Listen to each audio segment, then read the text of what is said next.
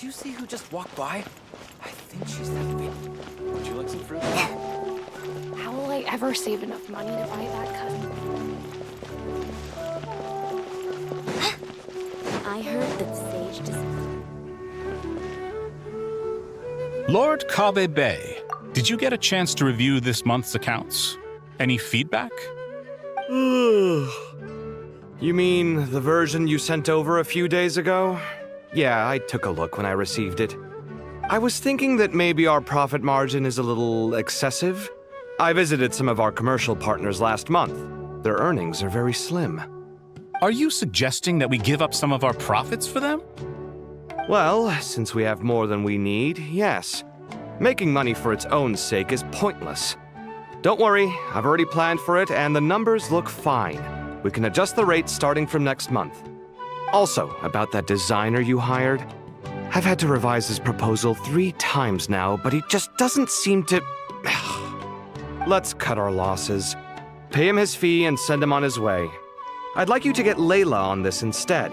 She was Cyrus's student and she designed the Palace of Alcazarzaray. Seems like a much safer choice. Who's sneaking around over there?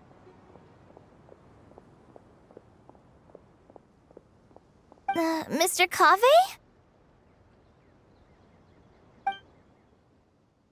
Do you recognize this person, sir? Yes, it's all right. We've met. This is Kale, Sethos' trainee. He brought her along the last time I went for drinks with him.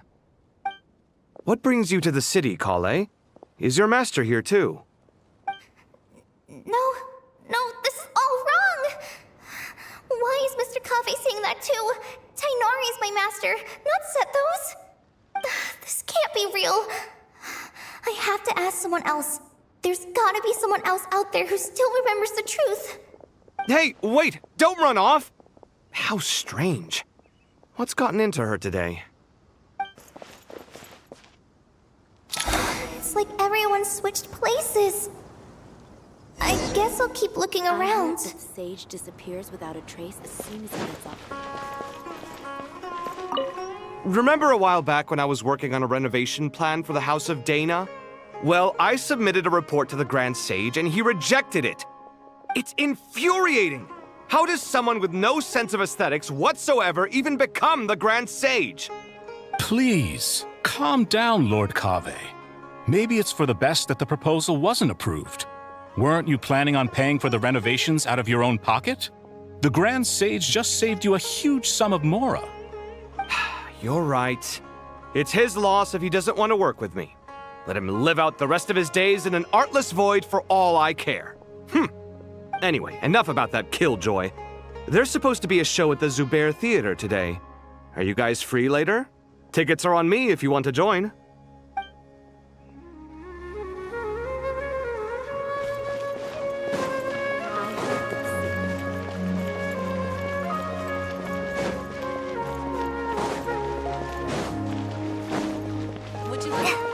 Students are under so much... Lots of visitors today, I see. Welcome all. It's been a while.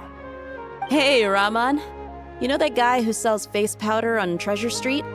I haven't seen him around in a while. Any idea what happened to him? Oh, you mean a Hangar? Yeah, he got into a brawl with Shavirme on Treasure Street. He's been banned from setting up shop there for now. Seriously?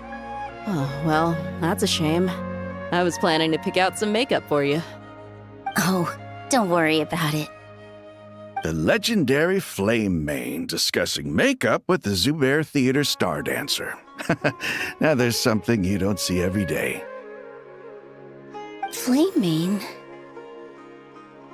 You know, I'm not actually sure when people started calling me that. Maybe the other Eremites thought I needed a fiercer title to scare people off? To be completely honest, I think the title would fit you better than me, Dia. You think? Can't say I've never imagined myself as a merc. If I ever give up the dancing, maybe I'll head to the desert and give the Eremite life a try. You would? Is that so strange? Oh, not at all. In fact, I've actually had similar thoughts before. If I ever get tired of sleeping out in the wild, I think I might go look for a job at the Zubair Theater. I've adored the dance of Sub-Zero's ever since the first time I saw you perform it. If the chance ever came up, I'd love to try it out on stage for myself. Really? If our manager Sataria heard you say that, she'd hold you to it. Probably grab you by the sleeve and never let you go again. Hey, when that day comes, I'll do your makeup myself. How's that sound? Sure. If the day comes, I'd be honored.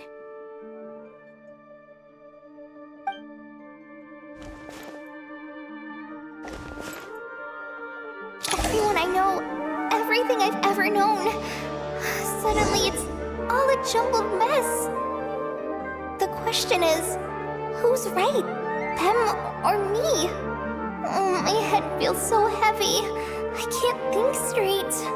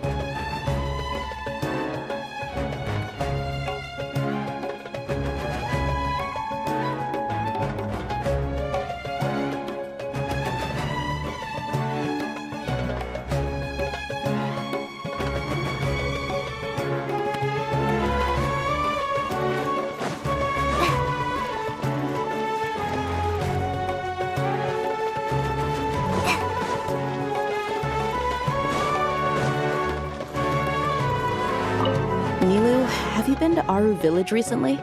I've got a friend who I haven't seen in a while. I was wondering how she's doing. You mean Faruzan, the guardian of Aru Village? I saw her not too long ago. She seemed completely absorbed in her research. No change there, then. I'll have to catch up with her the next time I'm out that way.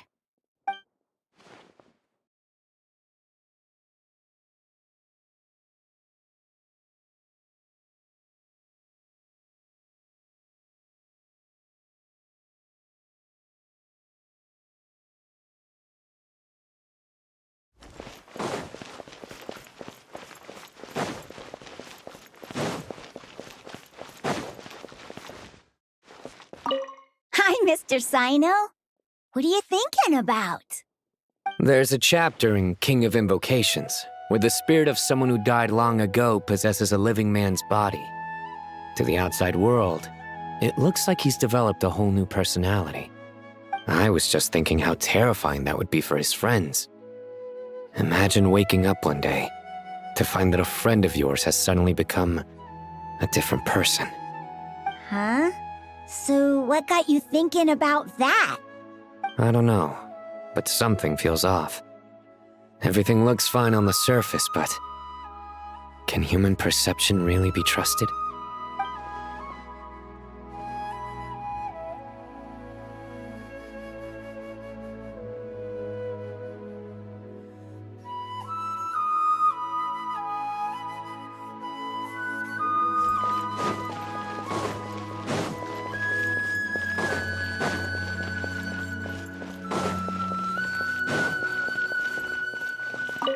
All right, not a single Mora short.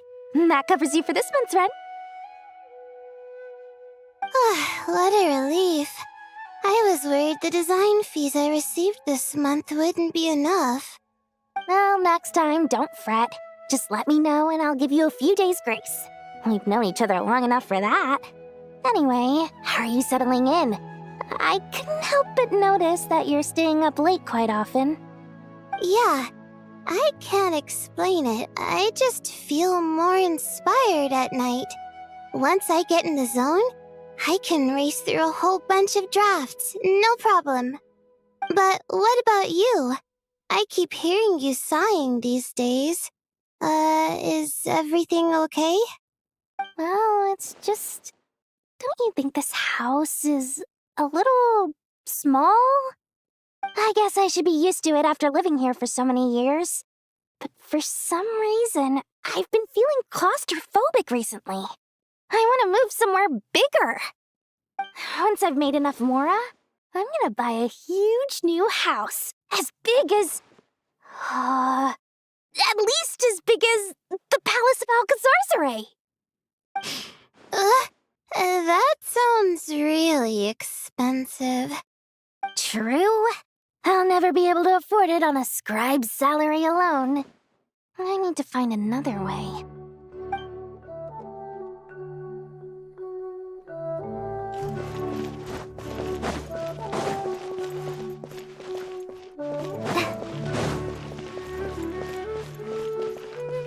Mahamatra Tainari! We've apprehended the suspect. They say that the fool is prone to blind faith, but the wise man is not immune to it either. Suraj, do you have anything to say in your defense? Tainari, you were the one who turned the sages against me. Just a few words of caution from you was all it took to destroy my research. And now you're trying to stop me again? You should know that mechanical life is the future! We must cast aside our useless flesh and... That's enough. I'm not in the mood to listen to your lunacy. Anyone could tell you how amateur your work is. Karina, Ilias, put him somewhere safely out of the way. Yes, sir. Next on the agenda is... Master? What is it? Wait, did Professor Zahahati send you? She's been encouraging me to take on an apprentice. Might be getting a bit ahead of herself there, though. No, Master! It's me! Kale! Listen to me. Something really weird is going on in Sumeru City. It's like everyone's identities have switched around. You're not the General Mahamatra. You're a Forest Watcher. Just yesterday, we agreed to come to Sumeru City today to go shopping together and... All right, there's no rush. Let's back up a little. Your name is Kale, correct? Although this is our first meeting, you do seem strangely familiar somehow. Is there anything I can help you with? No.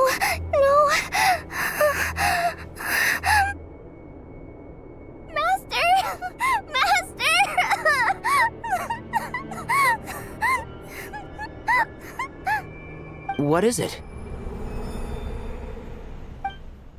Huh? Did you have another nightmare? I've told you before, when you're tired, lay down on your back in bed and get some proper sleep. It's much better for you than napping on your front. Poor posture obstructs your breathing, which can lead to all sorts of weird dreams. Now, we're supposed to go shopping in Sumeru City today, remember? Cheer up. I'll take you to Hushang's. I heard he's got some new toys in stock. Go wash your face, take some deep breaths, and when you're ready, we'll head out. Okay. Thanks, Master Tainari. So it was just a dream. And yet, dreams can sometimes be a warning of things that will soon come to pass. Who said that? That dream felt unusually real, didn't it?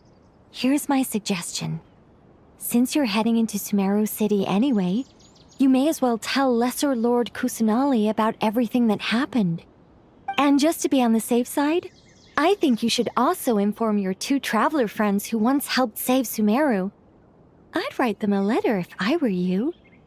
Time is short. A storm is coming from beyond the bounds of fate.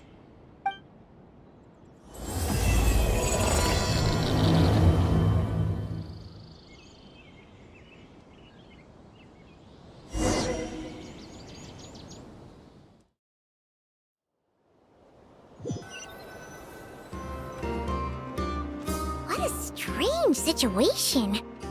No wonder Kale was in such a rush to write us a letter. Imagine waking up one day to find that everything around you has changed. You might not even recognize Paimon anymore. Whew, that's a scary thought. Let's get to Sumeru and find out what the heck is going on.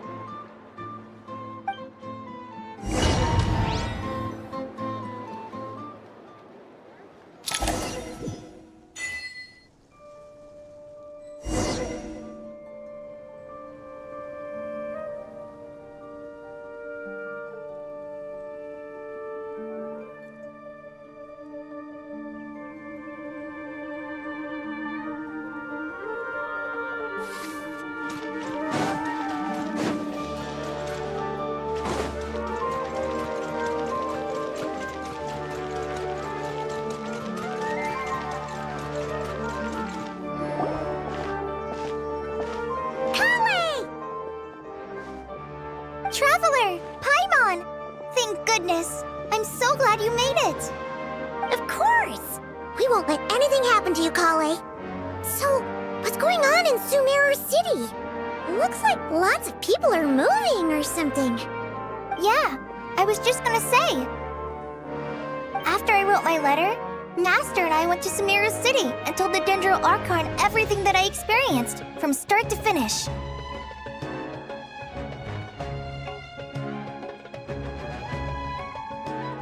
She was silent at first. It seemed like she was deep in thought. Then the next day, we got told that she was ordering everyone to leave Sumeru City immediately and move to Caravan Rebot. The entire population of the city has to move? Not just Sumeru City. The evacuation also includes Lokapala Jungle, Avidia Forest, Ashavan Realm, and Ardravi Valley. Basically, everyone living in the rainforest must temporarily relocate to Caravan Rebot. Holy smokes! It's crazy! Yes, it's quite an operation.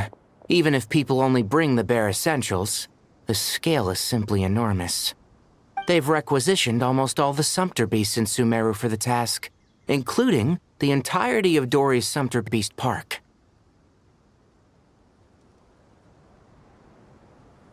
The Dendro Archon said that what Kale experienced was not a dream, but a warning. After our meeting, she immediately summoned the 6 sages to analyze the situation and discuss countermeasures. They concluded that the events seen in the dream are very likely to become a reality, and that an unknown danger is rapidly approaching. Oh, please keep that to yourself. We don't want to cause widespread panic. The official reason they've given is a large-scale renovation of the rainforest ecosystem. People are skeptical, but there haven't been any major incidents. So far, at least. The Dendro Archon seemed really worried when we spoke to her. She said you can go visit her in the Sanctuary of Surasthana when you arrive. She also said she'd hold out until the very end. Tainari? Kale? You got a minute? I need a hand here. One moment, I'll be right there. As a forest watcher, I've been tasked with assisting with the relocation work. There's a lot to be done, and they need all the help they can get. This will be the final group of evacuees from Sumeru City. While they're away from home, they'll be heavily reliant on outside help. Thank you for coming in our time of need. As you can see, another crisis is upon us. Excuse me, sorry to trouble you, but could you help an old man find his medicine? It's buried somewhere in my luggage. Where's my mom? Where did she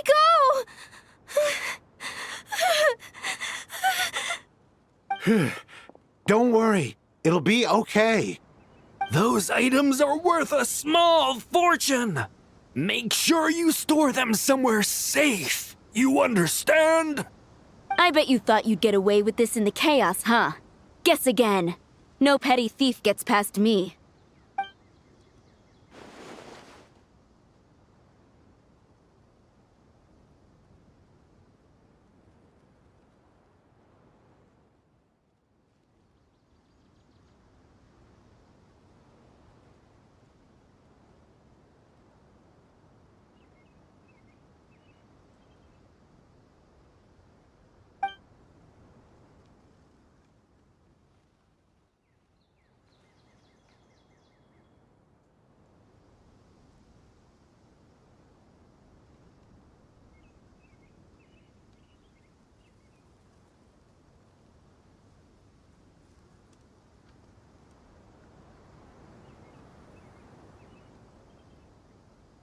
We should go help the evacuees. See you around. I'm so glad that you believed me and came all this way to help. It means a lot. Please stay safe. Don't worry. We may not know exactly what's going on yet, but as long as we stick together, we'll find a way through this. Goodbye! Look after yourselves! Will do. See ya!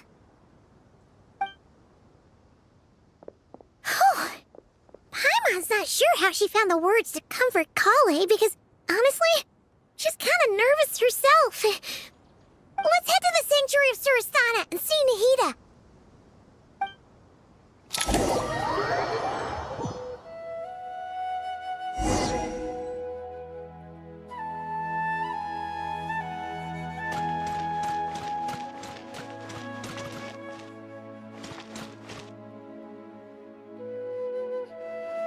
Who goes there? No unauthorized access to this place. By order of Mahamatra Sino. Are you blind? It's the Traveler and Paimon. Surely you've seen them before. Huh? Oh, so it is. I'm sorry, I haven't been sleeping well lately. My nerves are a little frayed. The Dendro Archon is in a very vulnerable state at the moment.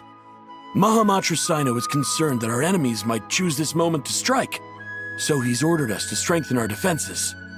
Just seeing you two again already puts our minds at ease. Please, enter. I'm sure everyone's expecting you.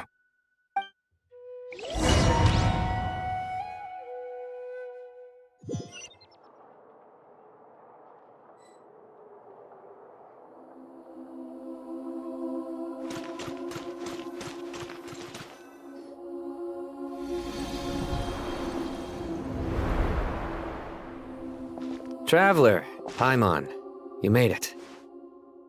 Aha! Perfect timing. Reliable helpers like you are just what we need right now.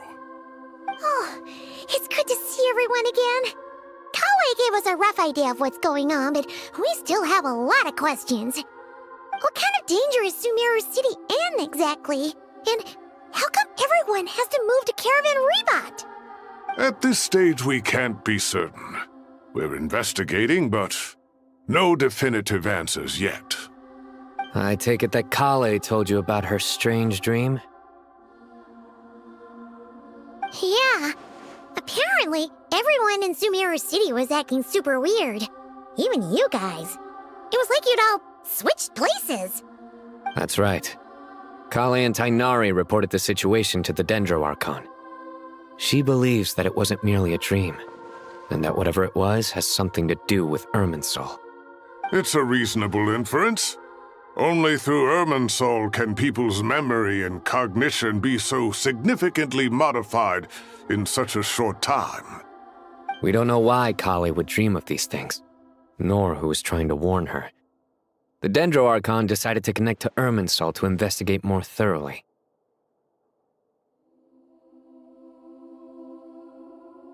Irminsul is connected directly to the ley lines.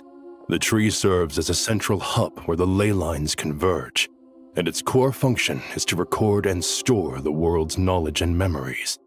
But something has gone awry, severely compromising the performance of this core function.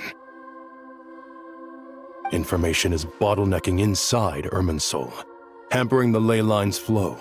If this continues, new information will languish unrecorded, with existing records thrown into disarray. In short, the souls of the dead will be stranded, while the living have their sense of reality warped. In the long run, Kale's dream could well become a reality. And that's just the beginning. There's no telling what other nightmares could end up coming true.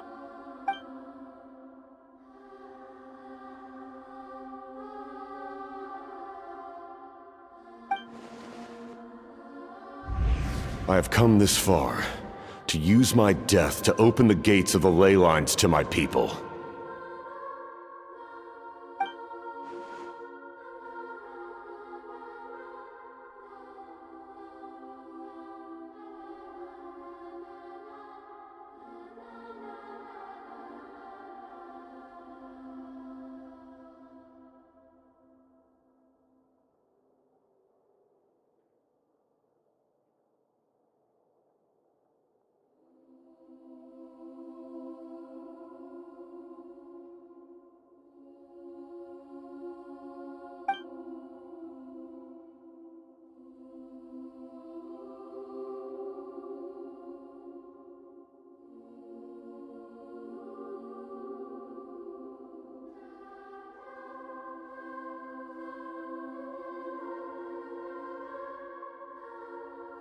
Faced with a growing backlog of information, the Dendro Archon decided to connect herself directly to Irminsul and take over the recording and processing function herself.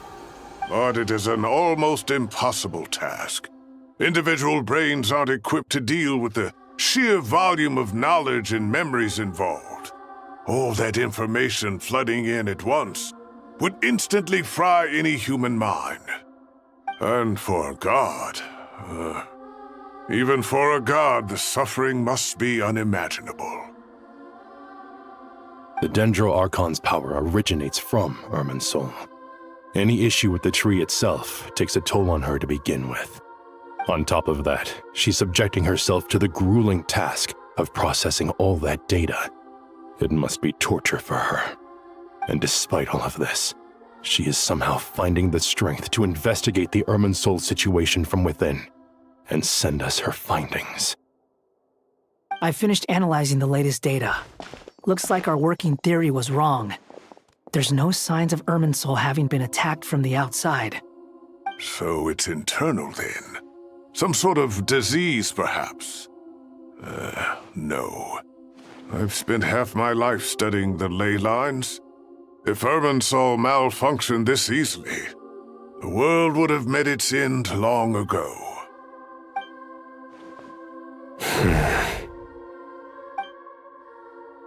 Sino? What is it? Not long ago, I got a tip from the Corps of 30 that a large number of unidentified merchant caravans had recently been spotted entering Sumeru through Beta Harbor. At first, I suspected that they might have something to do with all this, so I sent some people to investigate. But if Irminsul wasn't attacked from the outside... Don't you think there are more important things to worry about right now than guessing who's behind all this? It's been over 12 hours with no new intel. If even the Keeper of Irminsul is this badly affected, you can imagine how bad things are in there.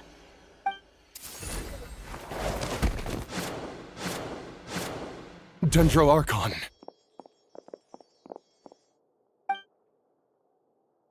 Nahida! What's wrong? Her breathing is weak, and her elemental energy levels are dangerously low. Looks like it's time to move to the backup plan. What's the backup plan? Get out of the city and take the Dendro Archon with us. The entrance to Irminsul is directly beneath the sanctuary of Surasthana. That means this is ground zero if anything goes wrong. The Dendro Archon has a very strong connection to Irminsul. But theoretically, this connection should grow weaker with distance. Under normal circumstances, she could unleash her full power here. But with Irminsul out of control, our first priority is to get her away from here. The situation is critical. There's no time to deliberate. Everyone in agreement? I'll deal with it. I'll also let the Matra and the Corps of 30 know to start evacuating.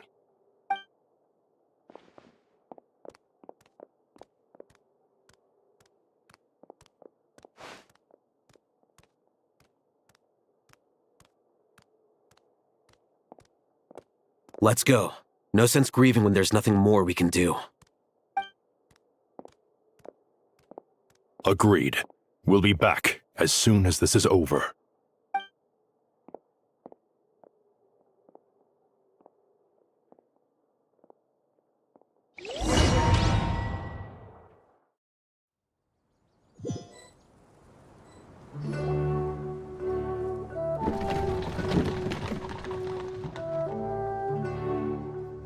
The last group of civilians has been safely evacuated.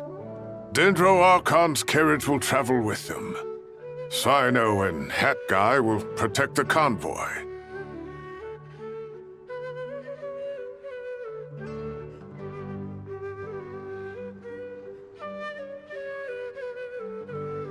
With the Dendro Archon in a coma, we've lost our means of investigating the situation. And with Irminsul still deteriorating, we have no choice but to evacuate Sumeru City. Feels as though we're being pushed along by an invisible hand. Stop moaning, Cyrus. We're the teachers here. We should be showing a little more confidence, don't you think? A wise judgment. Let's move out to Caravan Rebot.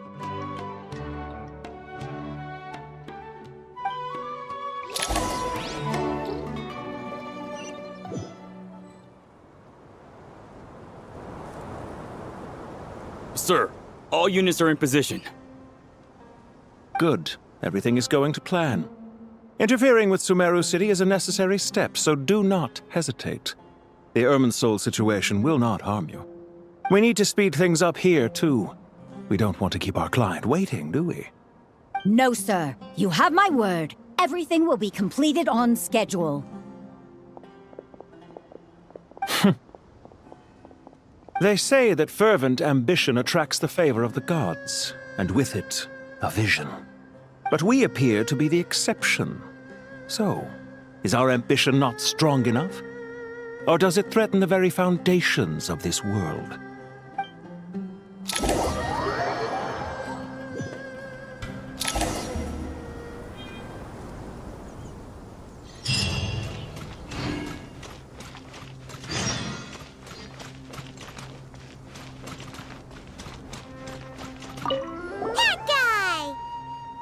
What? Nothing. You just look like you were lost in thought there. Do you have any ideas about what's going on? From what I know about Irminsul, the system doesn't break down that easily. I don't have the faintest idea who could have done this. Actually, one name did cross my mind. But, he's already dead.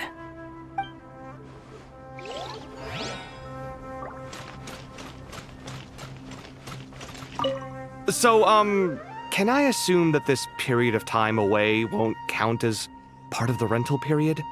Maybe we should deduct it from next month's payment. Sure. Great!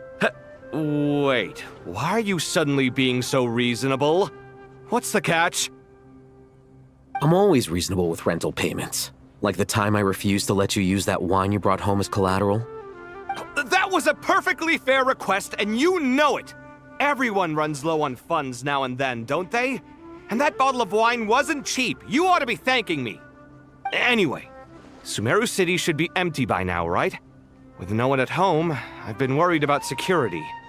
I'm worried about burglars. What would they steal? That new scroll you bought? Ah! I'd almost forgotten about that. Oh, I only went and hung it up in the most conspicuous spot in the house. If anyone breaks in, it'll be the first thing they see. Well, no one but you gave it a second look while it was on display in the shop. I doubt anyone would go out of their way to steal it. You say that, but what if there's a thief out there who shares my aesthetic tastes? Then you can only hope he shares your taste in expensive wine as well. Always worth having some collateral. You!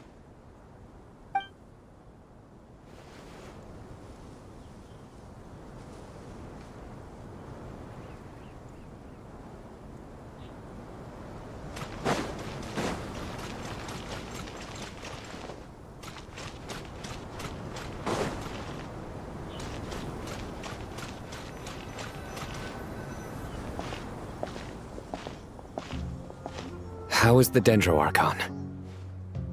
Her breathing is steady. I prepared some therapeutic incense for her, but it hasn't had much effect. Her vitals are still very weak. Based on the information you've provided, I have a working hypothesis. Her condition is partly due to Irminsul's influence, and partly due to a physiological imbalance caused by the rapid depletion of her power. Elemental energy usually flows through the body at a relatively constant rate. The body grows accustomed to this rhythm, so when it's thrown out of balance, physical symptoms will appear. Is this similar to the ley lines? Overloading and withering both directly affect their vitality, potentially causing irreversible damage. Correct. From a biological perspective, if you overexert yourself, you pay the price with your life. The Dendro Archon is not only drained of power, but her life force is at a critically low level. Is there any way to restore her health? I know the ley lines have strong self-healing abilities. As long as any blockages or pollutions are dealt with, they can quickly regain their vitality. But what about people? Well, gods. What's their capacity for self-healing? Before we think about that, there's a bigger predicament to resolve. Restoring the Dendro Archon's power requires us to heal Irminsul first. But that will be extremely difficult without the Dendro Archon's power. Paimon's already getting lost here.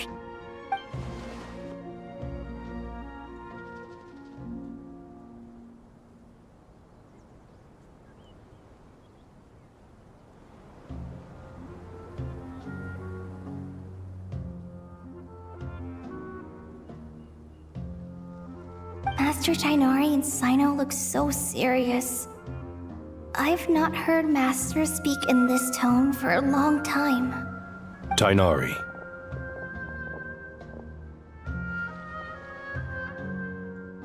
Master Nephis, sages. Tainari, haven't seen you in ages. Have you gotten taller? Or did your ears get longer? Hopefully the former, Uncle Baladuri. Sino, where's Professor Cyrus? I thought he'd be with you. He went out into the wild to investigate the situation. He said that the Irminsul anomaly will likely start to affect the real world soon. He shouldn't be trotting around alone at his age. Which way did he go? I'll look for him later. Would someone mind introducing us? Ah, yes, of course. Allow me to do the honors. I'm sure we're all familiar with the Traveler and Paimon. They're the heroes who helped foil Azar's conspiracy and save Sumeru. These gentlemen and I are the 6 current sages of the Academia. Balduri and I are part of the Old Guard, while the other 4 took office after Azar and his clique fell from power.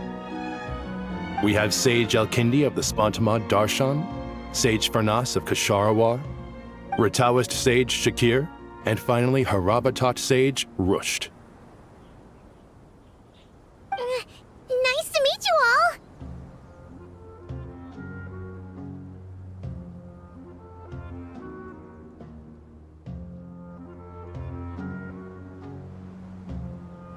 I've heard much about you.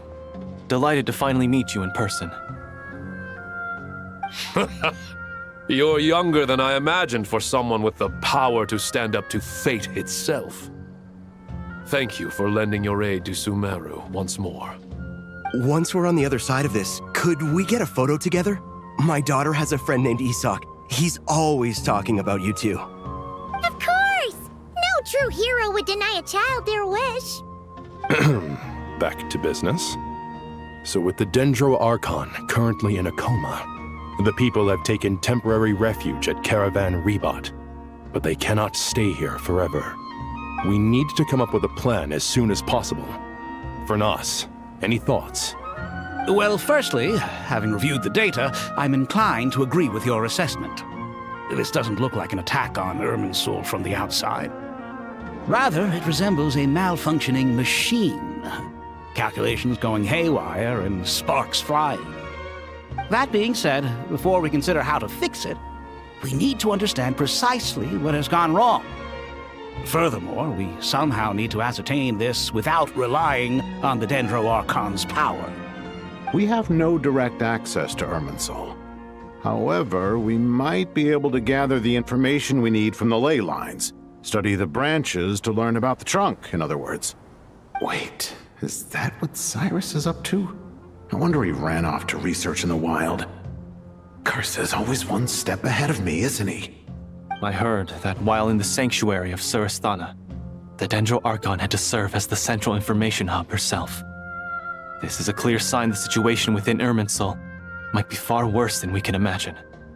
Irminsul is vital not just to the safety of Sumeru, but to all of Teyvat. We must be the ones to bear responsibility for this world. To be on the safe side, I think we need to consider some backup plans. Are you saying we should consider a scenario in which Irminsul is completely destroyed? I'm merely pointing out that the possibility exists. You have a valid point. But until worst comes to worst, I believe we should focus our efforts on resolving the Irminsul anomaly and helping it recover. Kale, I understand that you were the first to foresee this crisis. If it's all right, I'd like to talk with you about it in more detail. Of course, but even I don't know how I came to have that dream. If there are no signs of external damage, could it be a stress fracture? Metals tend to suffer from this issue with long-term use, and Irminsul has existed for centuries, after all. It's possible, but surely a stress fracture would be more likely to cause a complete shutdown rather than chaos. Sages, General Mahamatra, sorry to interrupt, but something has come up. What happened? Some citizens didn't believe that Sumeru City was really in any danger. They slipped away and hid during the relocation, intending to return home. How many people are we talking? About a dozen. Sakura found them while on patrol, but they appeared to be suffering from psychosis. For whatever reason, they were trying to kill each other. By the time we arrived, there were only 2 survivors. One was unconscious from their injuries. The other tried to attack us, but was subdued. Where did this happen? Near Yasna Monument. That's not far from Caravan Rebot. Master. I know. The Irminsul anomaly is beginning to have effects in the world. I didn't expect it to spread to Yasna Monument so soon. It almost feels like we're being chased relentlessly, with no time to catch our breath. Sir Cyrus said the same thing. He sent me back to report in, while he continues investigating. I'll go join him.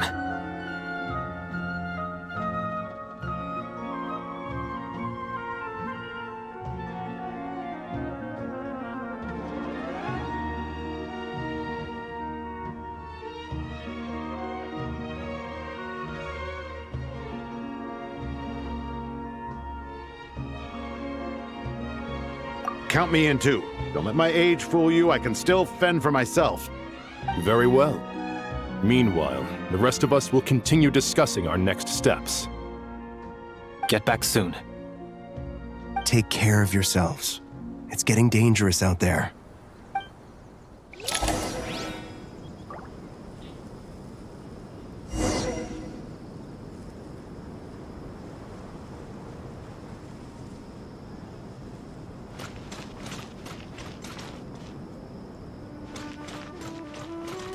Don't be nervous, Kale. I just wanted to ask, have you ever had similar dreams to this one before? Similar how? Dreams so vivid, they seem real. Filled with strange or dangerous things that you cannot explain. Let me think. There was one time, I don't remember it very clearly, but I saw fire. Fire? Yeah. I wish I could give you more details, but all I remember is fire everywhere. From the sky to the ground, everything was burning. The heat was unbearable, and ashes were blowing in the wind. I doubt this dream was a mere coincidence. Perhaps it was some kind of prophecy? And yet, you've never studied astrology. I'm at a loss to explain it.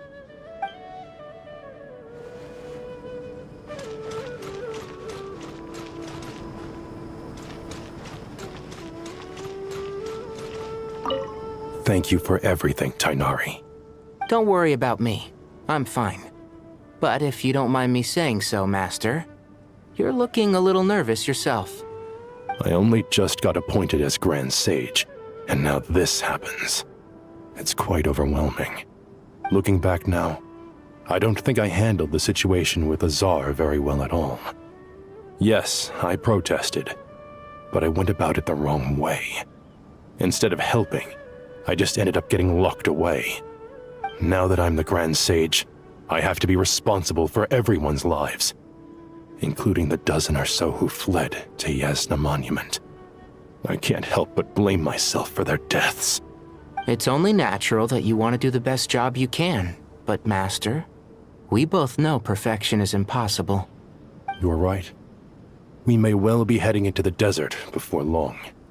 Feeling up to it? We left in such a hurry that I didn't bring any sun lotion, but I'm sure I can make some from local ingredients here. That was a big part of my graduation thesis, after all.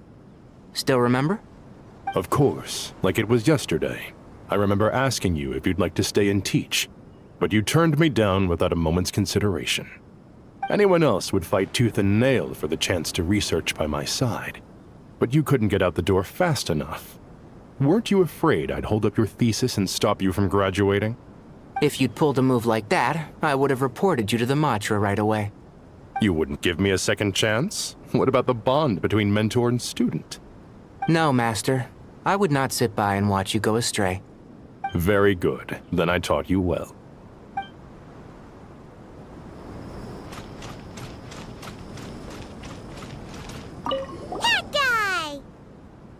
What? Nothing. You just look like you were lost in thought there. Do you have any ideas about what's going on? From what I know about Irminsul, the system doesn't break down that easily. I don't have the faintest idea who could have done this. Actually, one name did cross my mind. But, he's already dead.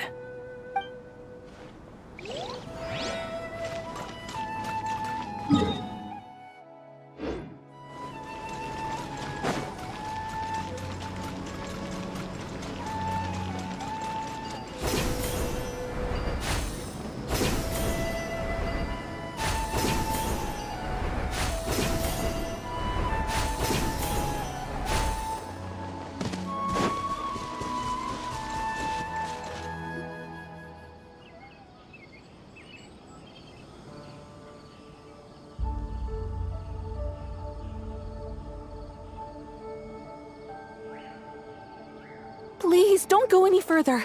As you get closer to Sumeru City, there's no knowing what dangers you might encounter. So this is our mentally disturbed man?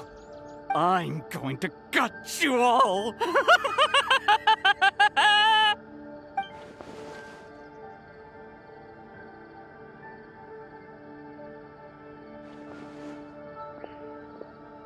Cyrus, you didn't even bring a single guard?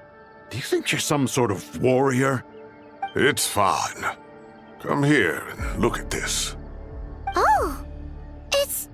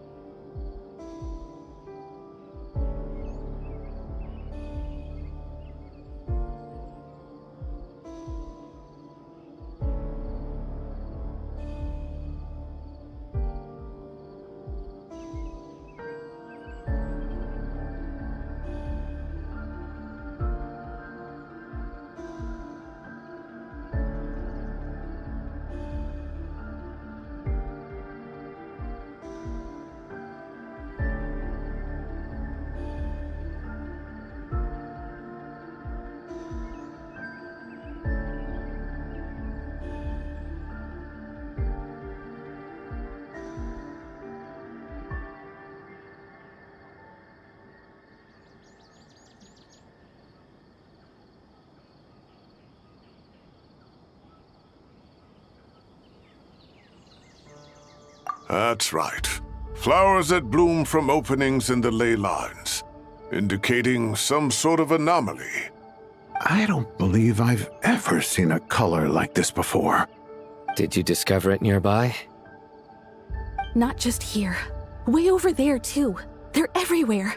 There's even more in that direction. How did you ascertain the situation further ahead? Didn't you just say that we can't go beyond this point? Yes.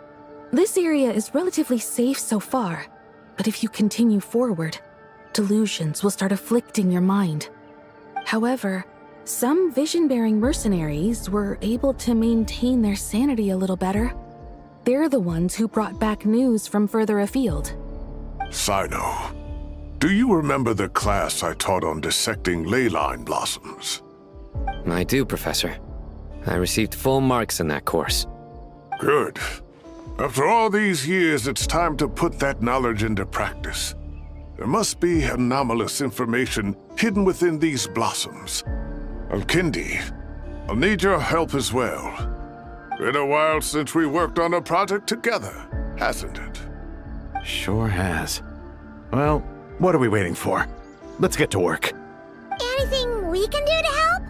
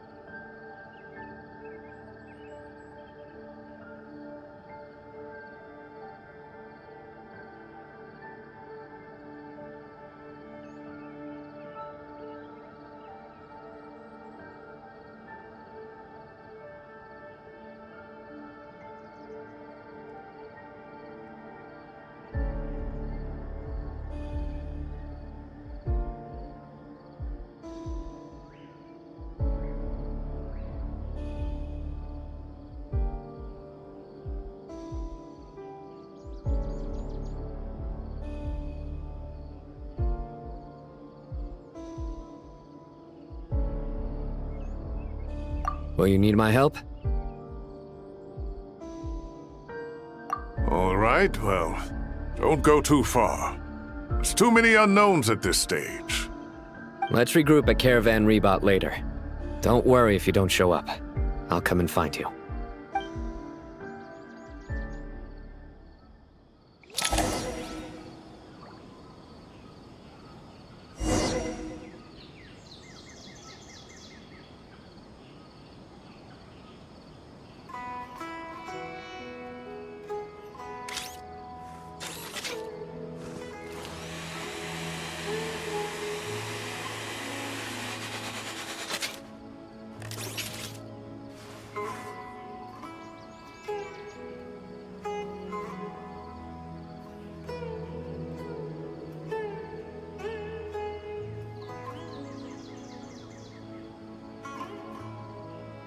Reviewing outstanding items on today's to-do list. Do you have any additional commands? No problem. I can add them shortly. I'm quite used to it.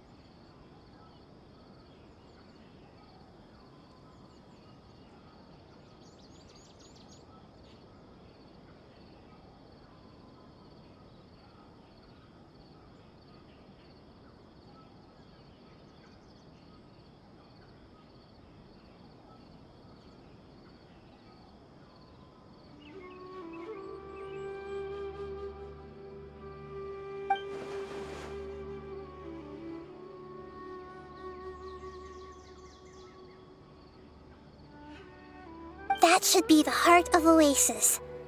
All we need to do is light it with the fire seed, and it'll restore a pep with elemental power. The damage it suffered internally will also slowly begin to heal.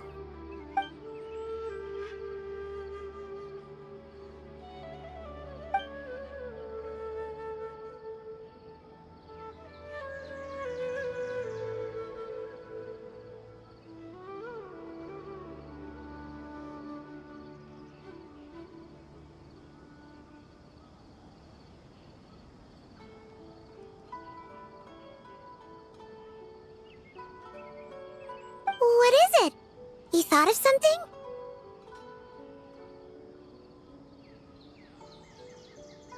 Really? Then let's get back and tell the others!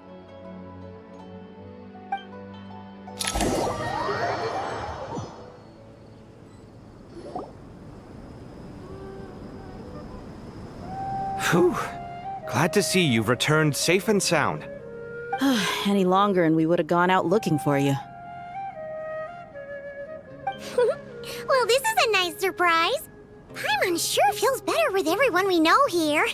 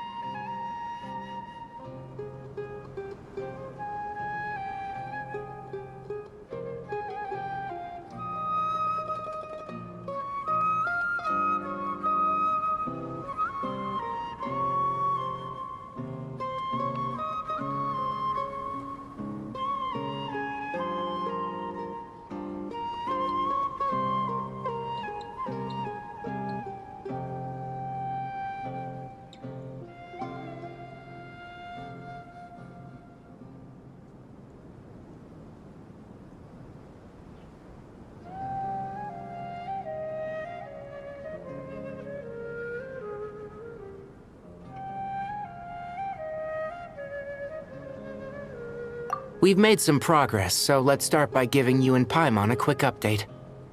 By dissecting the ley line's blossoms, we've been able to deduce that although Irminsul is experiencing an anomaly, it has not completely rejected access from the outside. The Dendro Archon has the power to connect to Irminsul, but there's also another way. I assume you recall the devices everyone was wearing when you first arrived in Sumeru? Devices? Oh, wait. You mean... The Akasha terminals? That's right. Of course! It's been so long, Paimon almost forgot all about the Akasha. Wasn't it shut down, though? Yes, but although the system isn't currently operational, the technological infrastructure is all still there. And it turns out that a certain someone gets so bored at work that he's actually read through every single one of the instruction manuals. No prizes for guessing who that was. If praising others is that embarrassing for you, you can simply spare yourself the ordeal. As much as it pains me to say anything nice about him, there's no denying his intelligence. He rarely forgets anything he's read. The Akasha is exactly what Sumeru needs at this moment. Between us, we should have all the knowledge and expertise we need to get it up and running again. But if I recall correctly, doesn't the Akasha need a gnosis to function? That's exactly right. The Akasha relies on the Gnosis as a power source, and in its absence, we'll need to find an alternative. To tackle this problem, it looks like we'll be relocating once again. Namely, to the Temple of Silence. Ring any bells? It's the only major institution in Sumeru dedicated to preserving the knowledge of King Deshret's civilization. You might find the answers you're looking for hiding there. I agree. There's a good chance. Master Nephis and the other sages have discussed it. As the chaos from Irminsul continues to spread, Caravan Rebot won't be a safe haven for much longer. We have to move into the desert next. The scholars and sages will head to the Temple of Silence, while the civilian population seeks refuge in Aru village. The Eremites will keep everyone safe during the journey, and Candace will be there to receive us at the village. This leaves us just one thing to worry about. That Dendro Archon. She's very weak. We can't afford to wait until Irminsul is fixed. There has to be another way to help her. Huh. Well, luckily, the Traveler had a eureka moment while we were out investigating. Really? Wow, nice one, Traveler. Let's hear it. What say our Amorta experts? Theoretically, it's feasible. From what you're saying, although elemental life and elemental energy have their differences, the Dendro Archon has explicitly stated that she can imitate the power of the former. In which case, as long as Apep is willing, she should be able to convert her own power into a form that the Archon can use. It wouldn't be difficult for her at all. The only problem is convincing her to help.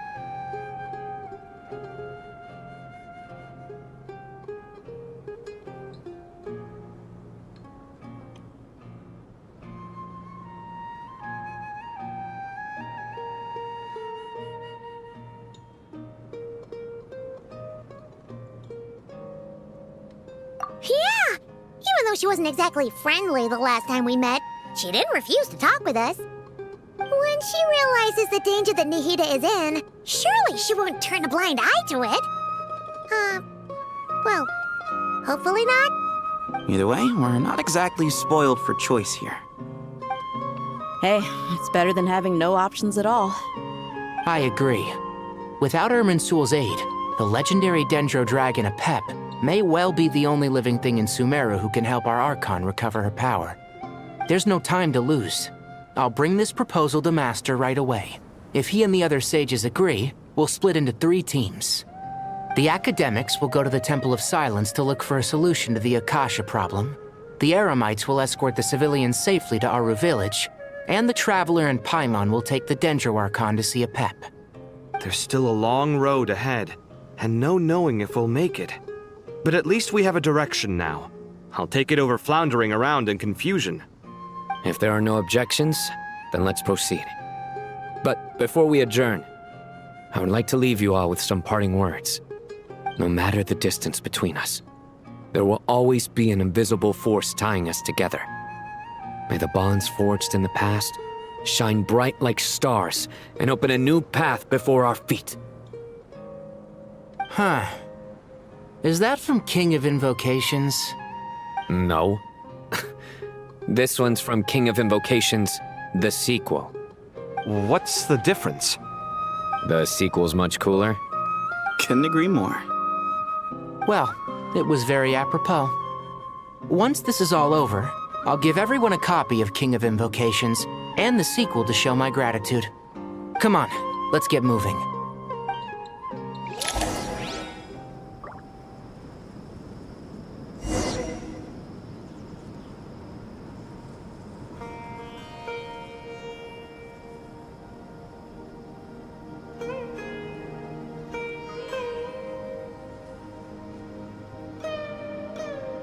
Combat data updated. Please rest assured that I will not blow the roof off again.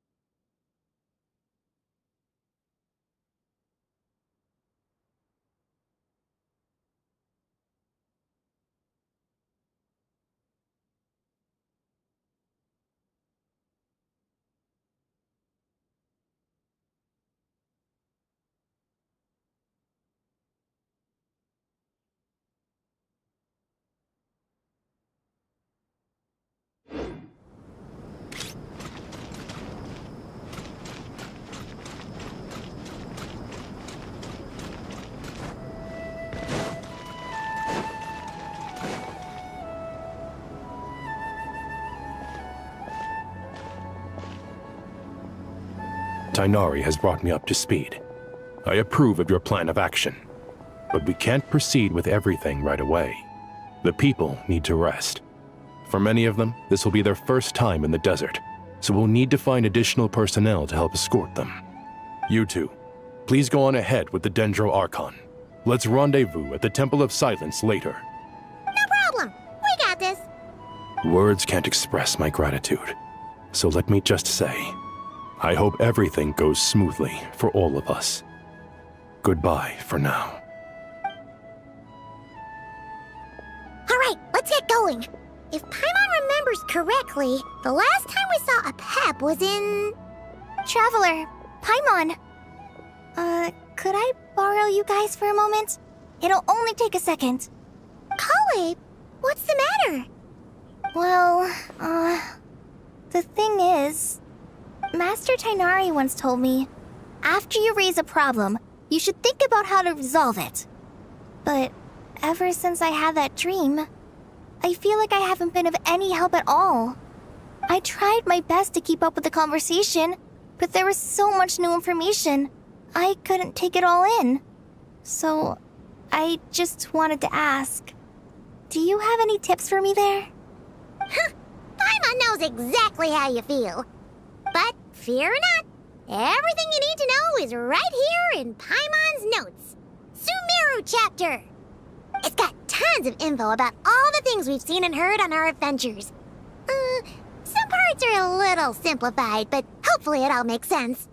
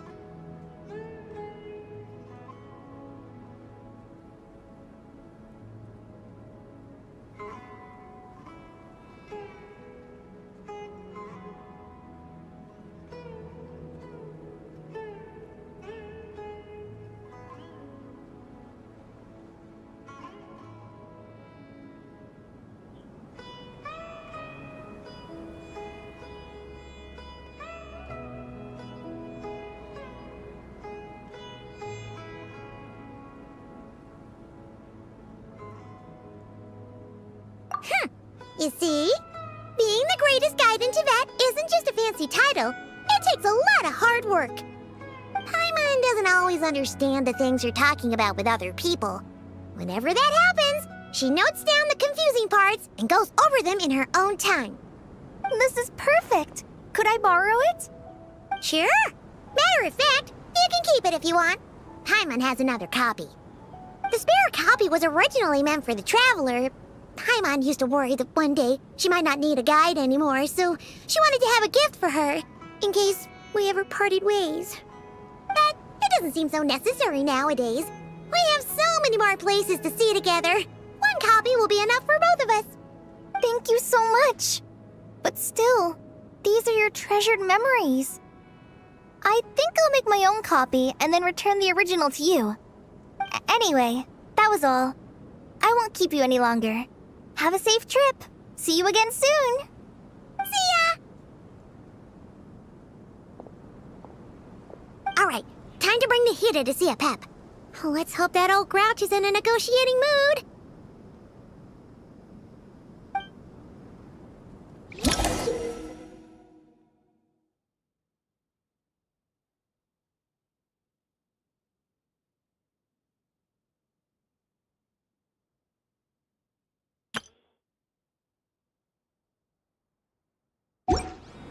Hey, here's a thought. If we brought Nervalette along, do you think he could help us persuade a Pep to help? Actually, never mind. In a Pep size, Nervalette's probably one of those dragons who's grown too close to humankind. They might end up fighting for all we know.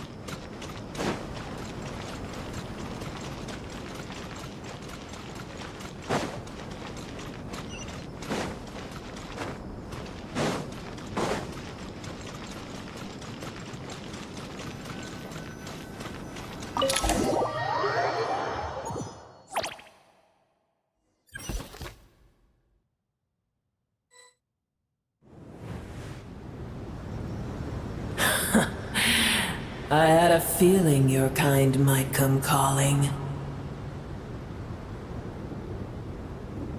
The ley lines are in disarray. Something has gone wrong with Irminsul, yes.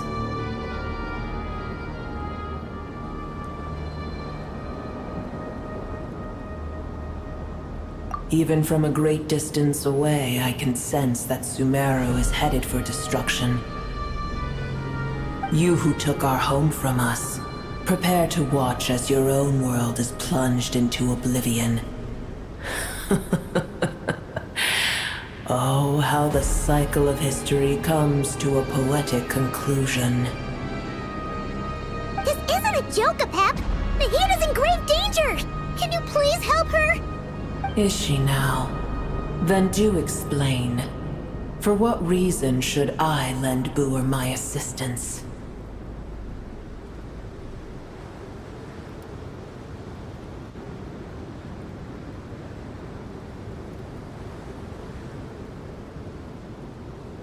Be not mistaken.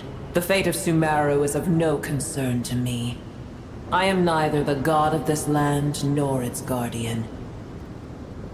I may have given my tacit agreement as your kind built homes here and multiplied for generation upon generation. But that does not mean that I bear any responsibility for Sumeru. Tiny Boer, puny humans.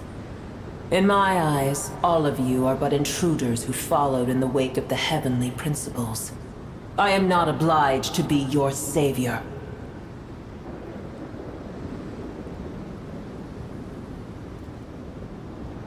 Pep, if you truly despise gods and humans so much, well, after the great humiliation of being helped by a god in the past, shouldn't you be jumping at this chance to balance the scales?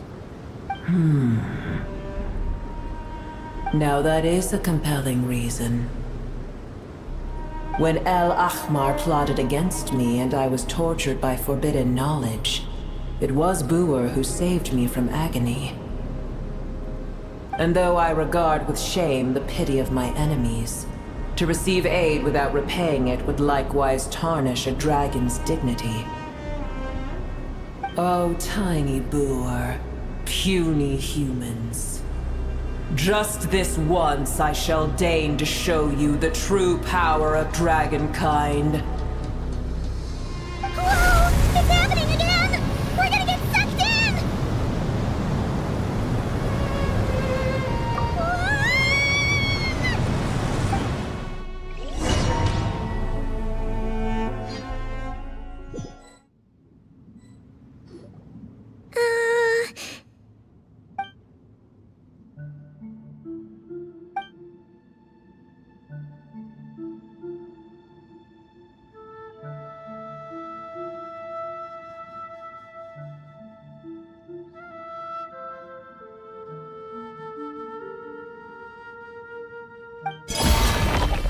It is done. The heart of Oasis is supplying her with life force as we speak. It shall not be long before she recovers. But I should warn you. Boer's existence is closely intertwined with Irminsul. Unless the issues plaguing it are resolved, she will never completely recover her former strength. Oh, thank you. Spare me your words of gratitude.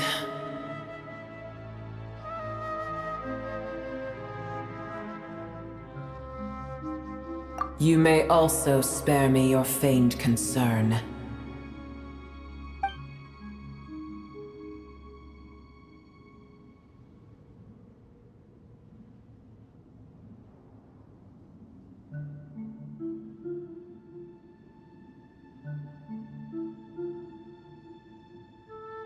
A dragon's sovereign's power is far greater than you can imagine. While I was indeed weakened when the heart of Oasis ran dry, providing Tiny Boer with a morsel of my life force shall have little consequence for me. Oh, good to hear.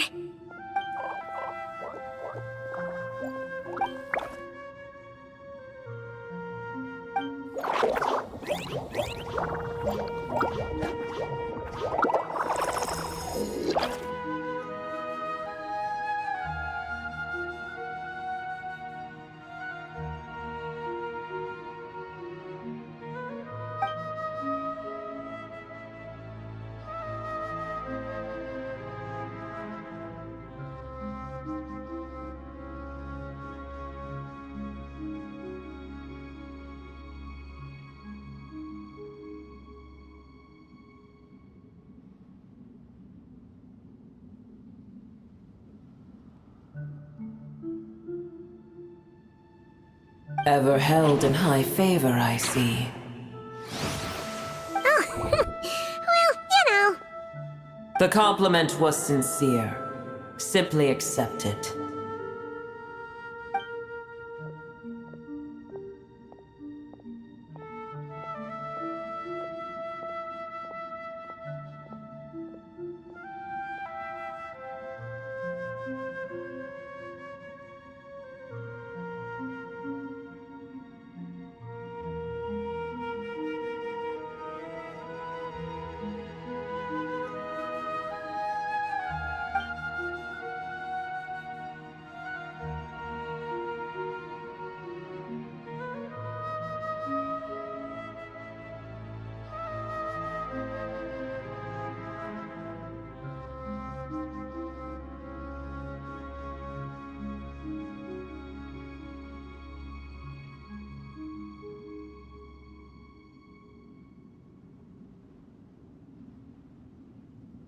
I did once.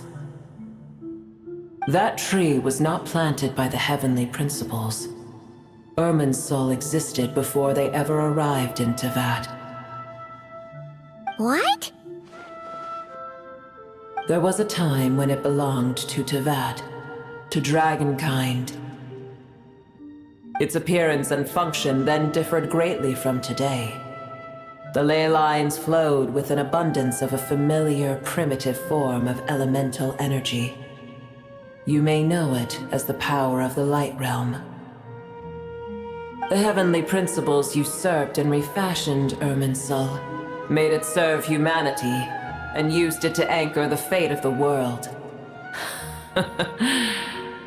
Yet in the end, humanity has failed to protect it. Heavenly principles, God of gods. It makes me sick. The enmity between your kind and mine can never be bridged.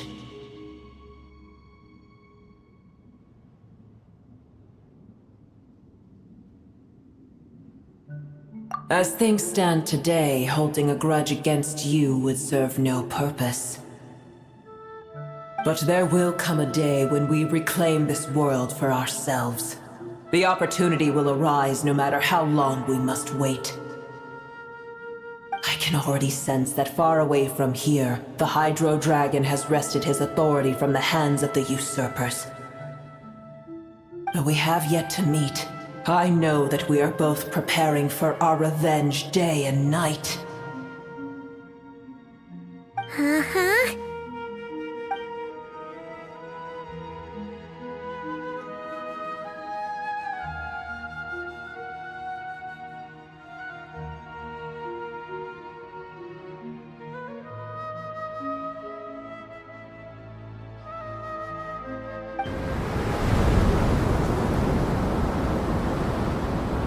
I hear a great disturbance out there. Huh? What is it? Sandstorms come. The Jinn. I see.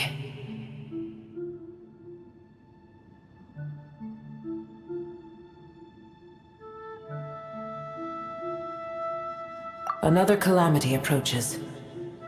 You both seem restless. Let us part ways here.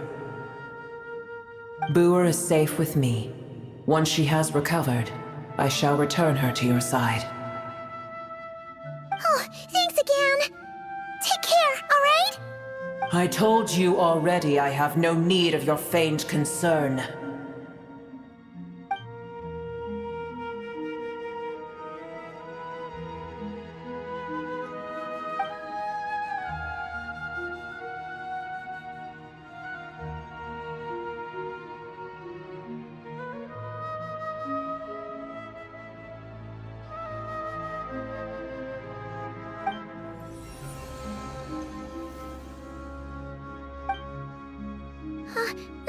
Nahida?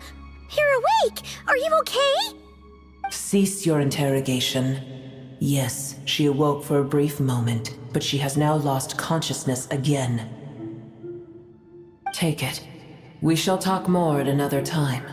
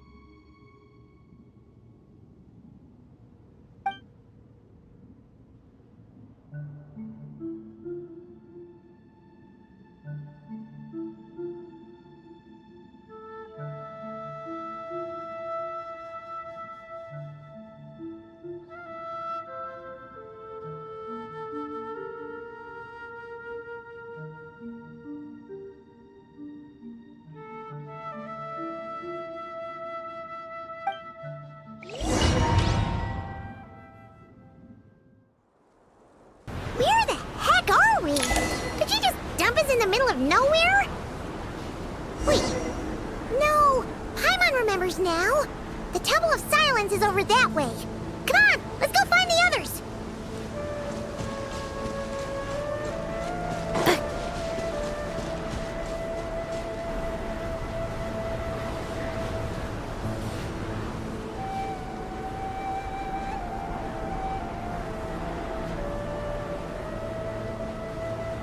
There's no need for everyone to stay here. I'll protect the sages. The rest of you, return to Aru village.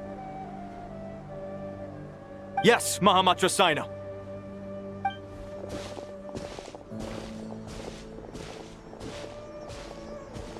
Sino! What's going on? You're back. How's the Dendro Archon?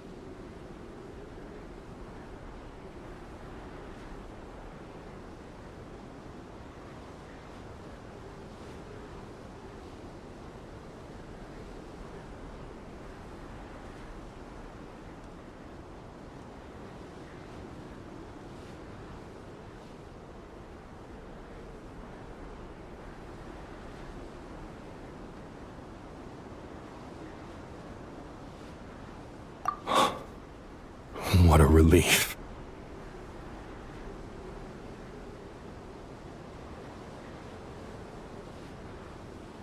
It's the Jinn. Countless Jinn have stirred up violent sandstorms across the desert, blocking our path to the Temple of Silence. Tainari and Kale have returned to Aru village to help. The Jinn are being highly aggressive, so both the village and the merchant caravans require protection. It's just one thing after another. Where did all of them come from anyway? In all my trips to the desert, I've never seen anything like this before. As I see it, the only possible candidate is Gurabad. Gurabad? Baladuri could explain in more detail if he were here. All I know is a rumor I've heard about from previous trips to the desert. Supposedly, a great number of dormant Jinn lie sealed beneath that city.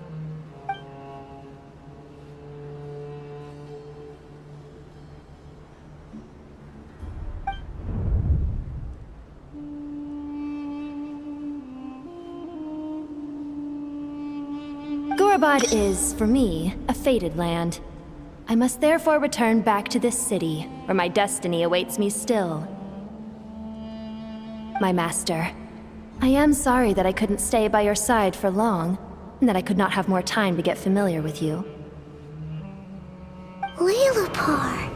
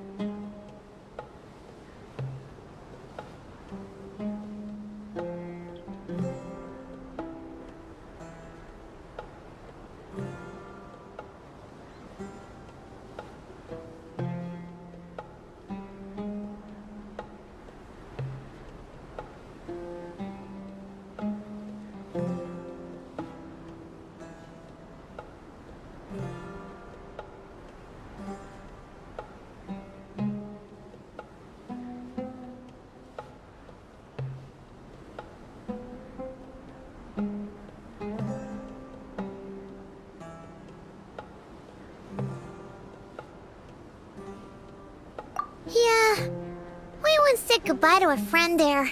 Well, maybe not a friend exactly, but someone we met on the road anyway. She was a strange bottle. If we can find a way to wake her up, maybe she can help solve the situation in Gurabad. Well, be careful. You may find there's more than just the Jinn to worry about. You mean, there are other dangers in Gurabad? It's a sensible assumption to make. The moment we arrived in Caravan Rebod, the Irminsul anomaly started spreading in that direction.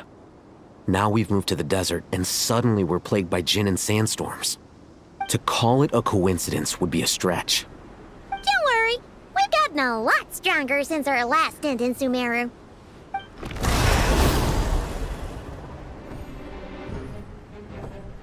Ah! When did they show up? It appears the monsters native to the desert have been stirred by the Jinn's activity.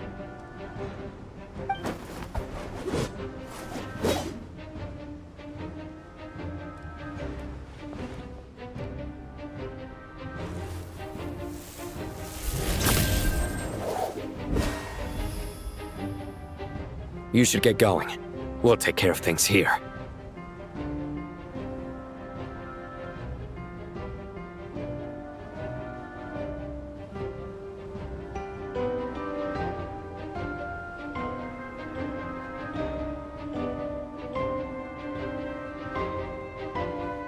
You too. Don't do anything too risky. You got it?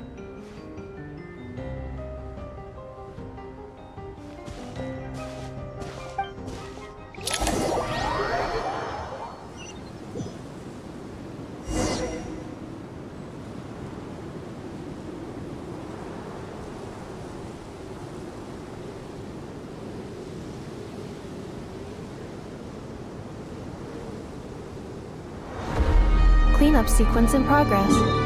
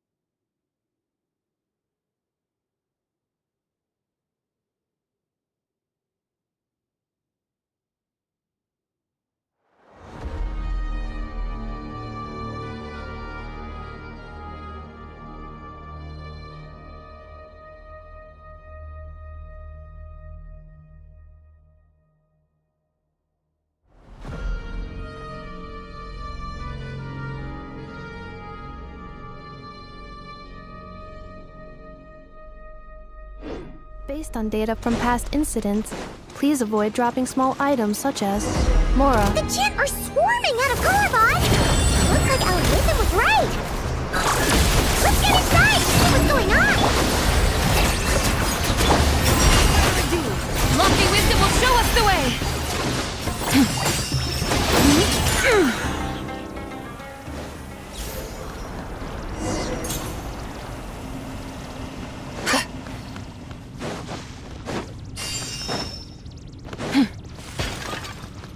They just keep coming! What are they? Let's just head further inside for now!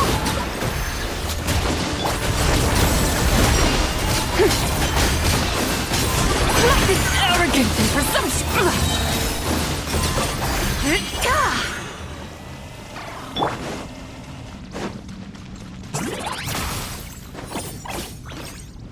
Target spotted! All units at the ready. The Patui!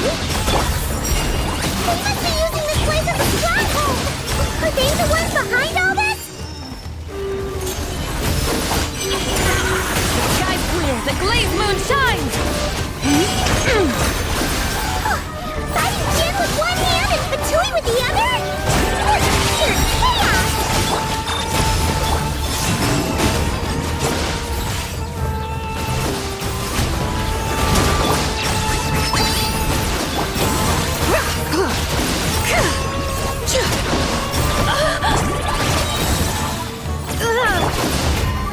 Cleanup sequence in the... As you like! Be cleansed!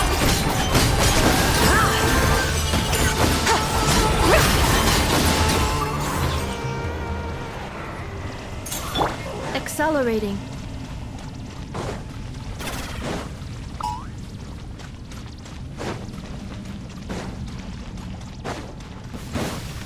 Defensive mode. Lofty wisdom will show us the way!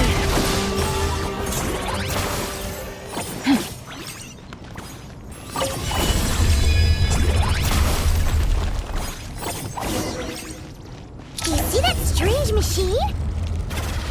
Paimon has a sneaking suspicion that that's the thing wrecking Gorobot and setting all those dangerous Jinn free! The target has reached the core zone. Requesting backup. Repeat, requesting backup. Backup en route! Stop her at all costs!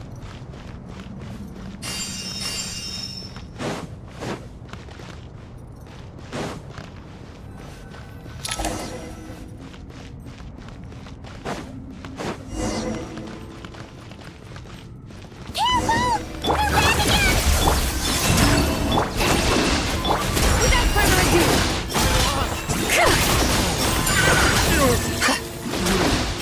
Smite the dust! Nice one, Traveler! Let's keep going!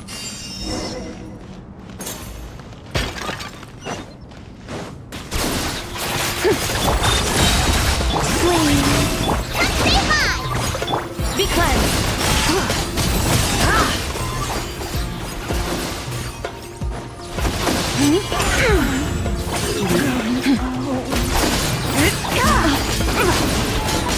Smite the dust! Defensive mode engaged. Surge! Go, homie!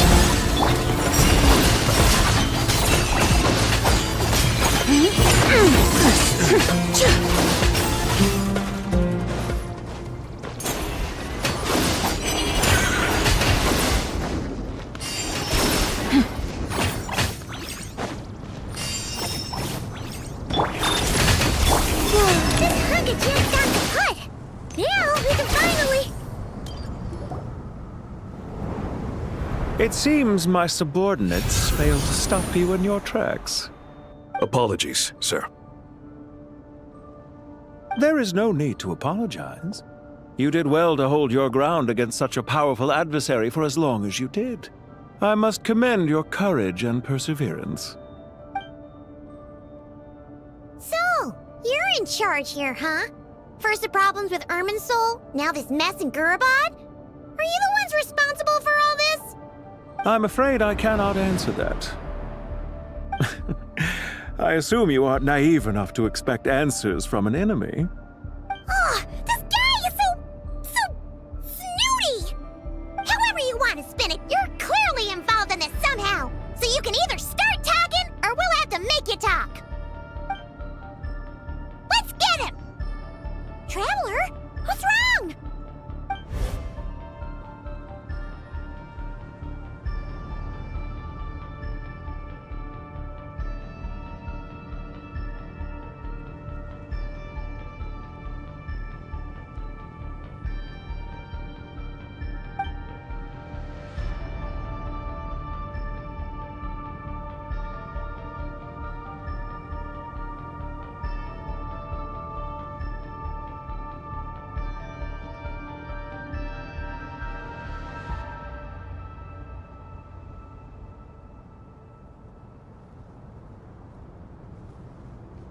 You're remarkably calm. Some would act more rashly upon finding the ringleader all alone. But you keep your cool. Even as your enemy, I must applaud you. Did you show yourself just to say that? Is this you trying to take back control of the conversation? Unfortunately, I really don't have anything to say to you. I am here merely to indulge my own curiosity. Your names are well known among the VII. Naturally, I wanted to observe you up close while I had the chance. Hey! Don't treat us like we're some kind of exotic animals in a zoo! Oh, I wouldn't dream of it. You seem rather predisposed to misunderstand me. I'm quite aware that you are both heroes of great renown. You have resolved crises in many nations and won countless allies along the way. I've been following your adventures with great admiration. My only regret is that the trajectory of your journey conflicts with our goals. What do you mean, admiration? Sorry, but that sounds pretty weird coming from you. I don't see why. We may happen to occupy opposing sides, but there is no cause for deep-seated enmity between us. To respect one's enemy is to respect oneself. Well, now that you're observing us up close, what do you see? I've observed as keenly as I can. Yet, while I endeavor to understand, your true strength remains a mystery to me. Violence is not my area of expertise either, so, you see, I would much rather converse with you like this than determine a victor with the edge of a blade. Besides, I've heard that even 3 moons in the sky fail to eclipse your brilliance. I know better than to bite off more than I can chew. 3 moons? So, you have a connection with the Harbinger, the Doctor. Well deduced. Our commander, Dottore, died in Nodcry, but there are things that do not end with his departure. We must... Look at me. I almost divulged more than I should have. What are you after? Revenge for Dottore? Or are you plotting something else? I've said quite enough, I believe. There's no point in continuing this conversation, except to say, I've noticed that you seem to know your way around here quite well. A repeated visitor to Gurabad, are we? Ugh. I'll take that as a yes. Then I'm sure you'll have heard the story of this place. The mother of the Jinn, Lilupar, and the tragic tale of her vengeance that spanned 3 generations. It was right here that Lilupar once helped the wise to ascend to the throne. But from that moment on, every king who sat upon it was corrupted by power. These degenerate rulers lost control over their nation, and with it, the right to occupy that exalted seat. What are you trying to say? I once admired you for your adventures. That is the earnest truth. But it appears to me that your journey serves ultimately to uphold the rules of this world. Are these rules truly just? Does the heavenly principles rule with wisdom or folly? And how can we be sure that the 7, who wield authority over the world, will not be corrupted? Do you seriously think you're gonna convince us of anything? Convince you? I'm sure my commander already tried that. Why would I waste my breath doing the same? If a few words from a stranger were enough to make someone completely change their stance, it would only prove that they never had a firm will to begin with. I am merely stating my position, so that we might understand each other better. One's enemy in the present may not necessarily be an enemy for life. As for what game I'm playing here, I'm simply buying some time. But now I must bid you farewell. It was a wise decision not to attack me immediately. Since you did not fall for my ambush, I will now have to ask those in hiding to reveal themselves. Leave this to us, sir. Very well. I trust you to do what is necessary. Stall her while I execute the next step of the plan. Sumeru City, Irminsul. Hey! Stop right there! Don't you dare leave without explaining yourself! All units, stop them! Protect the commander! Did you hear that? He mentioned Sumeru City and Irminsul! He definitely knows something! You can't let him get away! Get rid of these tacky soldiers, quick! Rear guard to the front! Don't let them through!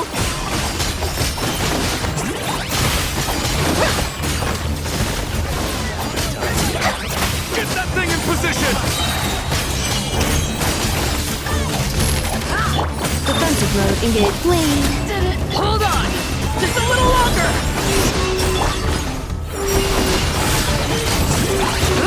Light to dust!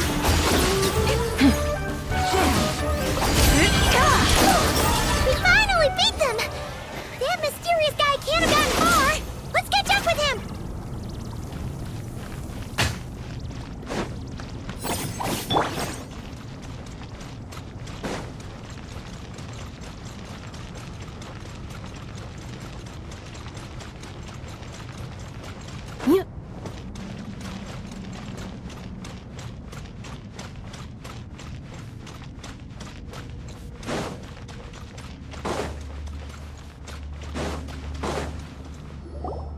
Found him! Over here! You're very persistent. Hey, you! Stop running and explain yourself! What are you trying to...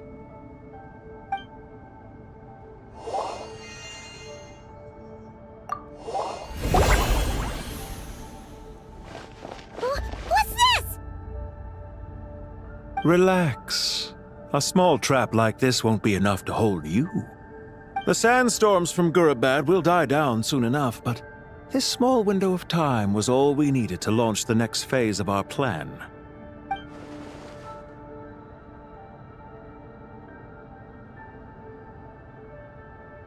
Don't be discouraged. I knew that someone would come here eventually, so I planned ahead. Where to chat with you, which door to exit from, even which mechanism to wait by for you. I thought through every detail. You, meanwhile, know nothing of who I am. So far, you've only heard my voice, and for all you know, it may not even be real. But not to worry. This is only our first meeting. It shan't be our last. Just answer me one last question. Why do you continue to follow Dottore? He has conducted countless cruel experiments, even on his subordinates. Follow isn't quite the right word. Let's just say even those you see as villains have their friends, even if they aren't the most sincere of friendships. When any set of rules is established, there will be those who benefit and those who lose out. People will do anything to justify what they have gained or escape from the hardship imposed upon them. Neither he nor I are tolerated by the rules of this world. We were both searching for a new order. Our ideas of the final form that should take may have differed, but our journeys took a shared path. Goodbye, Traveler and Paimon. I wish you a timely escape, albeit not too soon. I will need a little more time to prepare, after all. Hey! Come back! Wait, this dark wall. We've seen these on our adventures before. It swallows people up! Oh, I'm sorry. She shouldn't have jumped the gun!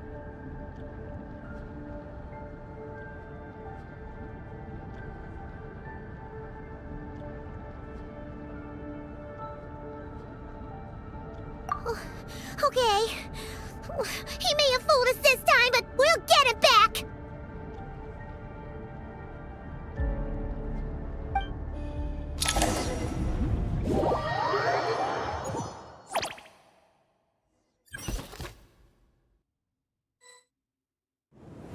Sino and his team are guarding the north. We'll take this side. There's so many Jin! We can't let them get into Aru Village! Don't fret. I am well prepared for this situation. Huh. So you have a solution? Perhaps you're unaware that I have a trusty genie partner of my own, Plumpy. If I send her to negotiate with the others, this whole thing will be resolved before you can say Mora. Off you go, Plumpy!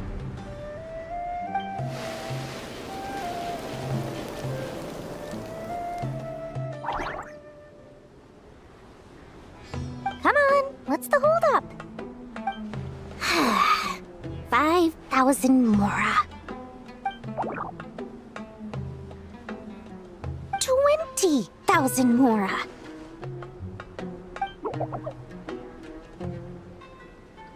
100,000 Mora. Final offer. Ah, so she's a hired partner.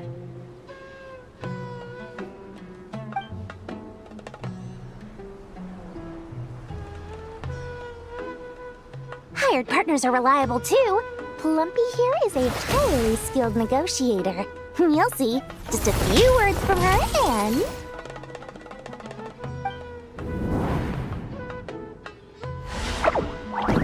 Plumpy!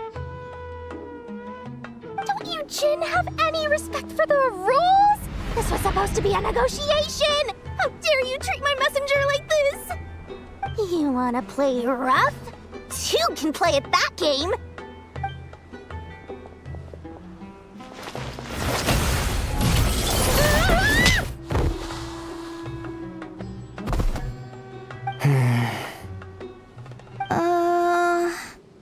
Looks like it's up to us now. Be careful, Kale. Yes, Master.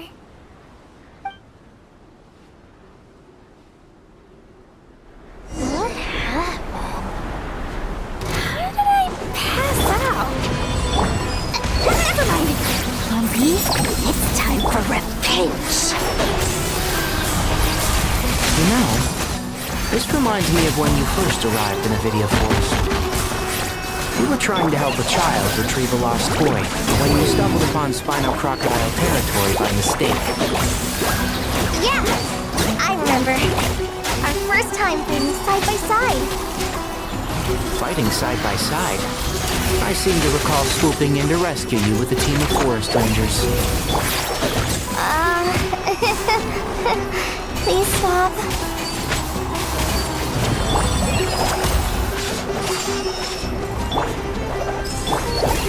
Let's sweeten the deal.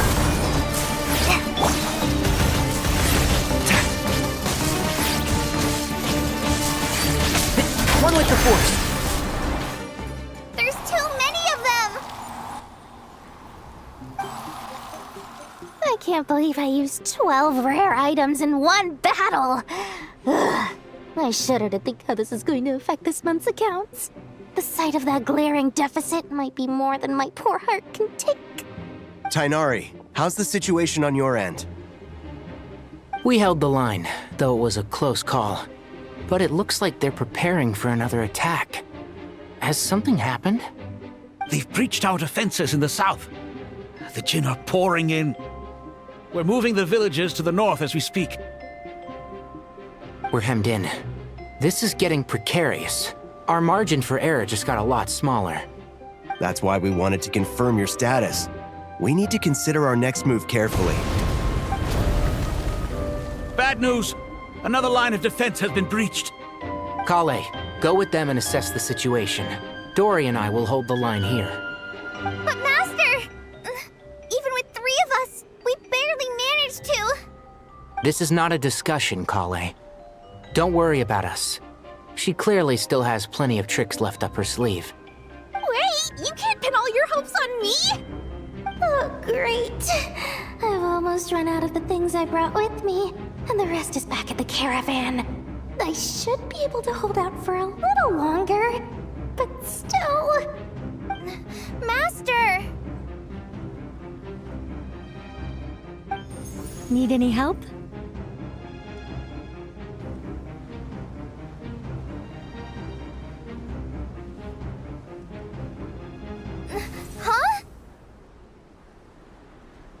What is it, Kale?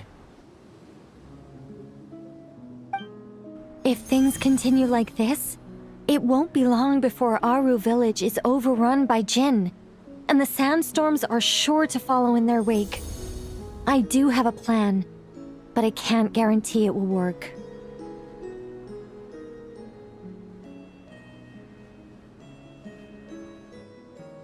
I don't care, whoever you are. Please just help us. The only one who can help is you.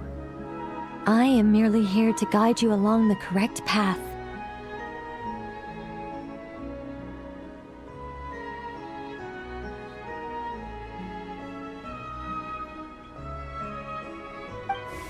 I am a spirit created at the beginning.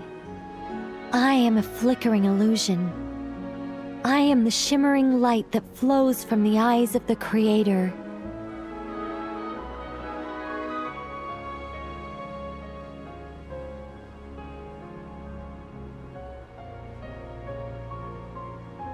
What do you mean?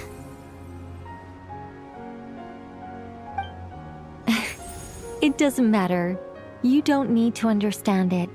Just repeat after me, one line at a time.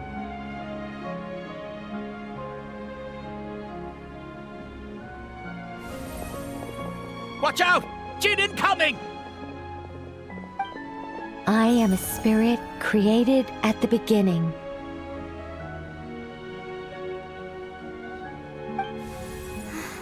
Here goes nothing. I am a spirit created at the beginning.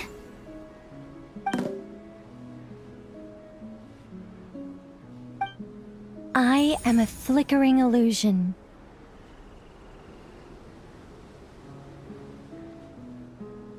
I am a flickering illusion.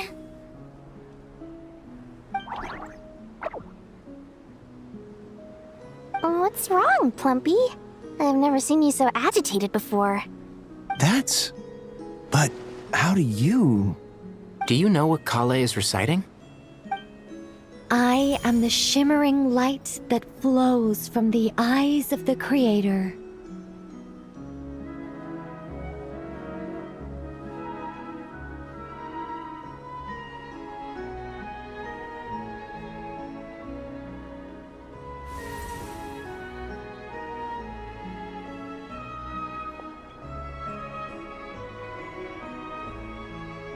I am the shimmering light that flows from the eyes of the Creator!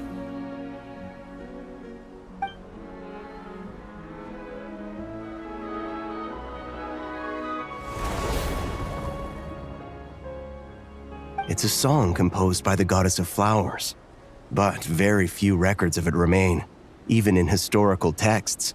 All we have is a few fragments. Is Kale an avid historian? Not to my knowledge.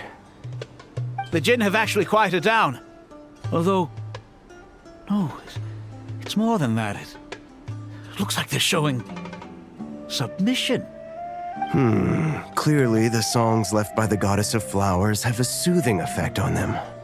At the very least, they're much calmer now. Really?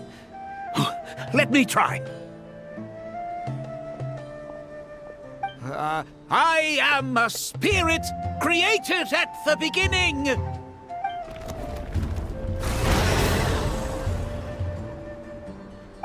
Don't stay away! I'll stop! I'll stop! It seems like the song only works when Kale recites it. But why? Kale.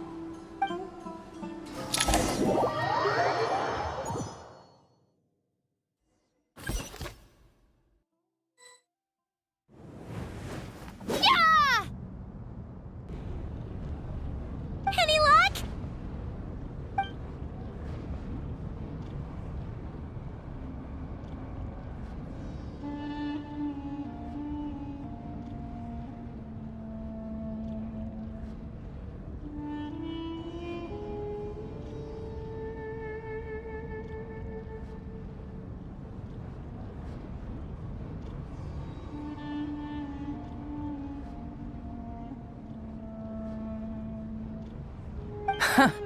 When I heard that loud rumbling in the distance, I thought the shifting sands had bust open the gates to some ancient treasure vault.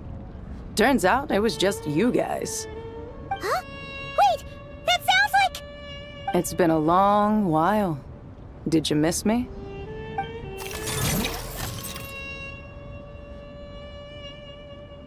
Jet! Ben! Let's save the catching up for later. First, I gotta get you guys out of there. This should be the right mechanism. Ben, can you handle it?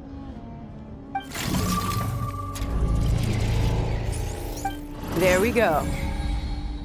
Come on, let's leave this place.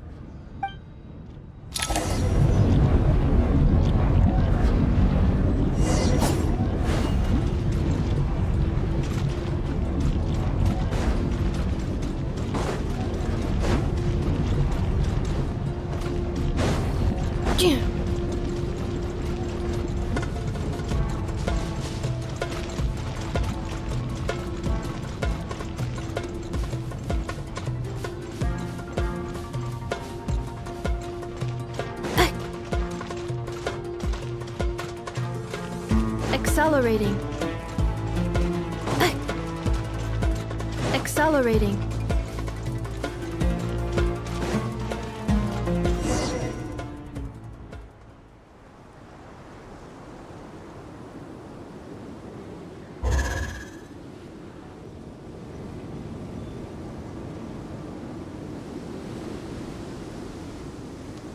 Huh! Those Fatui sure made themselves scarce. It's like they were never here. The Fatui? They came to the desert again? Yep. No idea what they're planning this time. They were being very coy about it. How have you been, Jet? Well, since we last met, I've started my own band of mercs. We've actually made quite a name for ourselves. Oh, yeah. On a slightly different note, I have some good news. I finally took care of Masaira. Not much to write home about. It was just another day. Found his hideout. Dragged him out of his cozy little bed. He tried to talk me into seeing his point of view, as usual. But I'm way past that by now. There was nothing he could say to save his life. What about you guys? Bet you've forgotten all about me and Ben, huh? Of course not! We're super duper best friends! Wow.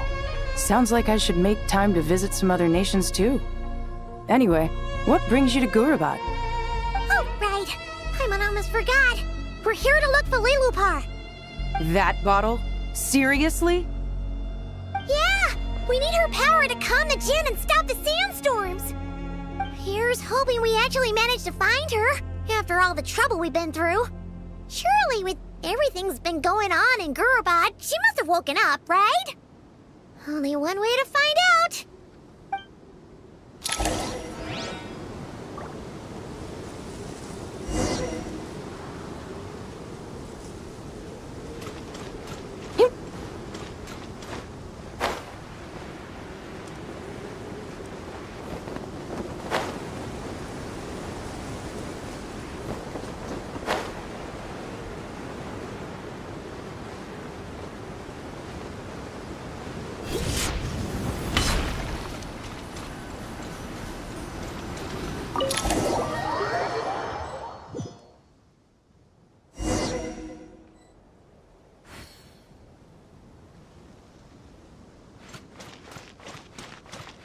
Let's see.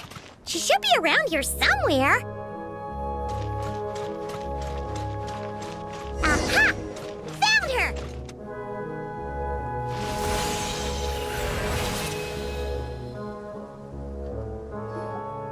Lilupar! What a long dream that was. It's been a while, my master. Oh, and you're here too, little wildcat. The four of us back together again.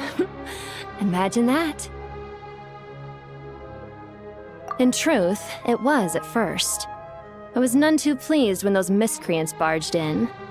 But it did give me the chance to reunite with you, dear master, so I shall overlook their folly.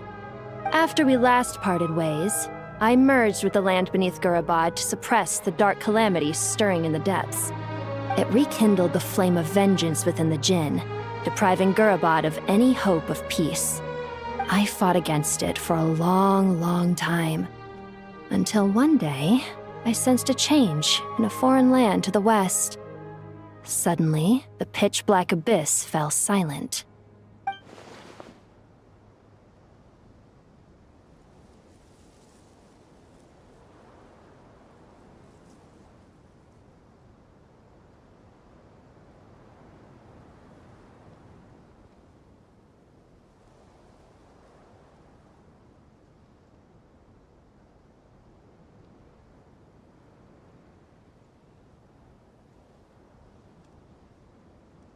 Once satisfied that that dark power could no longer bewitch the Jinn, I too fell into a deep slumber, from which I have only now awoken.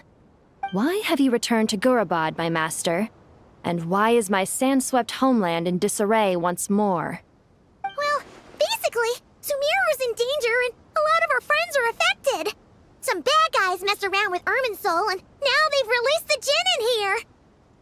We managed to chase off the culprits, but we have no idea how to seal this place back up and stop the sandstorms. Child's play. I shall quell the Jinn and scatter the storms. Thank you, Lilupar. No need to thank me, my master. I have granted many wishes in my time, and this was the most trivial of them all.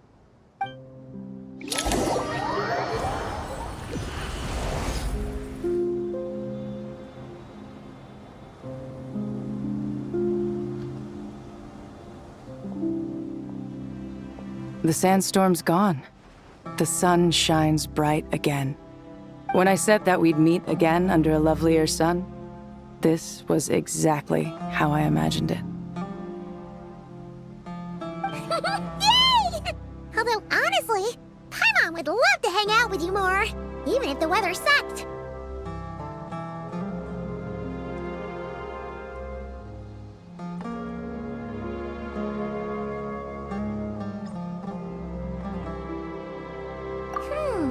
Well, there shouldn't be any more Jinn breaking out, right? Are we okay to head back?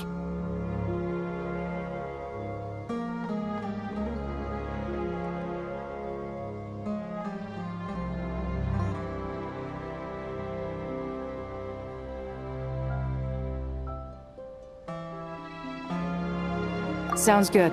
You can introduce us to your other friends. Another adventure begins. Lovely.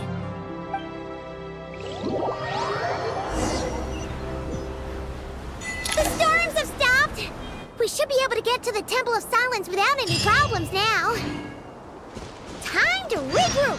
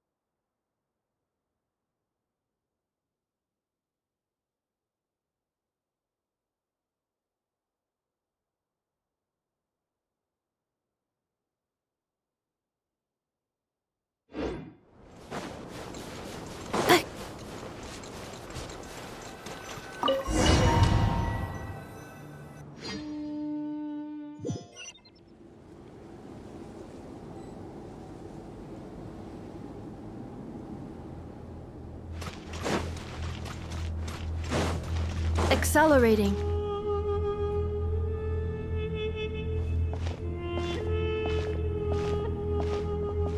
So, this is the Temple of Silence. I've heard the Nagarjanites mention it in passing, but I never imagined it would be this big. It's colossal. I thought the temple moved to the rainforest ages ago. When did they scamper back into the desert? I don't know. This plan sounds a little too risky for my liking. Even in King Deshret's day, this was experimental technology. We have no idea what could happen if we activate it. Well, unless you know of another viable alternative for the Akasha terminal, I'm afraid this is our only option. The plan is sound, and the risks are manageable. However, if we are to proceed, we must act quickly. The scale of this project is enormous. Even with Kave, Faruzan, and every other scholar of mechanics working on it full-time, the proposed modifications won't happen overnight.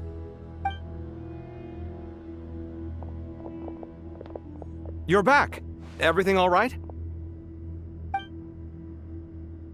And who are they? Friends of yours?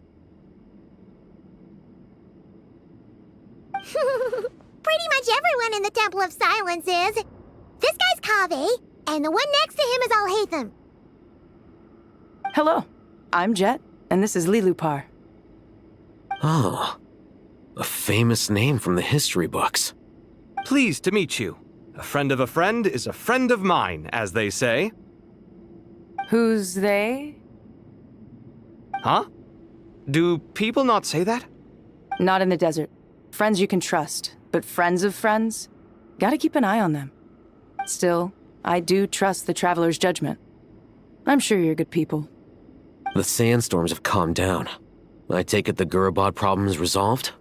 What did you find?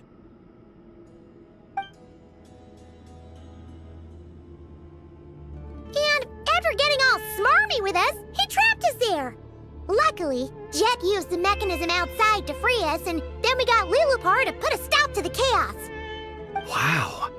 Thanks for being there to help them.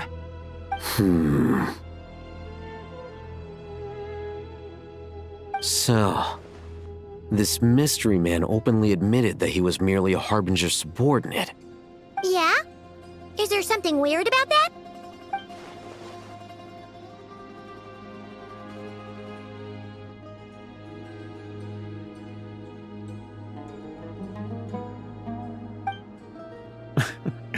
I assume you aren't naive enough to expect answers from an enemy. Well deduced. Our commander, Dottore, died in Nodcry.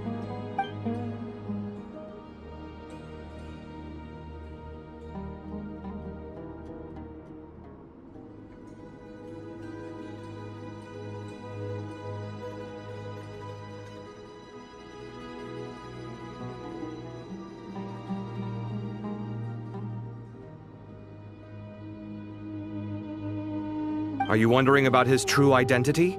Or do you think there's a big conspiracy behind all this? I wouldn't go as far as to call it a conspiracy. Just the simple fact that having someone to shift the blame on tends to prove useful should trouble come knocking later. The most important thing for now is to solve the immediate problem. Perhaps that man knew you wouldn't have the resources to investigate his background and so didn't put much effort into disguising himself. This is all getting a little cryptic for me. I'll let you guys talk while I take a walk with Lilupar. Jet? Aren't you with the Blazing Beasts? What a coincidence. Didn't expect to run into you here. We're mercs. You can run into us anywhere. Who's this with you? So, did you find the solution you were looking for in the Temple of Silence? You bet we did. This place is incredible. It has everything. So far, we've discussed a plan and verified its feasibility. Building a new system from scratch is out of the question. So our only option is to modify the Akasha using certain resources we hope to find in the mausoleum of King Deshret.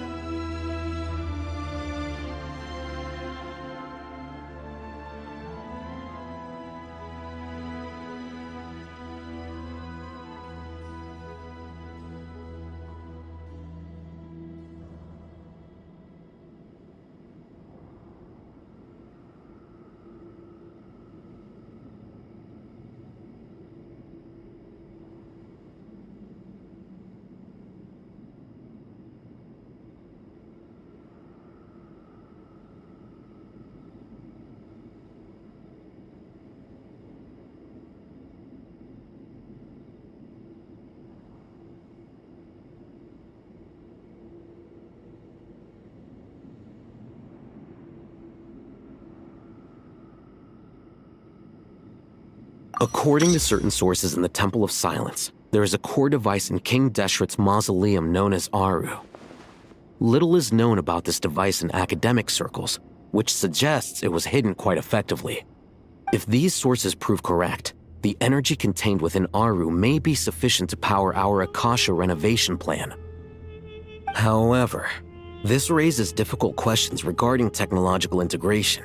The sages are still debating it. Yeah, but I'm sure they'll reach a compromise once they've argued it out. The people of the rainforest are always cautious when it comes to desert technology. But times of crisis like this leave us with little choice. Wait, Paimon has a question. Is this the same Aru we've heard of before? It's sealed off, right? Some sort of prison where the Goat King, Ibis King, and Crocodile King are locked up. Well remembered. Yes, that's exactly right. According to our records, Aru was the most brilliant creation King Deshret ever conceived of. Built by divine and mortal artisans working together. It was a miraculous accomplishment, and it lies hidden deep within the king's mausoleum to this day. That being said, what Aru actually does and why it was built, those are deep secrets we are not privy to. Until recently, I wouldn't have been optimistic that the place even exists. The only reason I'm inclined to believe it now is because we heard it from the Ibis King Thoth himself at his temple. The tale of how the 3 retainers of Al-Akhmar were imprisoned in Aru. Paimon totally gets that. When Paimon first heard about it, she thought it sounded pretty unbelievable too. Do you guys still remember that? The Ibis King told us they were trapped in Aru and that they had to answer 3 questions to get out. I think I remember. What causes our rise and fall? What obliterates love and hate? And what determines truth and falsehood? Those were the 3 questions, right? Yeah. If only Nefer were here. She's dealt with the Ibis King before, so she might know more. Oh, Nefer's a friend we met in Notcry. Notcry? Funny. She showed up here earlier. Huh? Yeah. Had another lady with her too. Both said they knew you.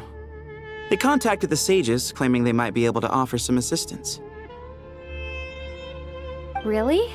They came here to help out? Yes, really. It was just before you got back. One of them said she's made Nodcry her home. If she's the person you were talking about, then... Looks like betting on Aru was the right choice. See? They're right over there. Nicole! Nefer! Why, hello! We're here to help.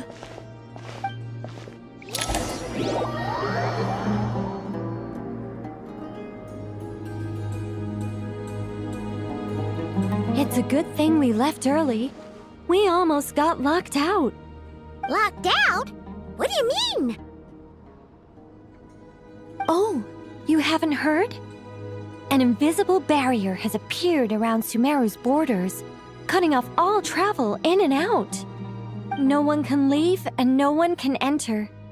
Sumeru has become a lonely island. Are the Fatui behind this too? Actually, no. This has nothing to do with them. I suspect it's a defense mechanism within Irminsul itself.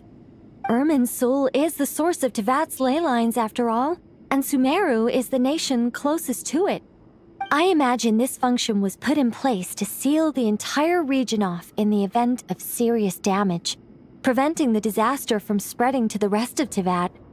It may have been implemented long ago. But doesn't that mean that the people here won't be able to escape to other nations if the anomaly keeps spreading? Currently, that does appear to be the case, which is precisely why I am here.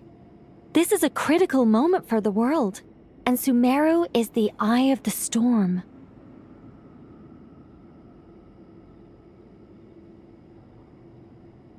Paimon's surprised you managed to convince her to come back to Sumeru. Indeed. Even for someone of my wisdom and eloquence, This tested my skills to the limit. And why should it concern me that Sumeru's in trouble? Surely you don't think I still have feelings for that place? Judging by your tone, I suppose you don't. Sounds like you don't know much about my past. And here I thought you knew everything. All I know is that the Ibis King is the source of your power. He was quite a prominent moon envoy once upon a time, so I do know a thing or two about him. As for your past, I have ways to learn the full story if I wish to. But everyone has secrets they'd rather keep to themselves, wouldn't you say? I'm glad you see it that way, Miss Nicole. I've chosen to call Nodcry home, which is why I did my part in its hour of need. That doesn't mean world savings become a habit with me. I have no particular desire to play hero in Sumeru, thank you. I understand. Human emotions do not appear and disappear without cause. There is always a reason to be found behind both salvation and destruction. Still, if time has taught me anything, it's that human emotions are often complex and in conflict. That's why people change their minds about things all the time. But that's where we angels come in. Our duty ultimately is to guide people towards their deepest, truest desires and help bring them to fruition. So I wish to hear about your past, because I do not believe you are motivated by hatred alone. And if we still arrive at different conclusions in the end, that's okay.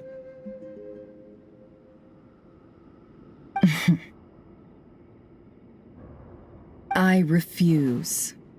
Wait, what? But I set the atmosphere and everything. Isn't this supposed to be the moment when we finally open up to one another? Is it? Maybe I'm not so good at reading the atmosphere. You're right, Nicole. There's more to me than just hatred.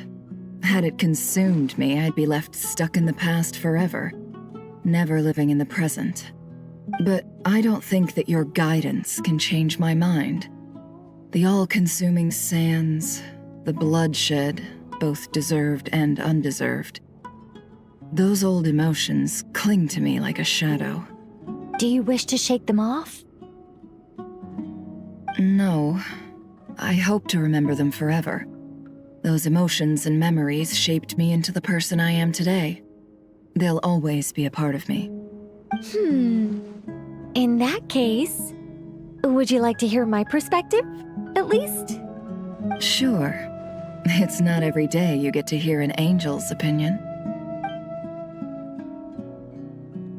A long, long time ago, when the angels still walked freely upon the earth, I found life tedious. Monotonous work, lukewarm relationships. Things weren't nearly as interesting as they are now. And yet, since the angel's demise, I have found myself missing those days on more than one occasion. Human emotions are often attached to a person, a place, or an object. When those things are gone, the memories quickly fade, and the emotions slip away along with them. If Sumeru were destroyed, both rainforest and desert would be no more. With the object of your hatred wiped from existence, it would not take long for the memories buried deep in your heart to slowly fade. Both love and hate are intense emotions, but they are nothing compared to the void left behind when they disappear. Most sophisticated, Miss Nicole. But anyone focused on the future could only ever applaud the destruction of the things they hate. Still, I'm a special case. Someone once told me that human memory is more selective than a Mora-hungry merchant choosing between customers. We all need a reality check once in a while, so we don't forget the truth. As much as I dislike Sumeru, this is no way for it to perish. All right, you win. I'll help you out a little, but I won't work for free. much will you need? You're not gonna milk this for all it's worth, are you?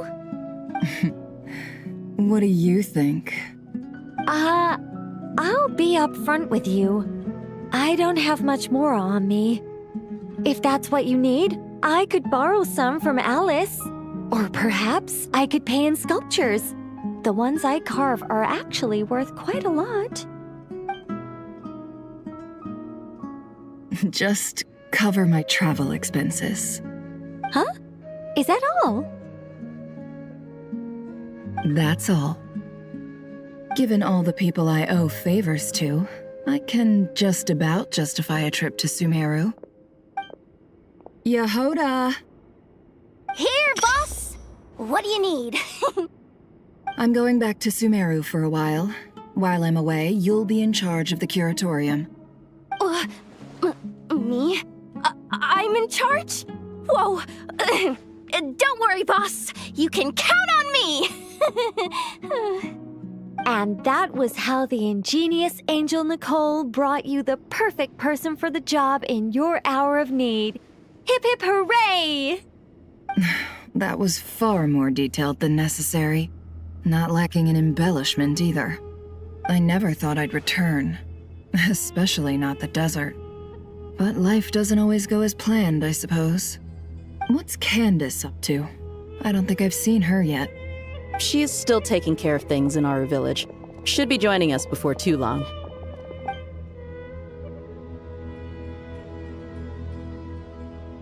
Oh, and sorry. Hope we're not interrupting anything. We have some good news, though. We're planning to go to the mausoleum of King Deshret to look for the legendary Aru, then use it to try and restore the Akasha system. According to records in the Temple of Silence, the mausoleum houses something called Aru's Chute, which can be used to establish connection with Aru. We still have some time before we leave, so there's no rush. By the way, who are these two new faces?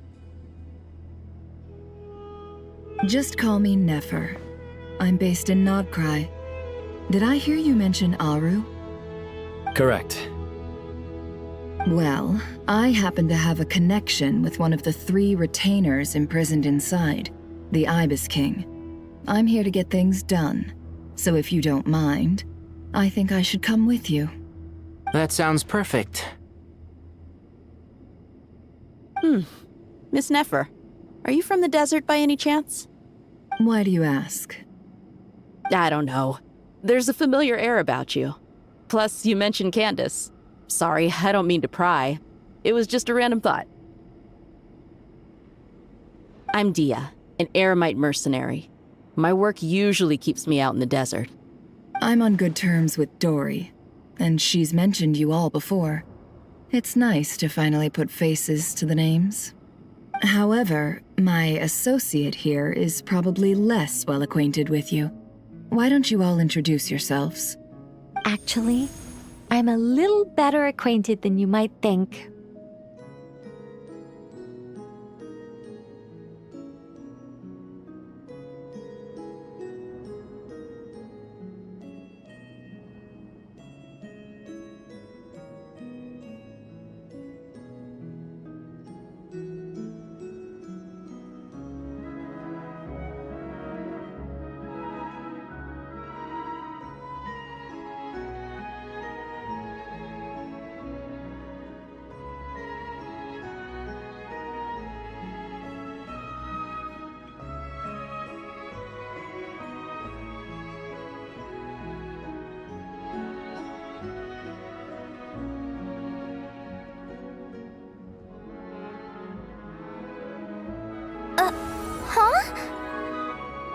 Huh.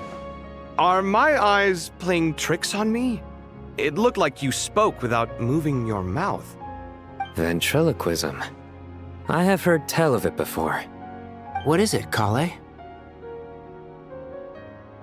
It's you! You're the voice who's been speaking in my head, aren't you?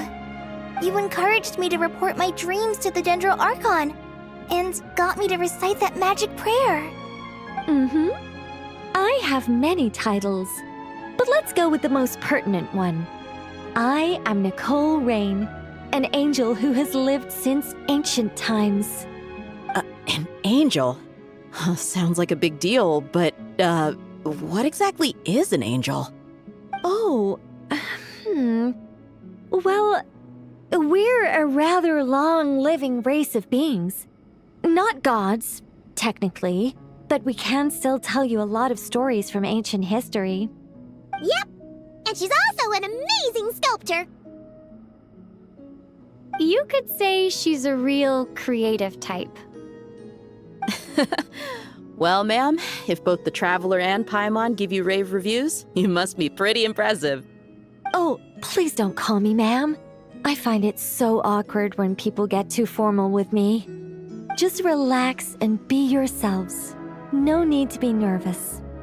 Miss Nicole, if it's okay, could I ask you a few questions? Yes, you may. I can see your heart is filled with confusion, and you are desperate for answers. I also know which questions you want to ask me. Why did you dream of Sumeru City in disarray? Why did those verses soothe the Jinn only when recited by you? I can guide you to the truth, but it involves a personal secret of yours. I'd prefer to speak with you alone, if possible.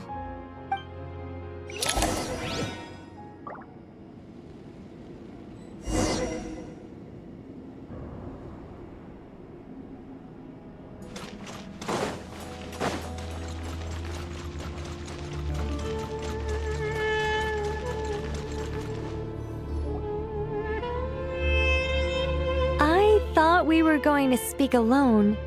This is a lot more people than I was expecting. What's wrong with it? Even the doctors at Dar al-Shifa allow patients to be accompanied by family members. Well, if Kale doesn't mind her secret being revealed, I have no problem with it. Thanks for being so considerate, Miss Nicole. I don't know what secret you mean, but whatever it is, there's no need for me to hide it from my closest friends. Closest friends? It's so nice to hear that.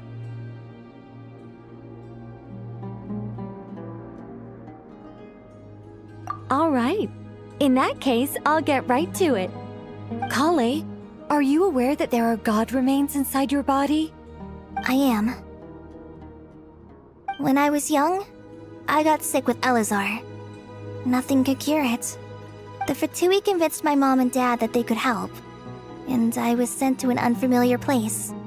There were a lot of other kids just like me there. This creepy guy injected us with some strange medicine, which I heard contained god remains. I can still remember the pain like it was yesterday. But thanks to the friends who've stuck by me all this time, I've gradually been able to overcome those memories. Anyway, so you're saying that what happened to me has something to do with the god remains they injected me with? Yes.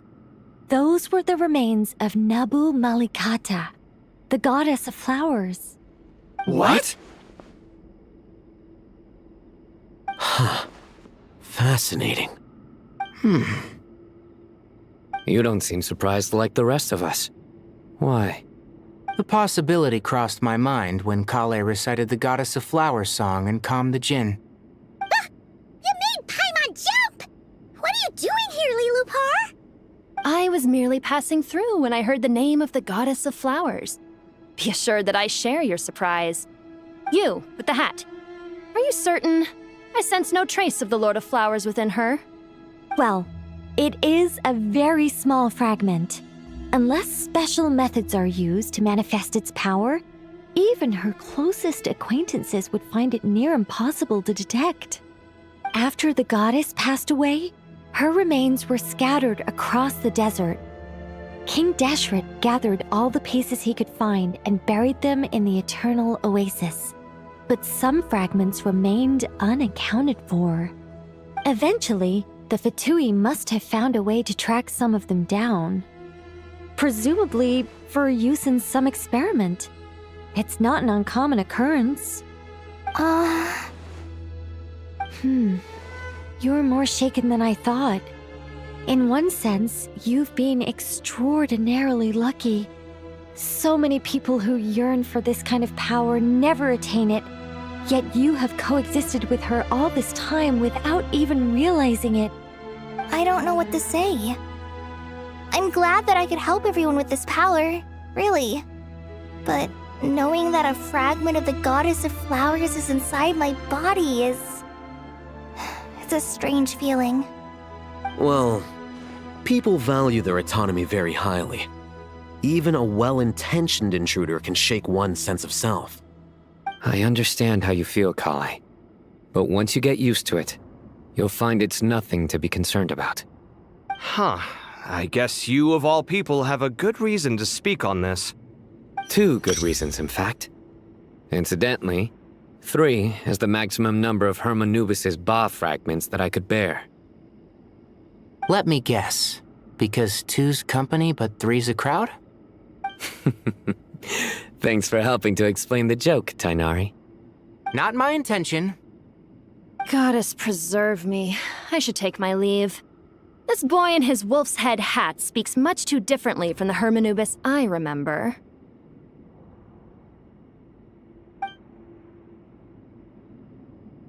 Kale, all I'm trying to say is, no matter how many Hermanubis fragments there are within me, you wouldn't think of me as Hermanubis.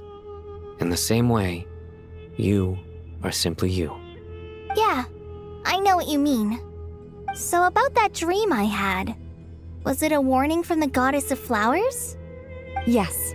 Just like me, she was an angel created by the primordial humans, born with the instinct to guide living beings. Though her body and soul have perished, her essence retains its natural instincts. Even her smallest remaining fragments would do their utmost to send you that warning. The Mother of Dreams? Lord of Flowers and Oases? She must have had a premonition. That is why she gave that dream to you. We won't let her efforts go to waste. But I still don't understand. Why me? Yes. Why indeed? You weren't the only one injected with God remains, but only in you have her fragments persisted. I suspect it may be because of the firm will you showed in the face of suffering. She was likely assimilated by that will. Of course, this doesn't mean you have to shoulder any extra responsibility. As this young man said, you are who you are, and that will not change. All right, any further questions from the family members of the patient? If not, we should head to the mausoleum of King Deshret. Let's move out. Time to put our plan into action. We all hope it'll work. But will we really be able to open Aru? And even if all 7 pillars of King Deshret agree to let us proceed, the scale of the work to follow is daunting, to say the least. Haven't you handled other big projects before? I mean, the biggest project I've worked on to date is probably the Palace of Alcazarzaray, I guess? But this is orders of magnitude beyond that. It's a total nightmare. Look on the bright side. At least this time you're actually here when Sumeru needs you most. You won't have to come asking me for details after the fact. Mock me all you want. But now that I'm here, things will be resolved far more quickly and smoothly than last time. Kave's self-doubt disappeared in an instant. Like magic. Well, this confidence is most gladdening. Now, go and pack your things. We'll head to the mausoleum as soon as you're ready.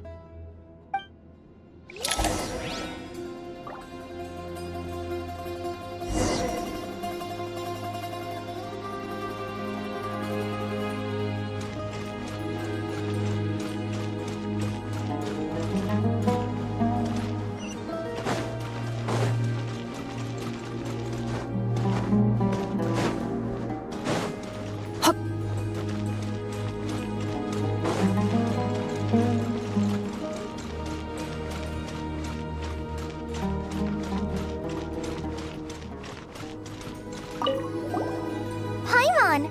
Thanks again for your notes. I'm done copying them, so here you go. You're welcome!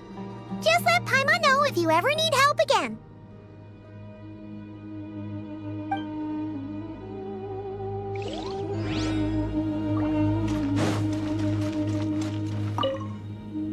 Oh, so many books. More than I could ever read in my life. But I've learned a lot that the textbooks could never teach me. I never realized that people in the distant past thought about some of the same questions we ponder today.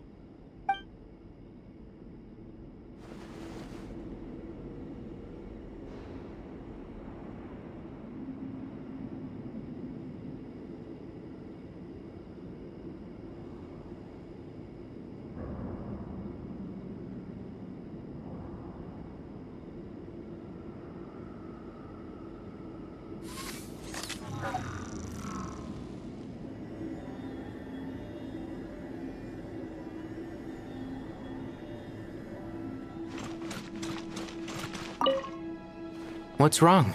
You look a little depressed. Kale got a fragment of the Goddess of Flowers, and all I got was one of the 7 pillars who served under King Deshret. I lost out, didn't I? That's what you're upset about? You're such a child.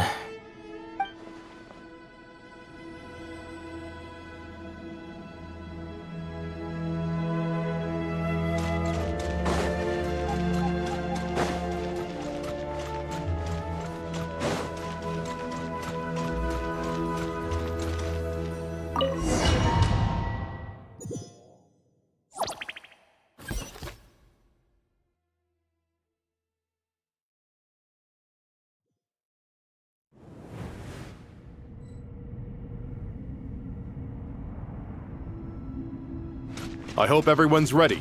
We'll be arriving at our destination very shortly.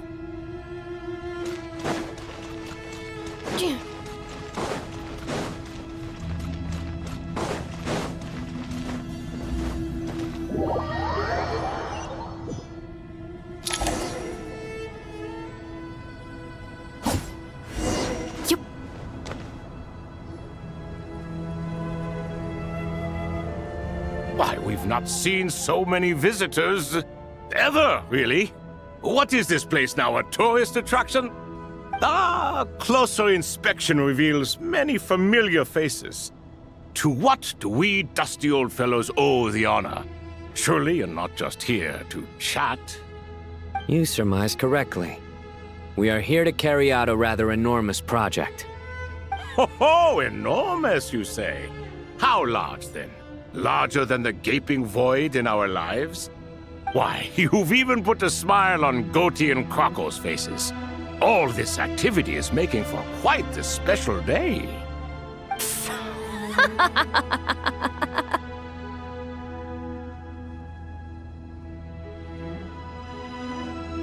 I know that laugh.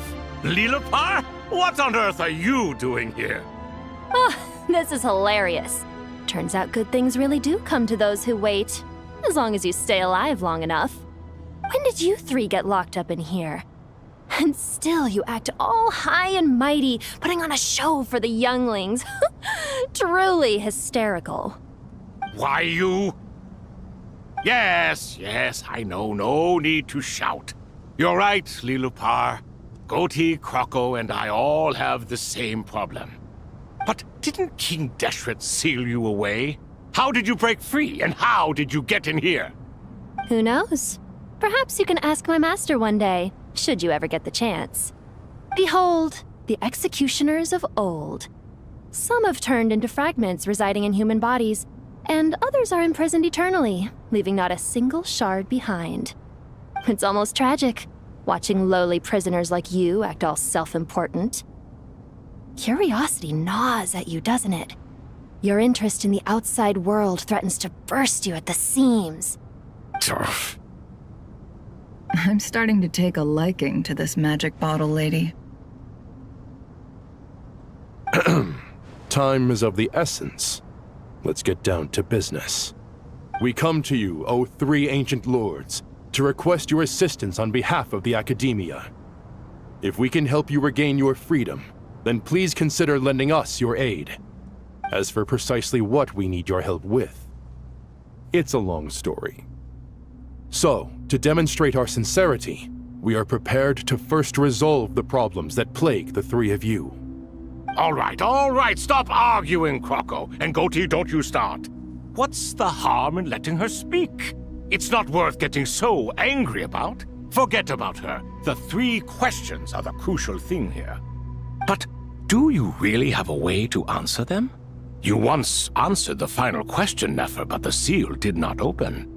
Unless, with the passage of time, you have found a new answer? You could say so. When you first asked me what determines truth and falsehood, my answer was a liar's soul. Liars are the best at seeing through the falsehoods of the world. But if you want them to tell you the truth, you have to reach their soul. I think that makes sense. I found it quite compelling myself, and I told Nefer so. Unfortunately, it brought us no closer to liberation. Well, that's simply because it was my answer, not the one King Deshret was looking for. Can you guess which answer Al-Ahmar wanted then? Time. And that's not only the answer to the final question, it's the answer to all 3 of them. All things wax and wane with the passage of time. Love and hate eventually fade into nothing. Current affairs are always fraught with conflict and controversy. Only time can distinguish between right and wrong. You once described King Deshret as a proud man. I'd say that the prouder someone is, the more inclined they are to believe that only time is qualified to be their judge. Time. Well. Indeed. Perhaps in building Aru, our king was in fact attempting to reverse time, to bring love and hate, right and wrong, the rise and fall of all things back to their point of origin.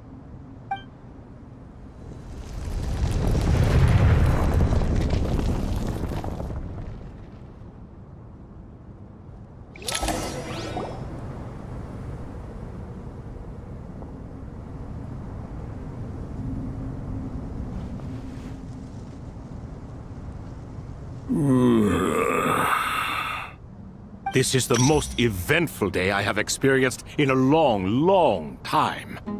You have my sincere gratitude. Are those 3 of the 7 pillars?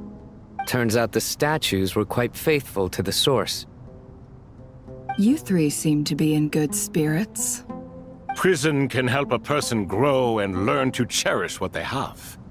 Nevertheless, after everything you've done for me, I sincerely hope you never have to experience it for yourself. Hello, Nefer. It's good to see you, Thoth the Ibis King. Nice. Definitely puts my mind at ease, seeing you 2 getting along so well. Should we maybe introduce ourselves, or... Sure. I'm Sethos, the current leader of the Temple of Silence. This is General Mahamatra Sino, and this is the former Spantamot sage, Cyrus. But I'm guessing none of that means a whole lot to you. Everything is equally new to us, in truth. We've been gone from this mortal world for longer than you can imagine. Let's hold off on the introductions for now. We can always ask Nefer about you later. It'll give me something to talk about with my chosen disciple. You're like a helpless parent. Gods and people of yore are not necessarily welcome in today's world. Self-awareness is one of my finest qualities. I thought I ought to share its fruits with you 2. Is that so? Well, I think we'll take it in stride, just as we did with the 3 questions. Let's not forget, it was my persistence that won you both your freedom. Fair point. I have to applaud your persistence. And I must praise you for your wisdom. Now, state your wishes, young ones. I'm sorry? Why, your tremendous accomplishments deserve a reward, do they not? You must let us do something for you in return. General Mahamatra, what do you think? I won't beat around the bush. Sumeru is facing a crisis the likes of which have never been seen before. And we need your help. Every calamity throughout the ages has been connected to us in one way or another, whether we were its cause or consequence. Whatever is wrong with Irminsul, it severely affected the Dendro Archon. She fell into a coma and is currently receiving treatment from the Dendro Dragon. The Dendro Dragon? I'm sorry, the Dendro Dragon is helping to heal the Dendro Archon? Not a pep, surely. Not vicious, cruel a pep who possesses no virtues aside from her basic instincts. Ah, good heavens. Oh, I shudder to think what could have caused Lesser Lord Kusanali to suffer such a plight. Still, why would the Dendro Dragon lend you her aid? She has always held nothing but contempt for the Archons. I suppose she and Kusanali must have some history. You can help us make history too. A smooth talker. Well said, lad. Currently, no one can connect to Irminsul. We hope that by opening up Aru and making some modifications to it, we can use its technology to our advantage. Unfortunately, Aru is an imperfect creation. King Deshret never managed to realize his full vision before his death. Much remains to be done if it is to be pitted against Irminsul itself. Besides, I hear your reasons, but to give Aru up over such would be... The archaeological records clearly indicate that although Aru's construction took a long time, it was not beyond human means to achieve. Modern technology should solve the efficiency issues. We have no choice but to go all in on this. This is by no means a threat. But the only reason we helped you escape from Aru was to gain the necessary leverage to negotiate with you. You asked us to state our wishes, and we have. Each one of us here needs your help, as do all the thousands of people living in Sumeru. They need you, and they need Aru. What do we think, my fellow old fogies? Shall we lend our support or not? Since you ask so nicely, naturally. Naturally what? Are you for or against? I simply mean we shall do what comes naturally. You claim that you wish to open Aru. Know you then that the golden slumber created by King Deshret is preserved within? We do. We understand the risks involved. In all likelihood, the mortal world will never again be able to replicate King Deshret's work. Never will there be another chance to come so close to creating a utopia. Knowing this, are you sure of your decision? We are sure. Before people can dream, they must first live. If your minds are made up, very well. We shall summon our erstwhile colleagues to discuss this further. Saint Shezepank, Saint Bennu, once you surrendered to silence and were buried with King Deshret. But now, we invoke the right to awaken you with our voices.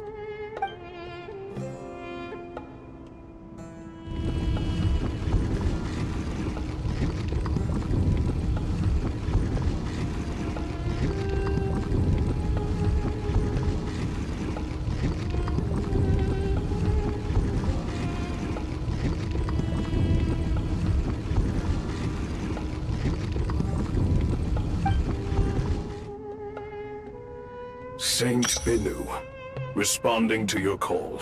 3 kings detected. Initiating autonomous will. Saint Shezbank, responding to your call.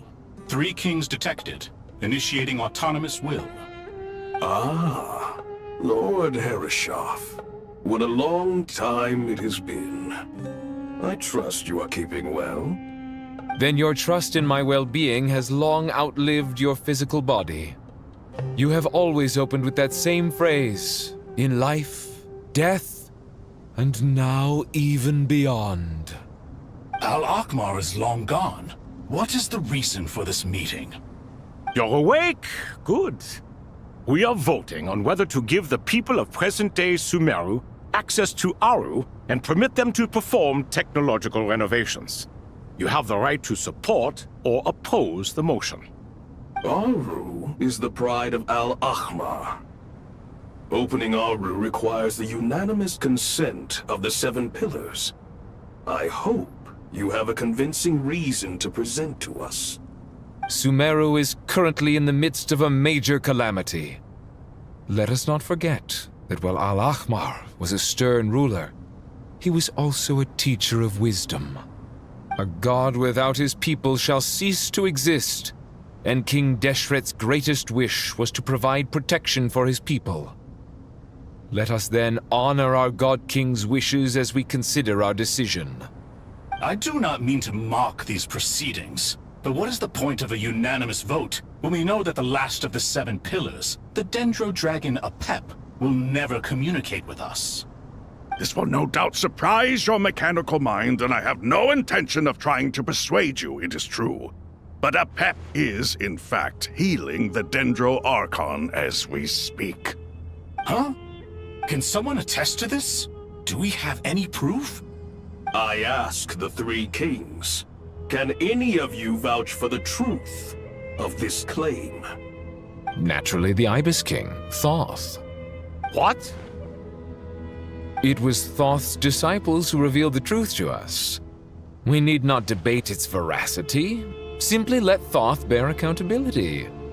That way the rest of us may have a clear conscience. Harishef, you diabolical fiend!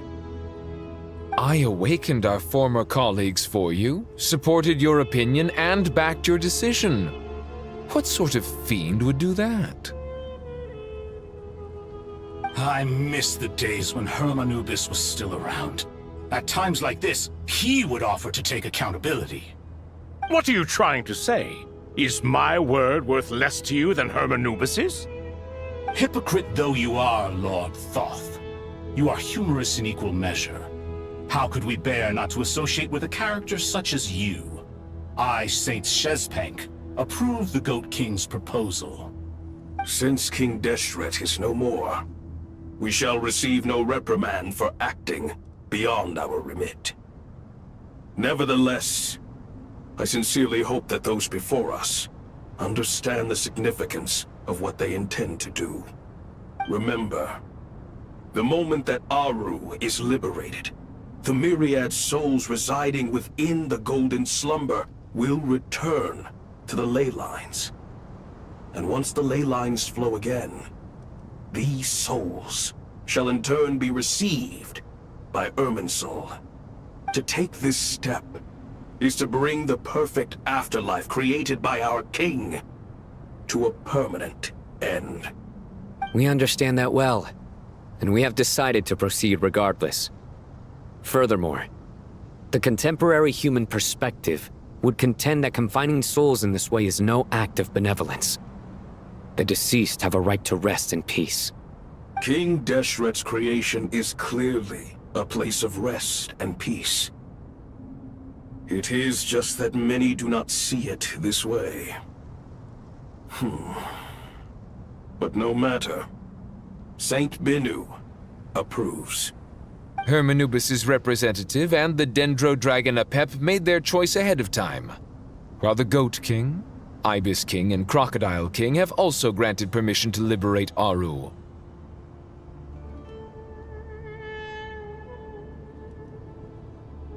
By the grace of His Majesty, guided by his wisdom and will, let the gates of Aru be reopened.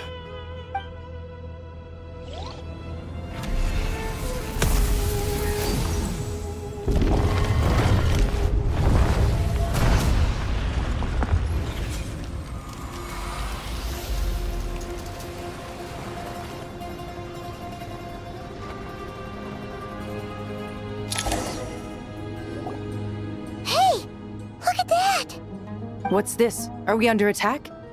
No. Wait, it's...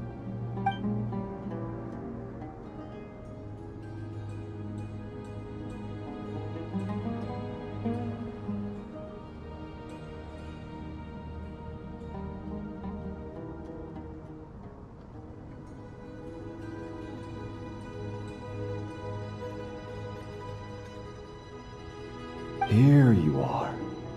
Through the sands of time. I see you. Father. Father, is it really you? It's Jet's father, Jibriel! That's right! He entered the golden slumber, didn't he? I smell blood and sand on you. You've grown. Strong as a wild beast, and without shedding a tear. You have to leave, don't you? Please, just answer me this. What should I do for you? This meeting is a blessing from the gods. My soul, once imprisoned along with that of Samael, is finally free. I am truly grateful for the chance to see you again. That the dead should meet the living is itself a miracle. One brief, precious moment is enough. Enough to set my heart at ease. Do not weep for me, Jet. I know you will accomplish many great things in your life. You will go further and climb higher than I ever did. All I ask is that you take good care of yourself.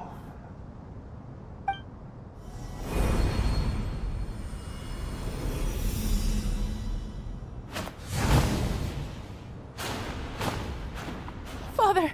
Father! Father. Hey, Jet. Do you want something to eat? Maybe it'll help you feel better. I'm fine. Thanks, Paimon. It was just a little sudden. The chance to see my father again meant the world to me. He was trapped in the golden slumber for our sake. And now, after all this time, he can finally rest in peace. I'm glad. It's a huge relief. You've grown strong, Jet. More than enough to fend for yourself. Yeah. I'll leave the past in my memory where it belongs. My family, the good times and the bad. Goodbye, Father.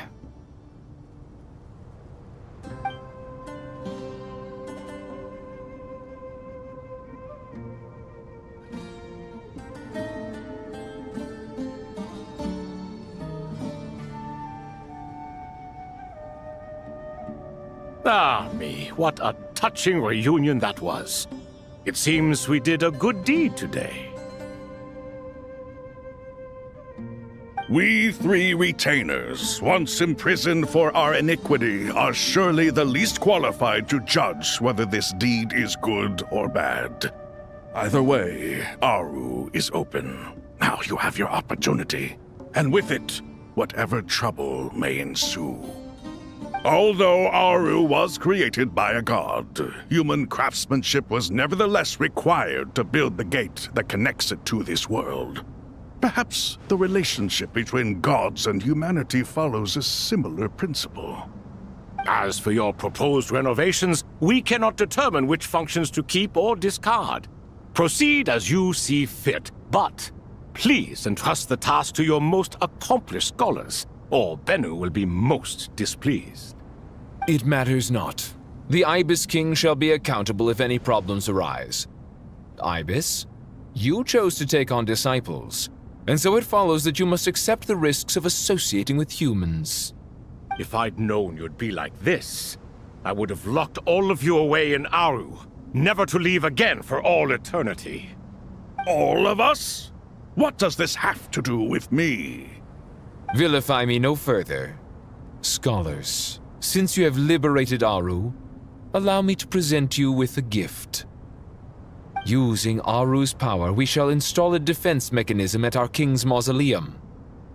You must be guarded even against Irminsul itself. This shall afford you some convenience. Unseen and unheard. From this moment forth, none may by sight or hearing perceive anything said or done within the mausoleum. Amazing. And all this is achieved just with the power of Aru? With technology from the heavens, the possibilities are endless. Just because King Deshret did not use it for this purpose does not mean that it cannot be done. So, marvel away. This is the reward you have earned. All right. Well, that resolves the issue of confidentiality. What about the technical side? Do we have the manpower? Why, yes. I've already contacted them. They'll be here soon.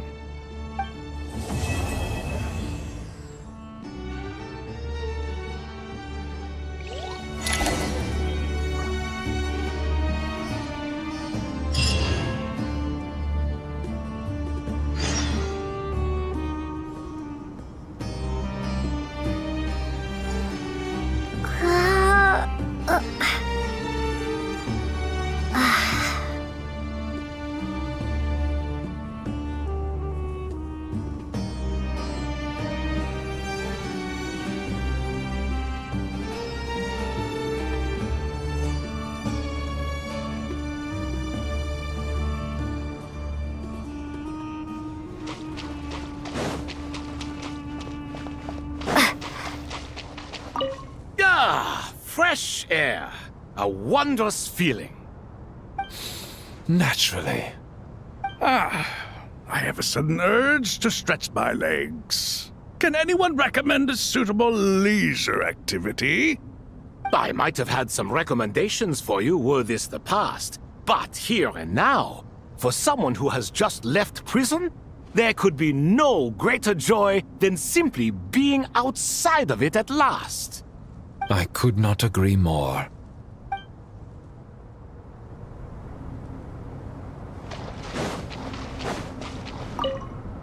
As I thought, the so-called 7 pillars of King Deshret are as underwhelming as ever.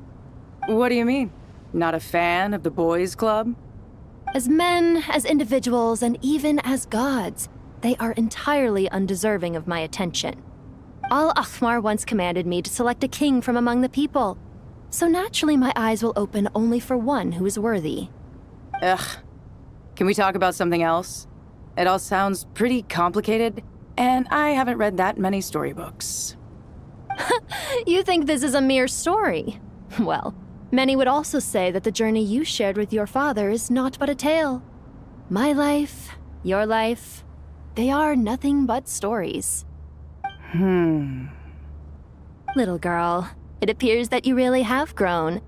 In the past, you would have flown into a blind rage at my words, but now you are unperturbed. Oh, it's nothing.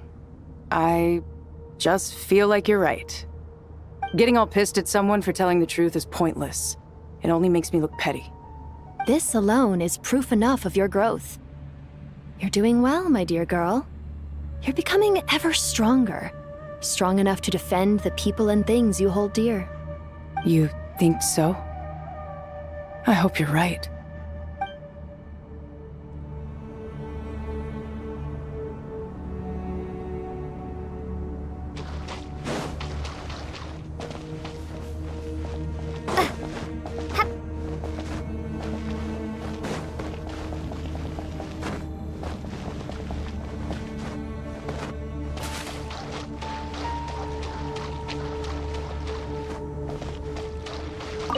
You must be Sethos, the successor to the Temple of Silence.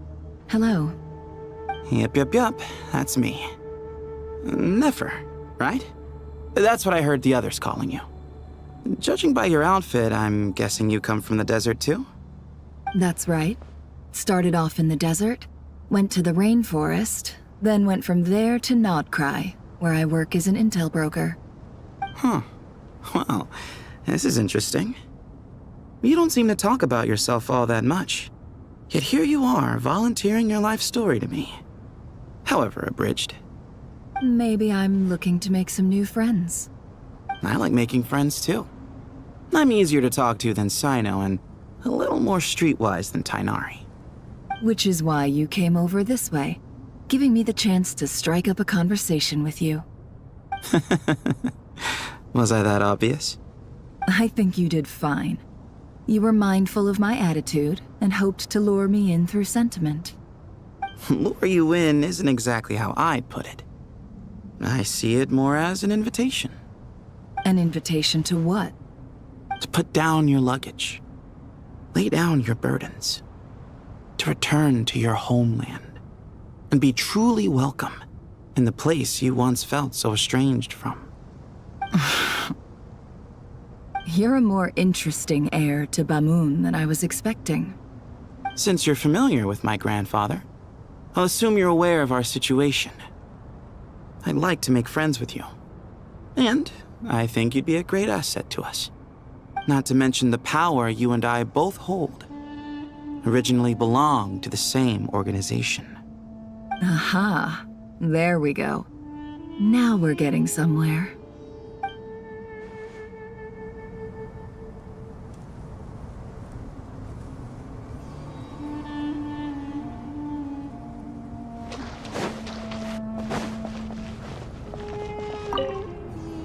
Do you hear that? Sounds like your teacher is scolding mine. Huh. Classic. Did you see her? She's a former Vahumana student who dropped out of the academia and went to Nodcry to work as an intel broker. There's more to her than meets the eye. How can you tell? Do the Matra have information on her? Some, but nothing telling. I'm basing it on the fact that she seems to be an expert liar. She can fool many with her words. A sixth sense for liars after investigating so many of them, I take it? Yep. What about you? What do you make of her? A little earlier, in the corner, I noticed she gave some supplies to Jet and had her deliver them to the main group. She's meticulous and highly observant. Besides, what was it you said? Making it to the top is no easy feat in any profession. Anyone who's at the top of their game has to have some sort of edge over others. It's true, but she's not the only one at the top of her game. I also am, and so are you. Sure, but what's to guarantee she won't overhear us talking about her? Don't worry, I have my methods. Sethos is distracting her. Ah, I see.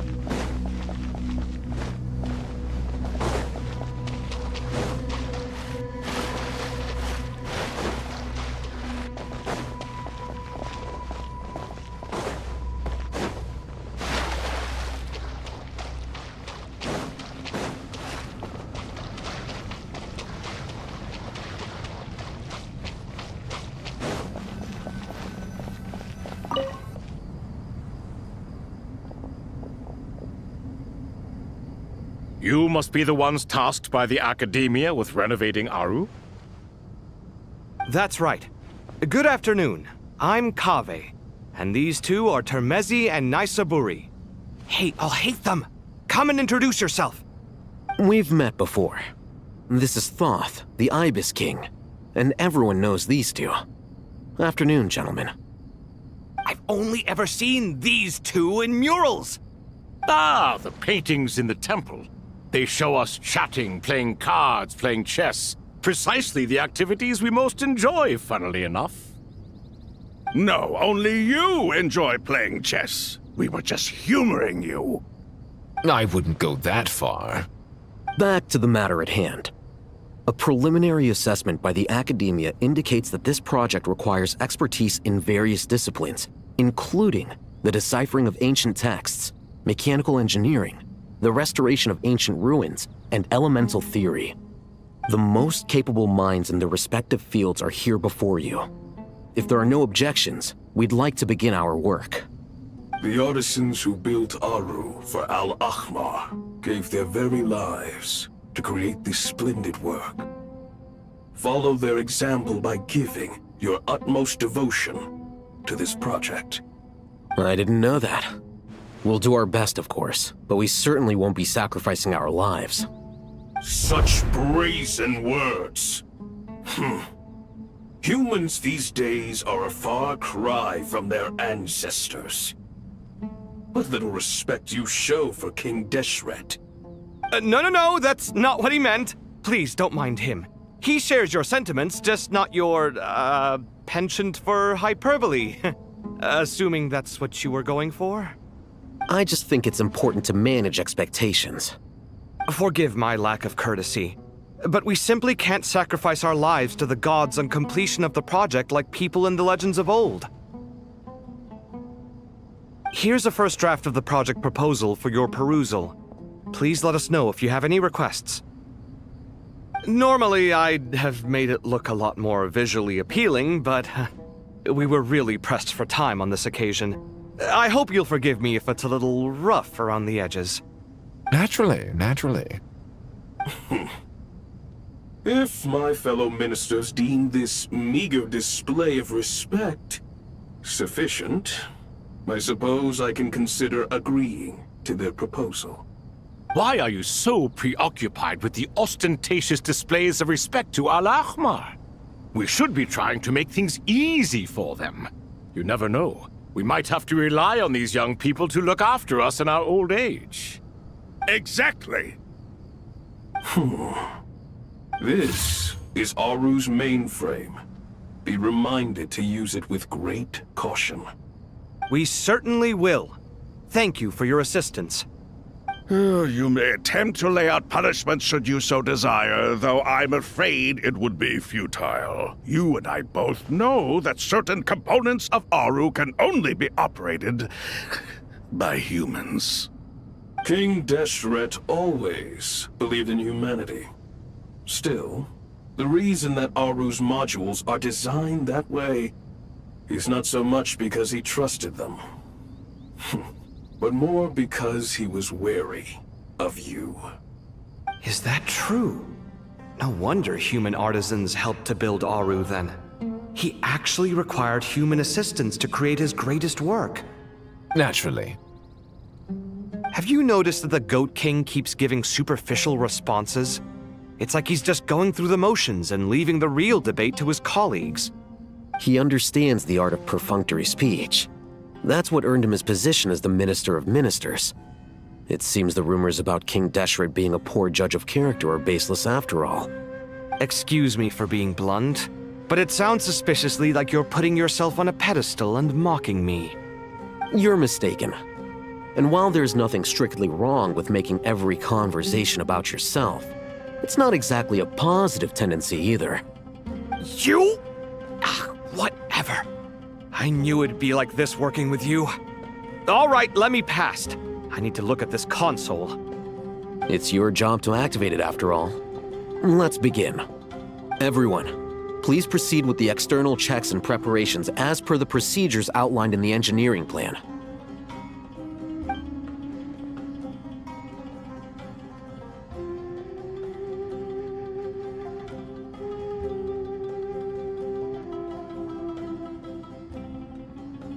Hello there, youngsters. Whoa, the Ibis King came to life. What do you mean, came to life? I've been alive the whole time. You did say we could start our research, right? Are you having second thoughts now? I've reviewed the proposal. The work you're planning to carry out on this grand device is ambitious in its scope. You have ample confidence in your abilities, I take it? I wouldn't say I'm feeling hugely confident, but given how bad things are, I'd rather at least try something than sit around waiting to die. You are the top scholars of your day. I trust you are aware that there are countless links between Aru and the Akasha? Aru and the Akasha? But... I thought the Akasha was the Academia's greatest technological accomplishment, created years ago by the Dendro Archon to help her people access knowledge. And you too? Do you not know either? You've read the instruction manual, right? You tell them. An instruction manual? The Akasha has an instruction manual? The Dendro Archon is a kind and thoughtful god indeed. It used to sit on a shelf in the corner at the House of Dana. Not the most popular read. If the manual is to be believed, Aru was in fact the original inspiration for the Akasha system. What? But there are so few records about Aru anywhere. And practically none of these scientific expeditions into the desert had anything to do with it. Ah, but this is something you could not possibly have known. You may have heard many stories about the desert, but what is the most important aspect of history? Consider this a quiz. Anyone from Vahumana present? I'm from Vahumana. It's, well, veracity. Precisely. And a large part of veracity is the chronological order in which events occur. I may as well tell you. In the beginning, Nabu Malikata, the goddess of flowers, descended upon Sumeru. The glory of the heaven was within her. She brought life, oases, and knowledge to this land. Then she created the Jinn, enlightened them, and ordered them to serve her. 2 other gods also walked upon this land where wisdom flowed in abundance, and the 3 met beneath the great green trees. It was the first and greatest alliance. We should speak with reverence of this covenant between the 3, which transcended both time and life. For they promised that in Sumeru, wisdom would be shared with all. All the great changes in Sumeru's history began with the goddess of flowers. For King Deshret's sake, she pried into the secrets of Celestia, and for this was burned to ashes by the flames of wrath. So grieved was King Deshret by her passing that he lost all interest in state affairs and devoted himself instead to the knowledge that she had brought back. It was after learning of the technology from that floating island in the sky that he first conceived of Aru. And so, the Akasha was inspired by Aru, while the basis for Aru itself came from Celestia's technology. Well, if the 2 share a common technological origin, then connecting one system to the other is an entirely feasible idea. Unbelievable. Have you no reverence at all for celestial technology? No, I do, but there's no time for that. The schedule is too tight. Blame it on the deadline. Perhaps you could try coming up with our cutoff dates. You know what it's like having to turn around 5 different drafts in one day? I wouldn't wish it on my worst enemy. Yeah, also, Sir Ibis King, you don't plan on getting directly involved at all, do you? Yes, well, you strike us more as having come to give a popular science lecture. Or, wait, does this count as more of a first-hand witness statement? Neither. Anyway, this sounds like far too much work for me. Still, if Aru is so powerful, why didn't King Deshret use it for more ambitious ends? Because it was never fully completed. King Deshret had grand plans, but he perished before they could come to fruition. In the beginning, his wish was to create something that could rival the very world itself. The Lord of Flowers sacrificed everything for that ambition. What he desired, she bestowed, and thus was knowledge brought into the world. Her courage and sacrifice had to be honored with the most splendid of monuments, or King Deshret would surely have deemed it a grave injustice. And that monument, built from knowledge and technology, etched with a sacrificial and courageous love, even in its unfinished form, it deserves to be treasured. At that time, King Deshret said the following to the Lord of Dendro. Since we share an eternal covenant, I shall never be your enemy. Hence, the fruit of wisdom from the heavens is not to be devoured. Remember, it is not that I lack the power to become the enemy of wisdom. Yet you and she have taught me much and shown me kindness. For this, I cherish you both. In the end, Aru was only used to store a portion of the souls. It was but a primitive form of the masterwork the king had envisaged. His final hope for Aru was to return to the past, when she yet lived. So the point you're making is, King Deshret was both powerful and ambitious, and he only ceased his imperious ways out of affection for the Goddess of Flowers and the Dendro Archon.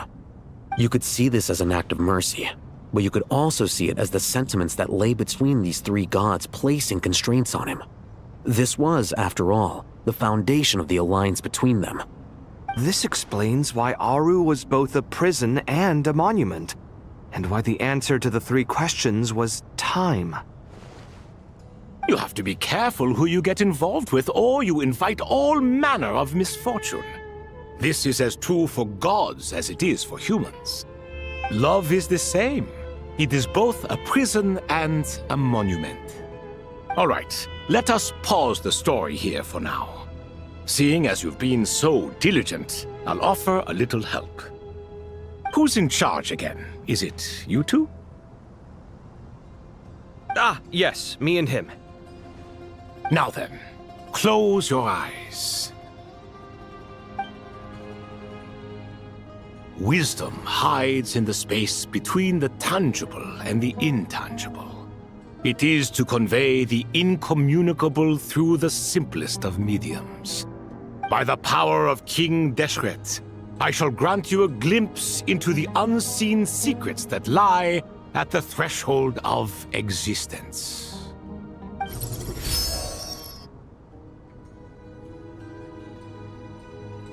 Where did this come from? Is it a new mechanism? It looks more like some form of externalized information. You've rendered it visible?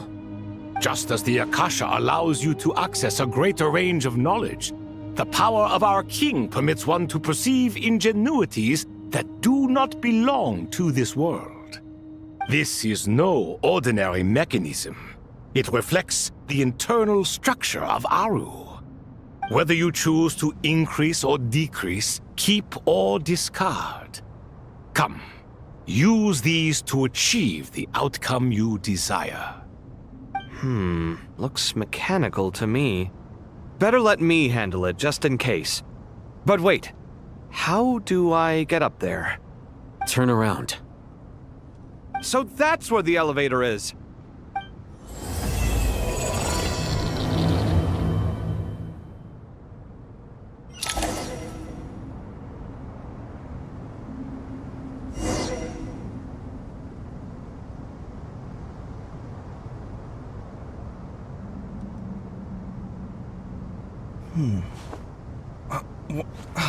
Where's my key? Not again.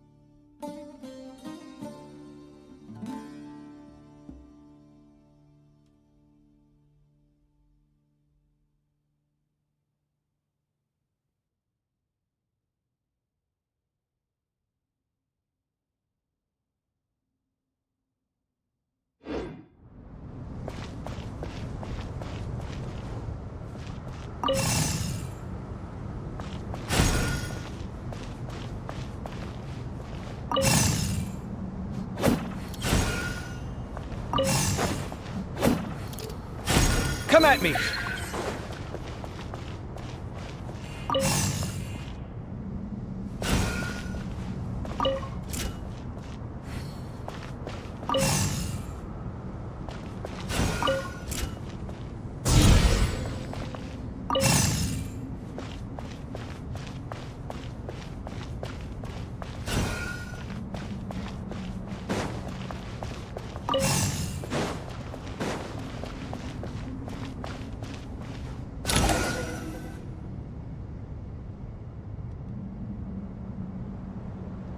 Obelisks were used to record important information in the ancient desert civilization. Hey, Al-Haytham, there's some writing here I'll need you to decipher. I've sent it to your screen. Do you see it? Got it. It's a little blurry, but I should manage. Take a look and tell me what it says. Oh, and I'll send any other similar text directly to you from now on. Let's start with this one. It's a variant of an older script. Herein lie verses written for the Yellow Sands. Looks like cultural information from the age of King Deshret. If so, I suggest you delete it. Words thrown together merely for fun. I had no idea Aru kept a record of this.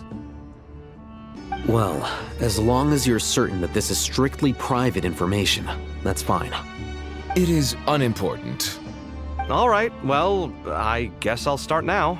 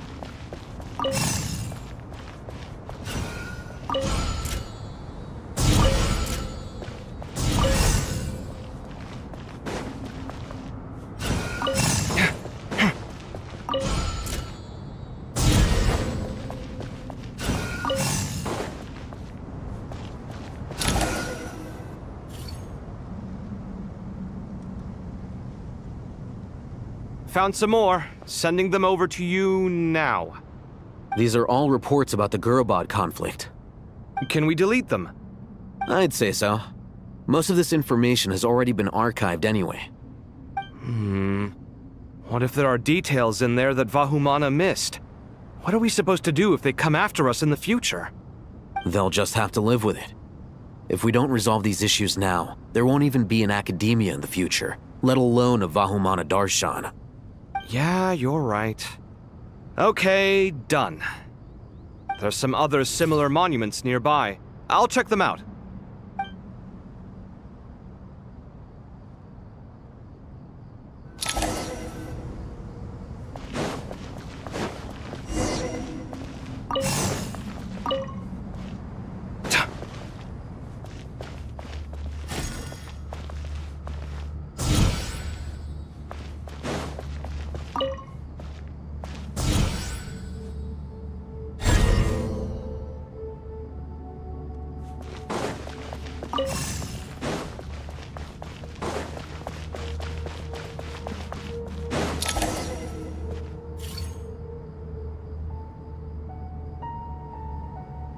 Another monument. Hold on.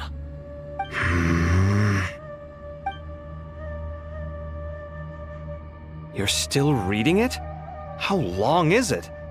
It records the development and governance of the Oasis civilization.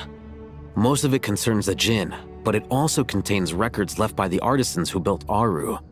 Is it important? Some of it. There was no way for me to read the whole thing in its entirety, so I had to rely on my intuition to pick the parts worth keeping. What about the artisans' records? What do they mention? They're speculations, mostly. For instance, they were wondering how to protect themselves if King Deshret decided to silence them after the construction of Aru was complete. Sounds like pure mythology to me. Surely that kind of thing didn't really happen. The records do emphasize that this was merely their conjecture based on various myths. Still, the artisans did leave details of their plans to survive, including blueprints for their escape route. Even that got recorded? Okay, well, I'll make a copy of this first before I delete it. Is that truly necessary? You won't be needing those. No, the blueprints are important. I want to keep them as a memento.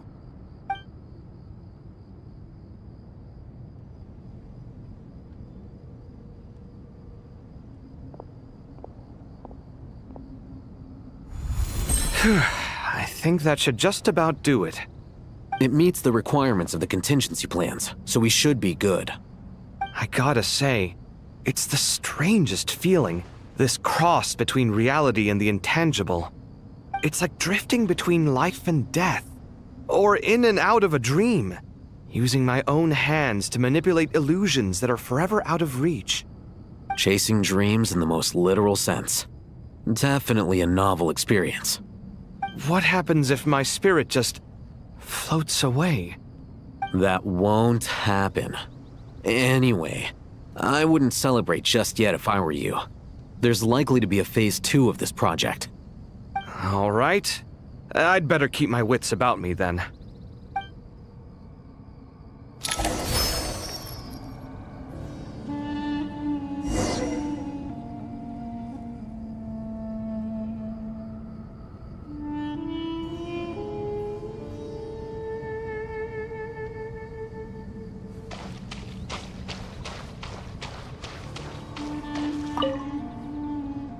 I expected that the outside world no longer respected the ancient gods, but even so, I do find the tone of these youngsters to be dreadfully impolite. It should hardly come as a surprise to you. I remember you saying the same thing last time. I assumed that was just a one-off. I did not realize it was the norm. Don't you think that young lad's matter-of-fact tone sounds familiar? It bears a rather uncanny resemblance to you, Goatee. Surely a sign that he is a man of rare intelligence. Oh. The rest of them, though, much better. The blonde-haired one, for instance. So sincere. That's the kind of kid I can respect. Oh, really? Well, what about your disciple, Nefer? She's about the furthest from sincerity that a person can get. And now you hit the crux of the issue. Thoth is spouting lies again. He cares nothing for sincerity. He likes Nefer simply because her personality is just like his. Thus, in giving his approval to Nefer, Thoth is simply validating himself. The rest is but smoke and mirrors. You have some nerve saying that. There really is no helping you two. Shut up, chess rookie. What nonsense is this? How dare you tell me to shut up? How can you engage in such banal chitter-chatter at a time like this? Aru has been opened. The glory and splendor of a bygone age is about to sweep over the earth like a flood. And you're here squabbling like petulant children. All three of you are insufferable. King Deshret was merciful, indeed, giving you a chance to be released from prison. I say, you should have been locked up for good. Ah, but Bennu, look on the bright side. Had they not been released, we would not have been awoken. Oh, you've been here this whole time. You should be scolding them along with me. I miss Hermanubis. It's not a real reunion without him here. And now you're avoiding the topic and talking to yourself. Why King Deshret designed your personality like this, I will never understand. Isn't this simply proof that our king supports my free will? Oh, look at those two rust buckets. Suddenly, you two do not seem so bad after all. Here, here. If being stuck together for thousands of years fosters no friendship, I cannot say what would. Naturally.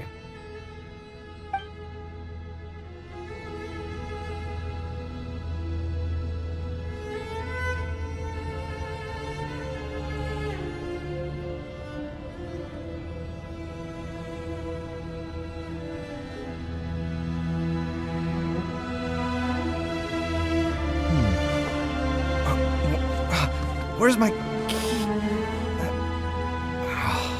Not again.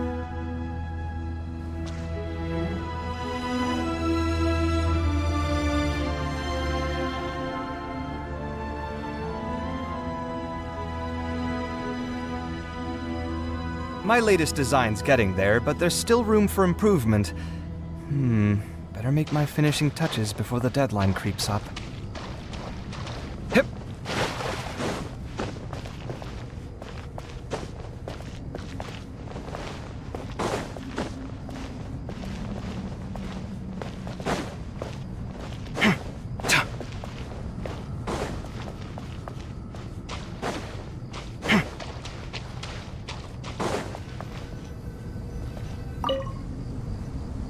How's it going?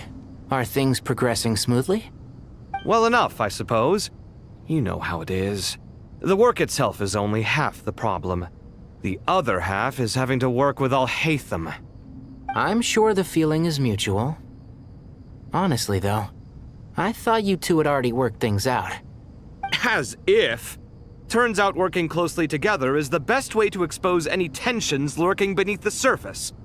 Besides, I just think that some people never change. Agreed. Case in point, you didn't make sure I was out of earshot before you started complaining about me. Old habits die hard. Actually, this is for your own good. Maybe if you spend a little more time listening to what other people have to say, you might actually realize that you're the problem. Naivete is another old habit of yours. I had assumed that you both volunteered for this project like us forest rangers. But now I'm getting the sense that wasn't the case. Definitely not. We were assigned to it by Lesser Lord Kusanali and Nephis. As much as I'd love to be doing normal work for normal clients, these Titan projects are all that's on offer right now. Though I'm sure they wouldn't be roping us in if they had any better options. Just goes to show how short-staffed the academia really is. I'm sure you've prepared yourself mentally, but I still feel the need to advise you to lower your expectations.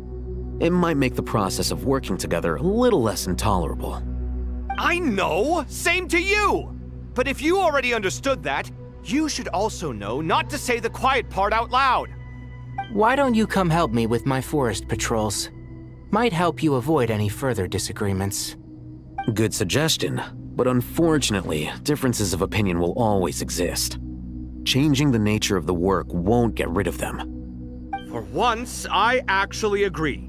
There is zero chance of us ever resolving our differences. Zero!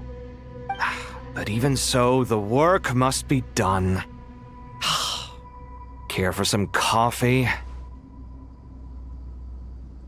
I'm glad to see you making progress. Don't act so smug! It'd be nice if you made some too! I feel like even I've made some progress today. In the past, I never would have dared to try and mediate a conflict between you two while you're both right there in front of me. Apologizing probably makes it sound like I'm in the wrong, but I'm sorry. I was just kidding. Truth be told, I don't have any work to do at the moment, so I'm just here to kill some time. How's Kale? She's studying with Nicole. I'm not sure how she's getting along, but she seems to be in good spirits at least. I wouldn't worry. Angelic affairs are probably above your pay grade anyway. I know what you mean, but Sino and I are still a little concerned for her. He said he'd go keep Kale company after he's finished training the mercenaries. I'm planning to join them myself shortly. Kale will be okay. Have faith in her. Even we can see how much more confident and outgoing she's become in these past few years. Thanks to you and Sino being there for her and providing guidance every step of the way, she can finally stand on her own 2 feet. On her own 2 feet. Does it feel bittersweet? Watching the younger generation grow up and move on? No, not yet, at least. I was just thinking, I wish there was more I could do for everyone. She'll be fine. Yeah, she will. Just try to relax.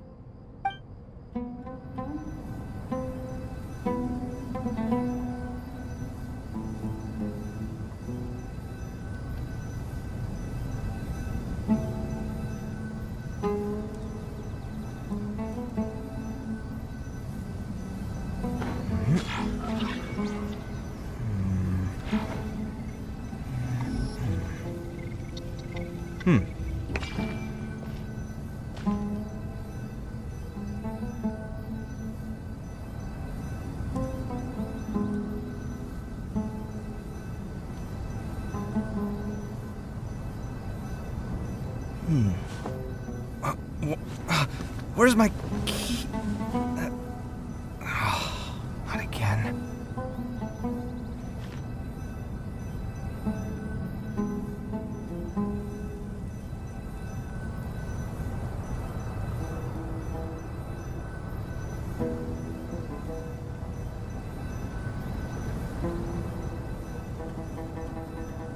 It's good to get out and stretch your legs once in a while.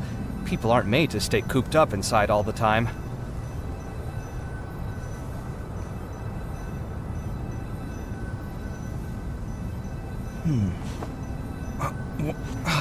Where's my key?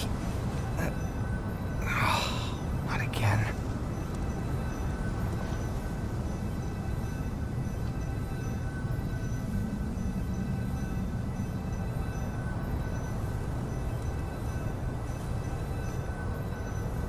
My latest design's getting there, but there's still room for improvement. Better make my finishing touches before the deadline creeps up.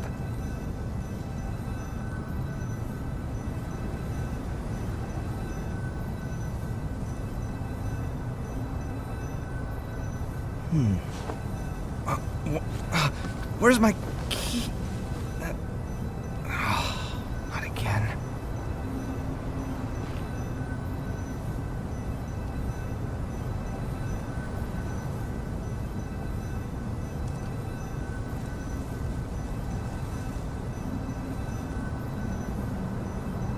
The ability to appreciate beauty is an important virtue.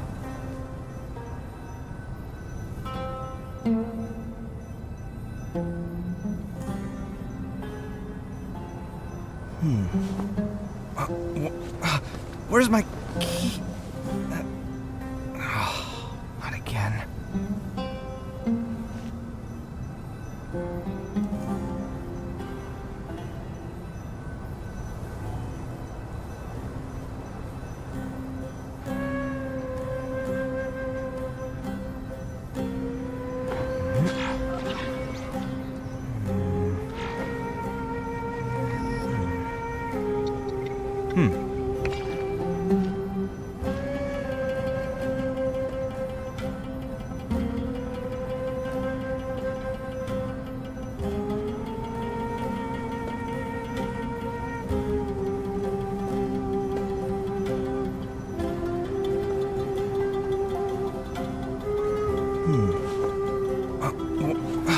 Where's my key?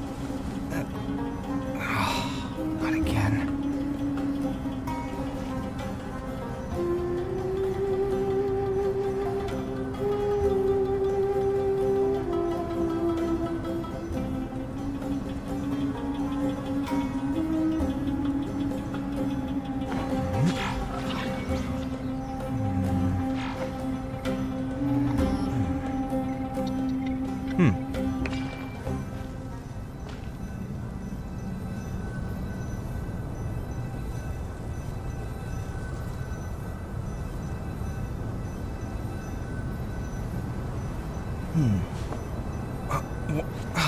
Where's my key? Not again.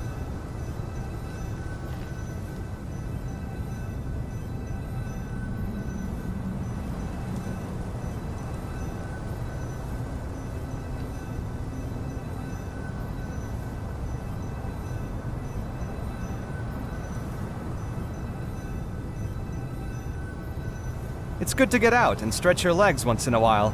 People aren't made to stay cooped up inside all the time.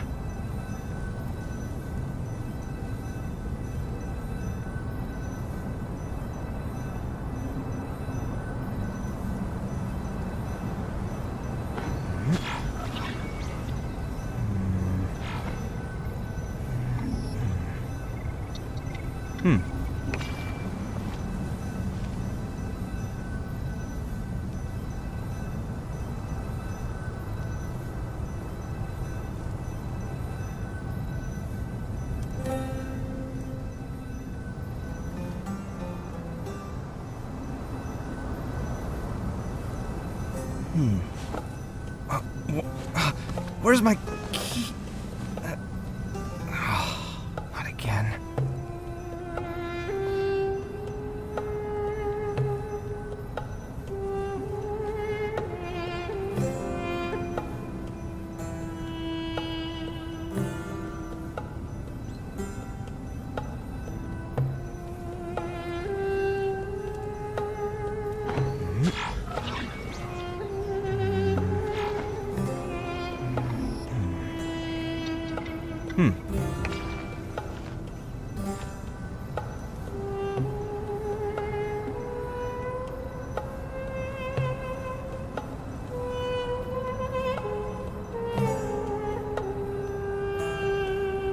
The ability to appreciate beauty is an important virtue.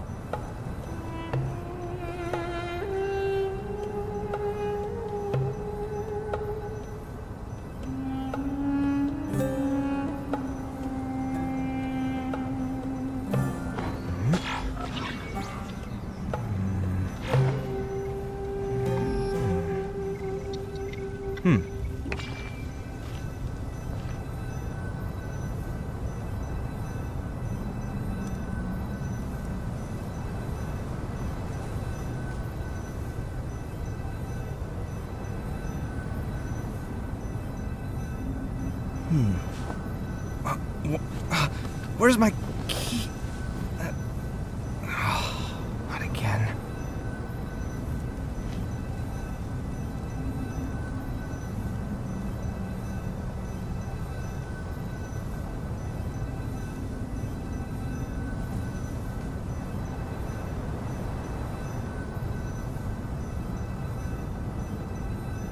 My latest design's getting there, but there's still room for improvement.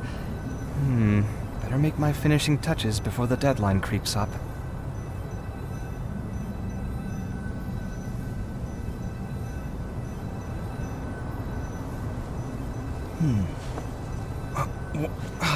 Where's my key? Not again.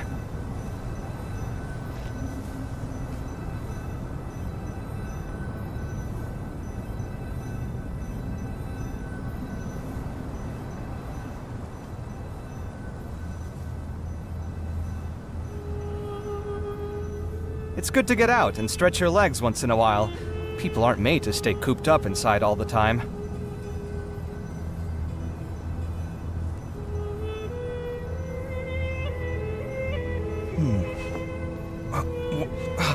Where's my key? Not again.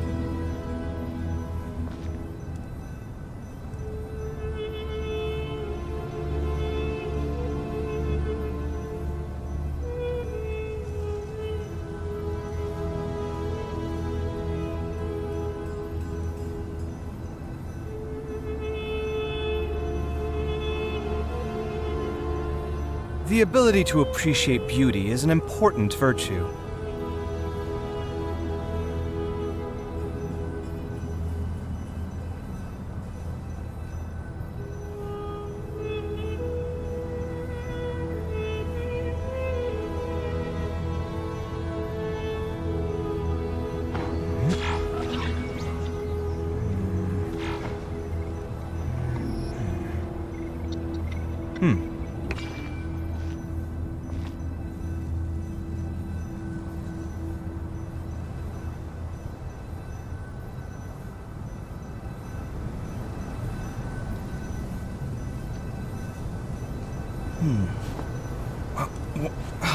Where's my key?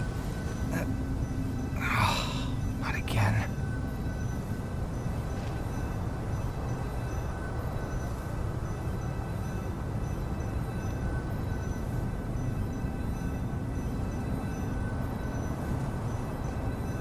My latest design's getting there, but there's still room for improvement. Better make my finishing touches before the deadline creeps up.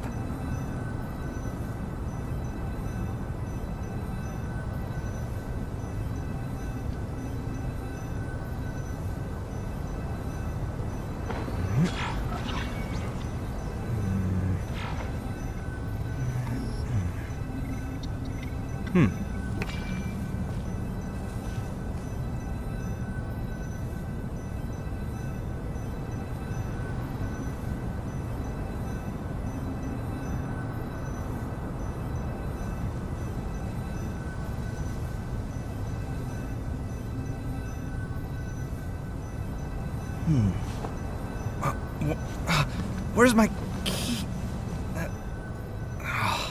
Not again.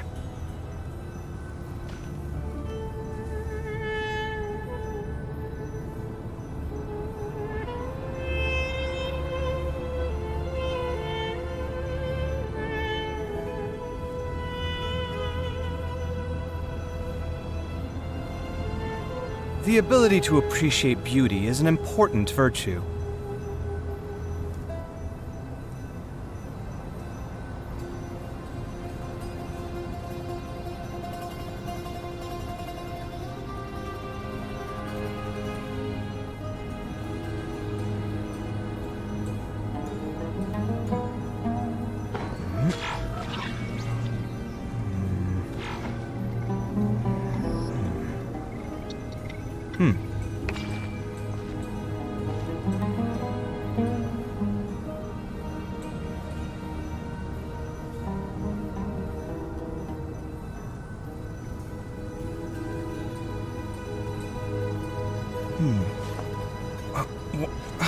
Where's my key? Not again.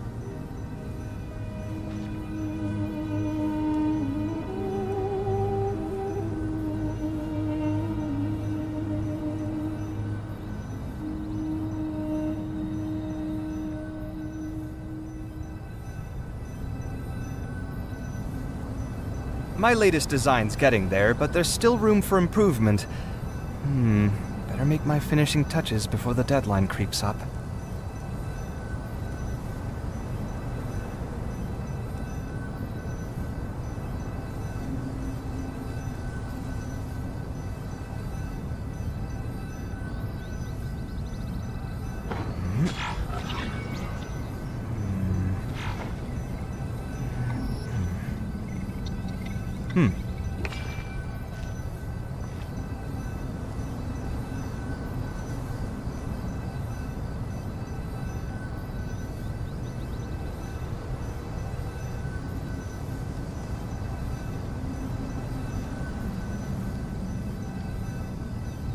The ability to appreciate beauty is an important virtue.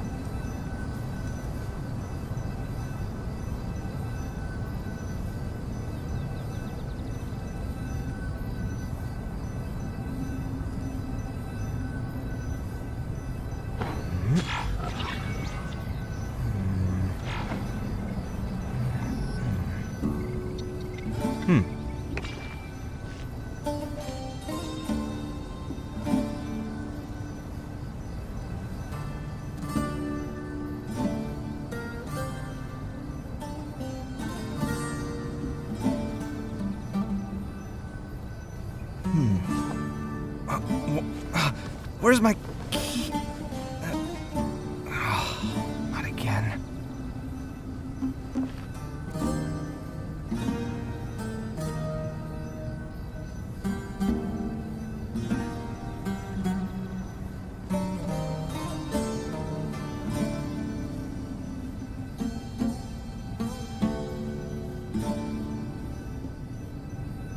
It's good to get out and stretch your legs once in a while. People aren't made to stay cooped up inside all the time.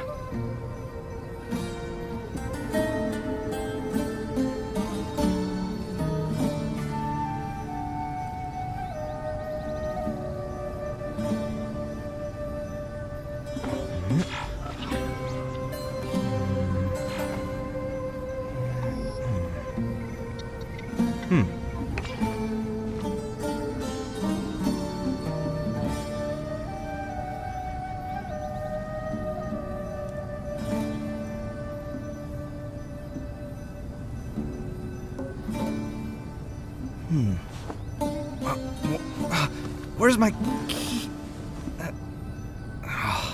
Not again.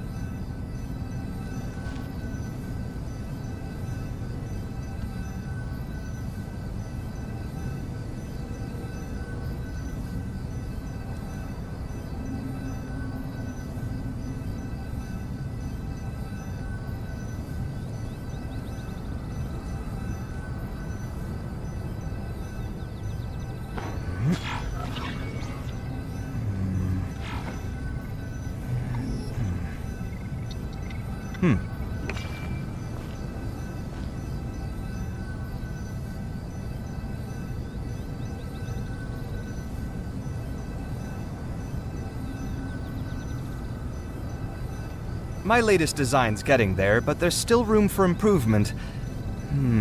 Better make my finishing touches before the deadline creeps up.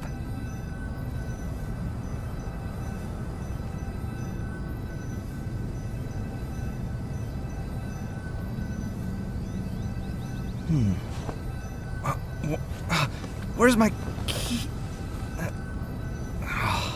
Not again.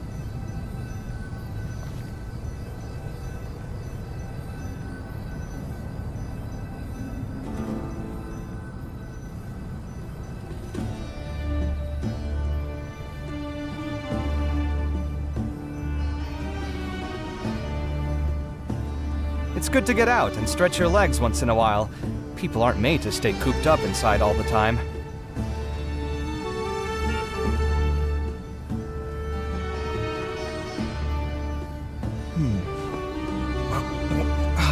Where's my key? Not again.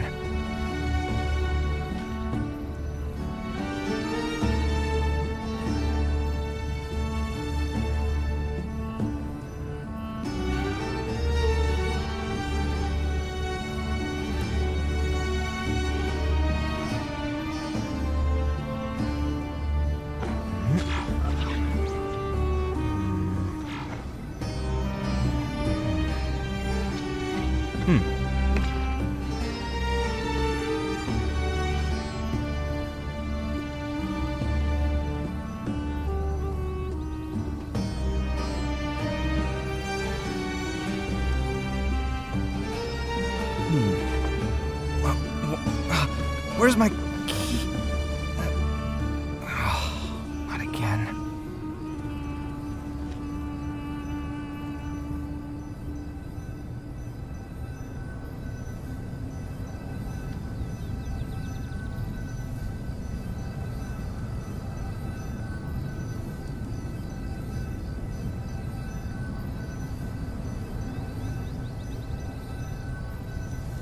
My latest design's getting there, but there's still room for improvement. Better make my finishing touches before the deadline creeps up.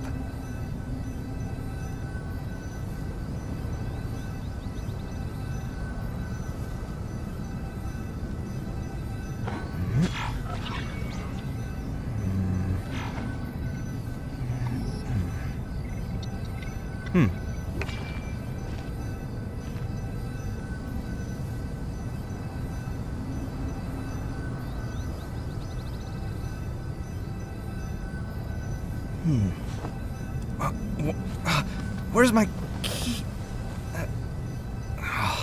Not again.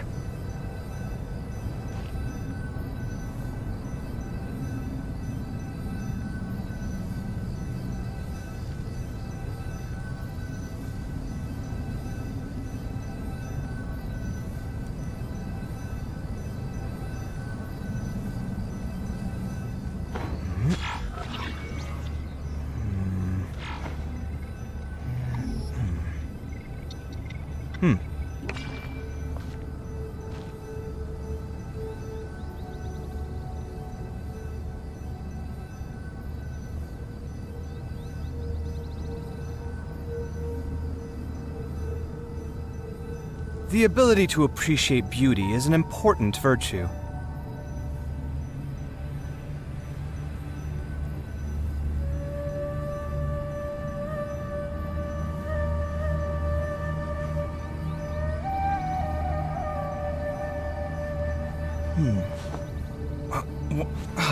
Where's my key?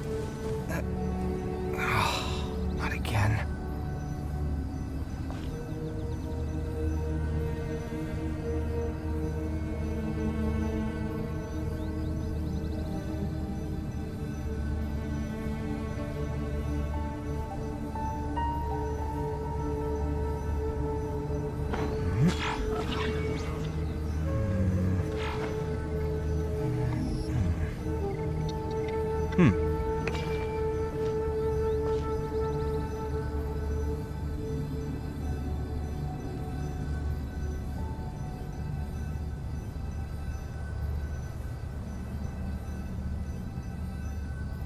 My latest design's getting there, but there's still room for improvement.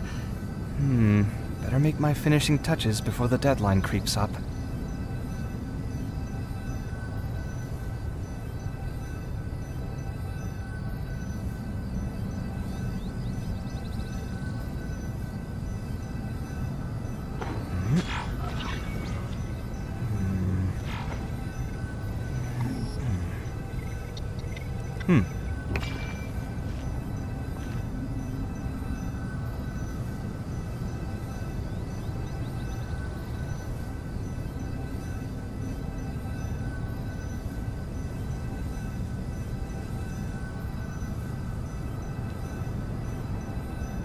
It's good to get out and stretch your legs once in a while.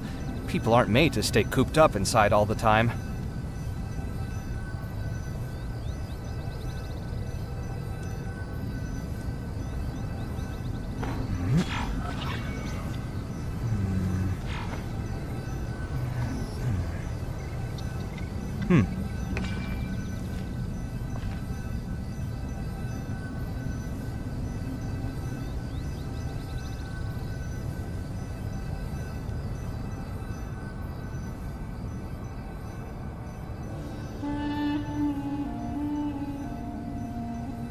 The ability to appreciate beauty is an important virtue.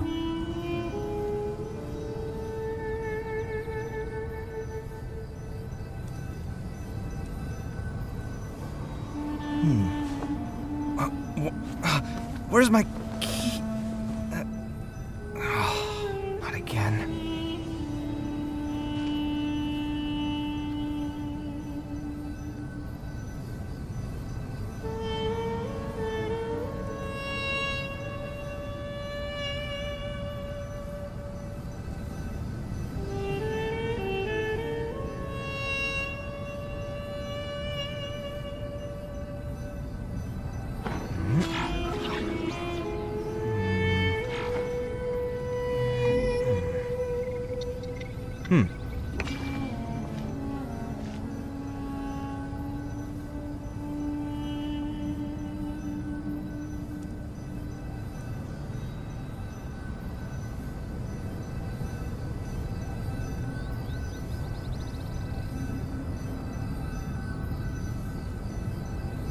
My latest design's getting there, but there's still room for improvement.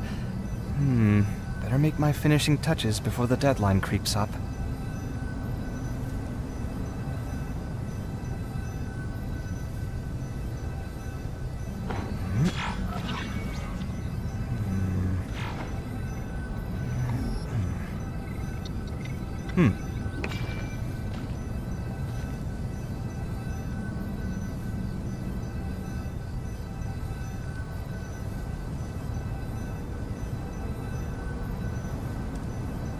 It's good to get out and stretch your legs once in a while.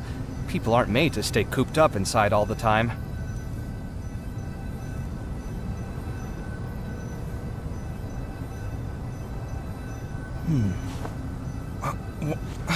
Where's my key?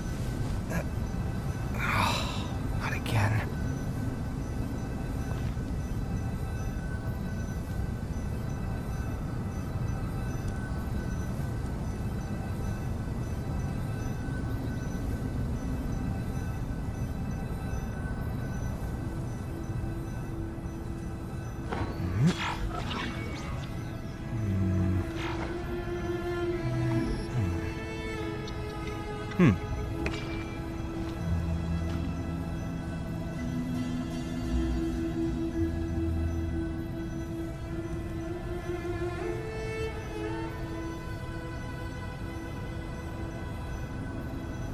The ability to appreciate beauty is an important virtue.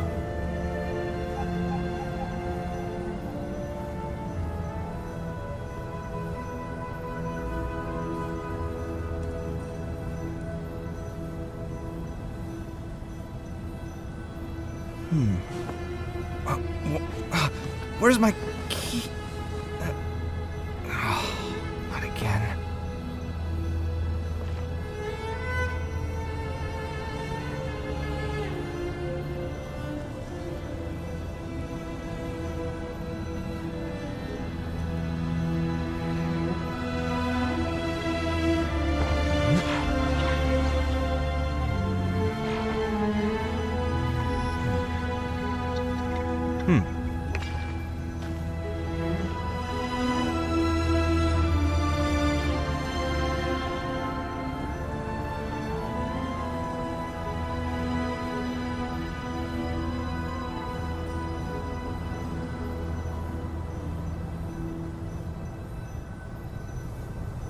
My latest design's getting there, but there's still room for improvement.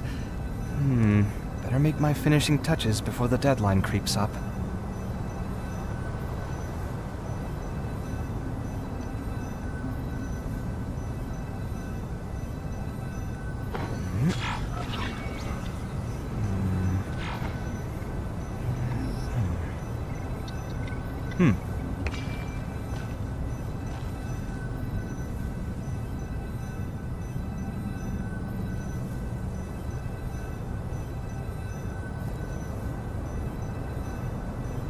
It's good to get out and stretch your legs once in a while. People aren't made to stay cooped up inside all the time.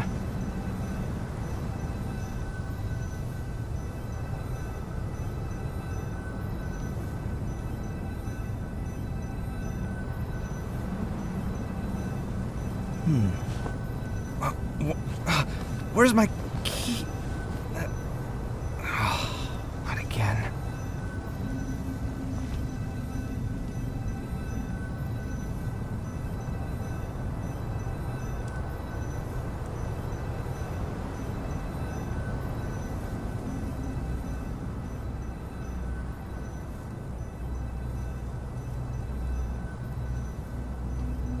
The ability to appreciate beauty is an important virtue.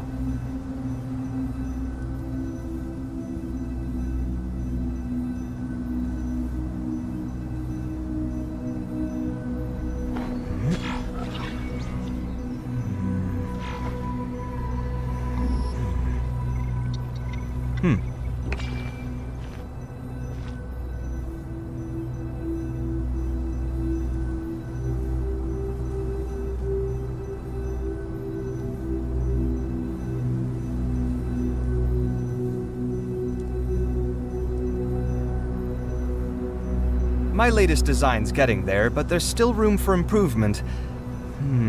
Better make my finishing touches before the deadline creeps up.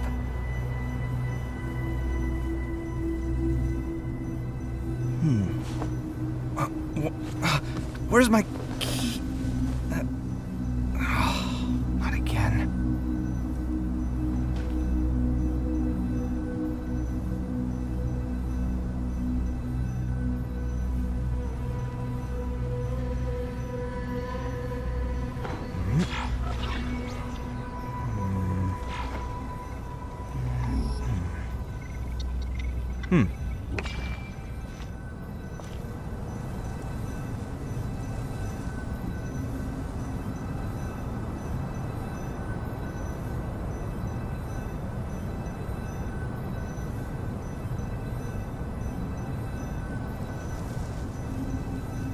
The ability to appreciate beauty is an important virtue.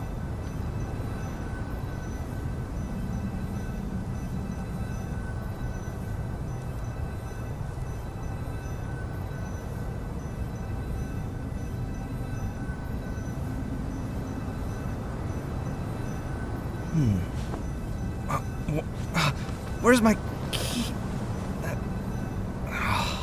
Not again.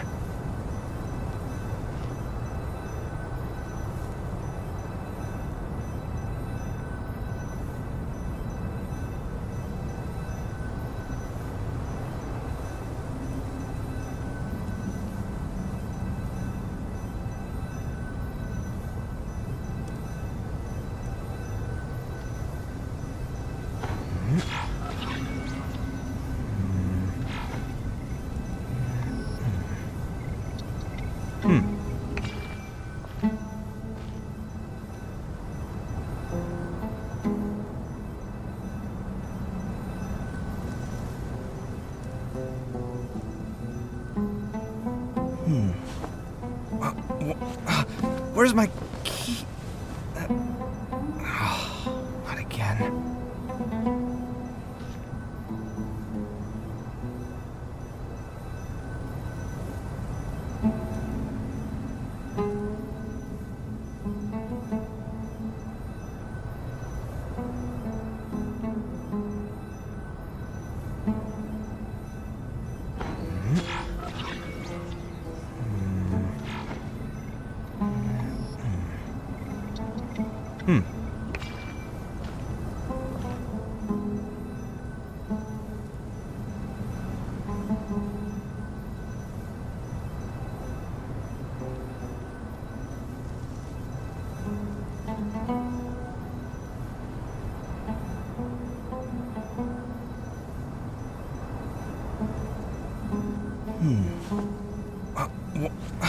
Where's my key?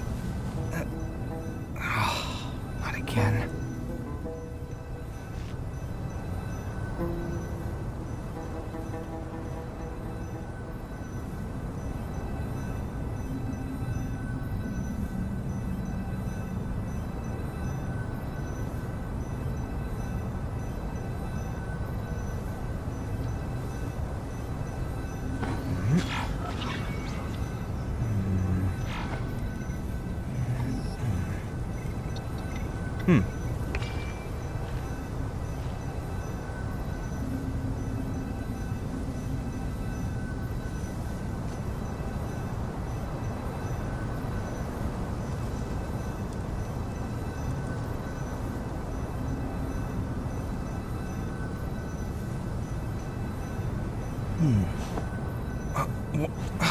Where's my key?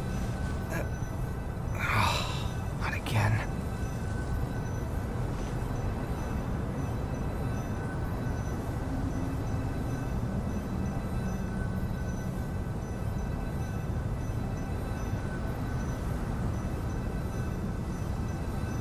My latest design's getting there, but there's still room for improvement.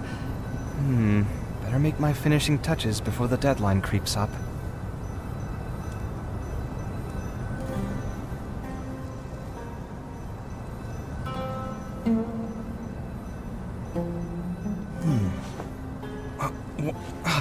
Where's my key? Oh, not again.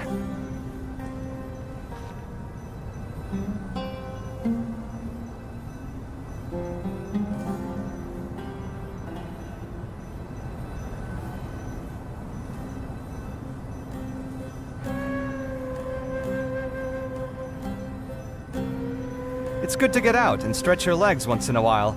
People aren't made to stay cooped up inside all the time.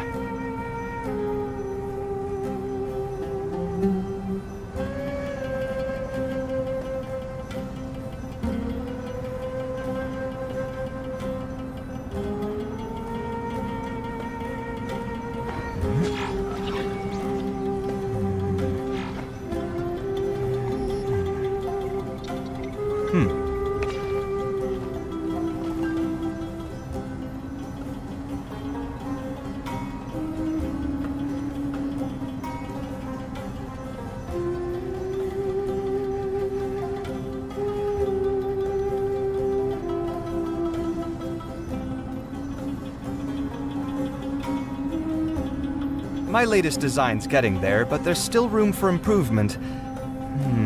Better make my finishing touches before the deadline creeps up.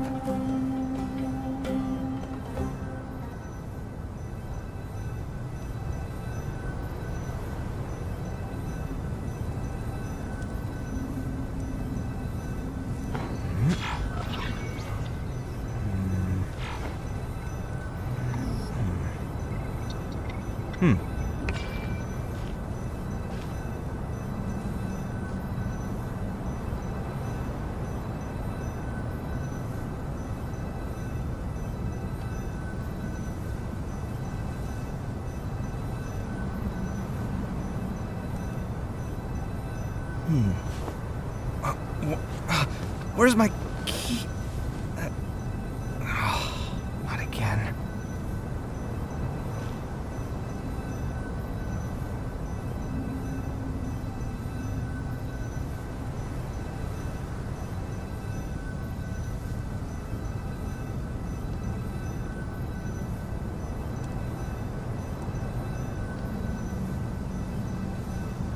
It's good to get out and stretch your legs once in a while.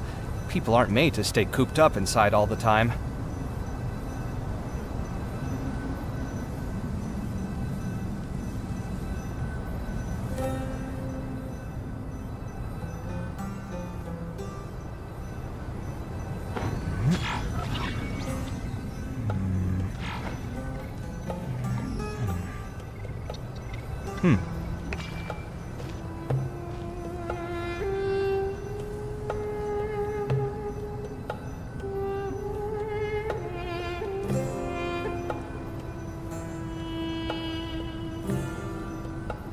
The ability to appreciate beauty is an important virtue.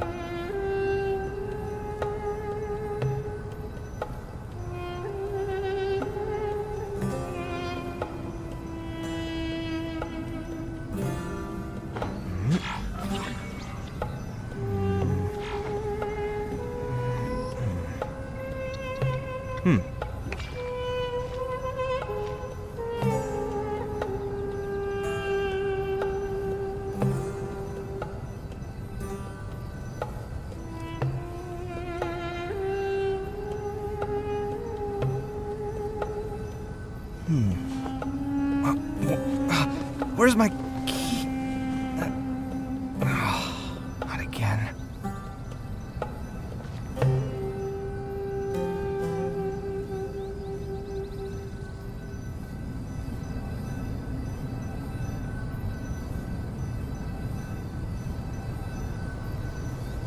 It's good to get out and stretch your legs once in a while. People aren't made to stay cooped up inside all the time.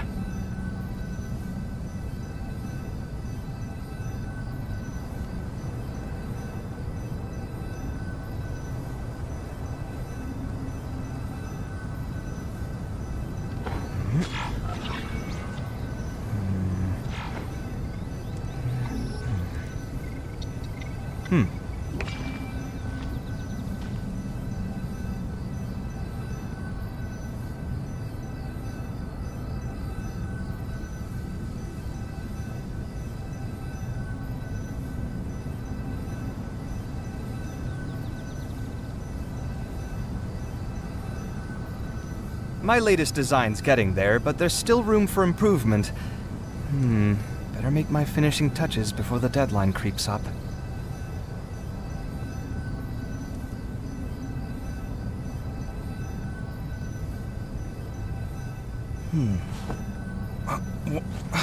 Where's my key? Not again.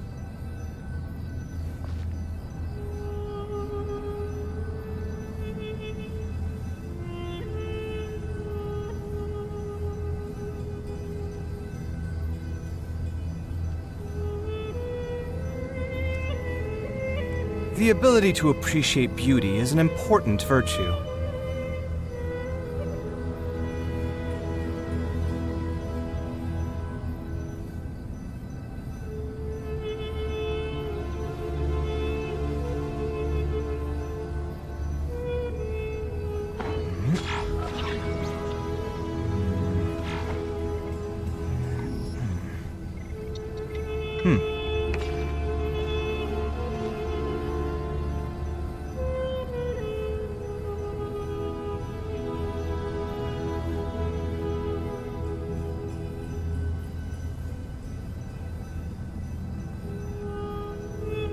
It's good to get out and stretch your legs once in a while.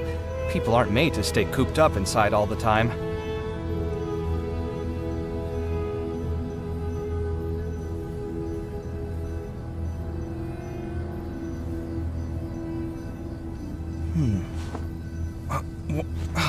Where's my key? Not again.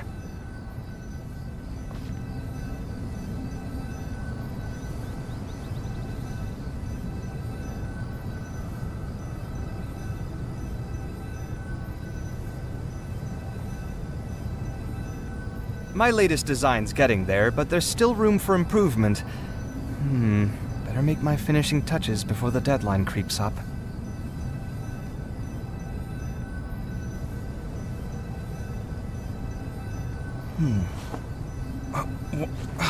Where's my key?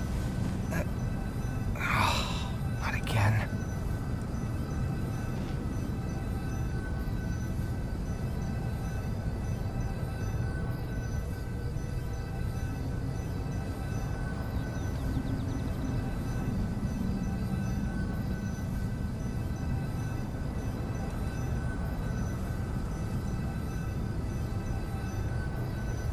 It's good to get out and stretch your legs once in a while. People aren't made to stay cooped up inside all the time.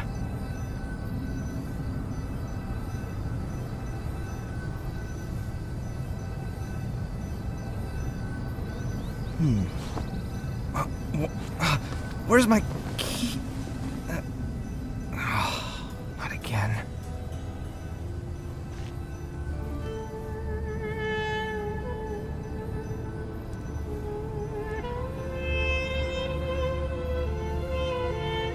The ability to appreciate beauty is an important virtue.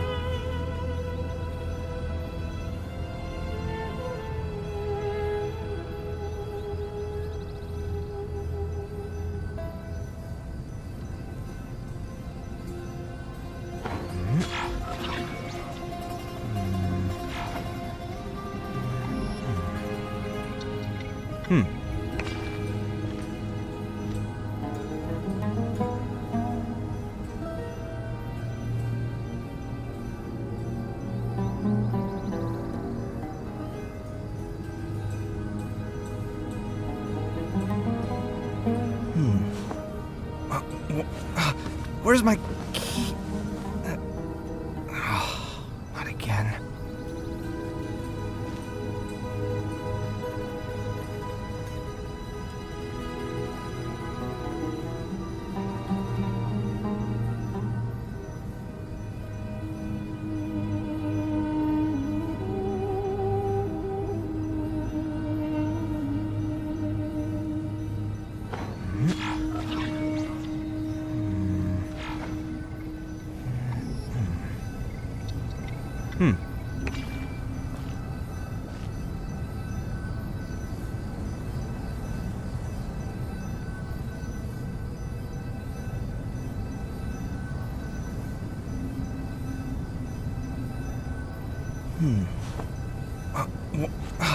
Where's my key? Not again.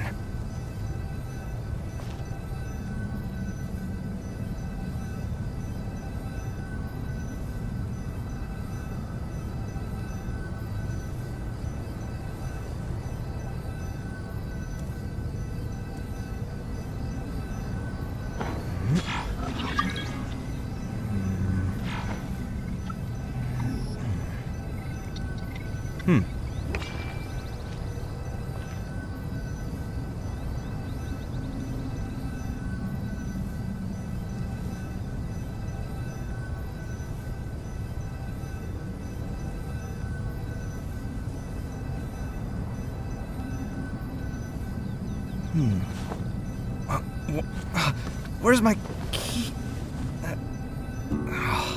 Not again.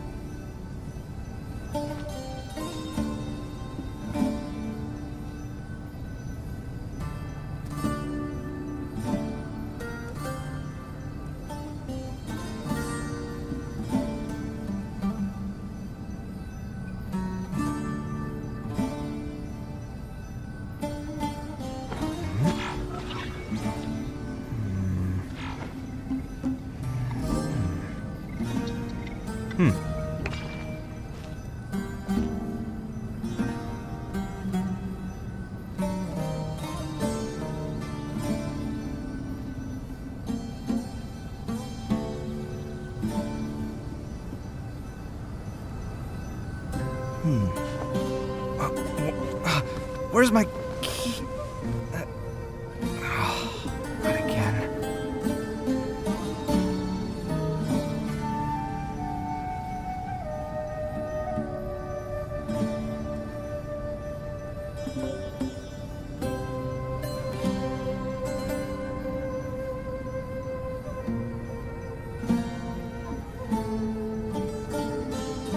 My latest design's getting there, but there's still room for improvement.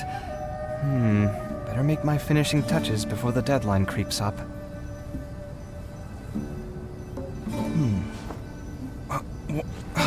Where's my key? Not again.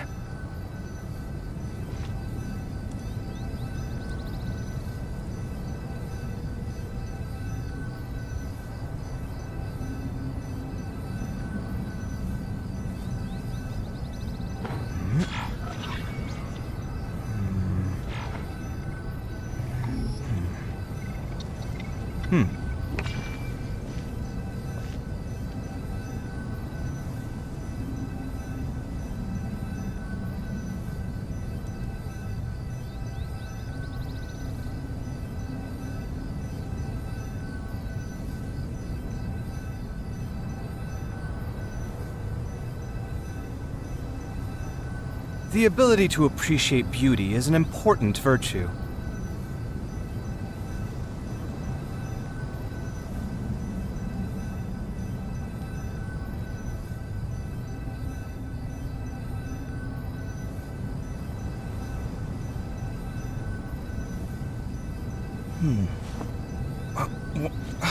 Where's my key? Not again.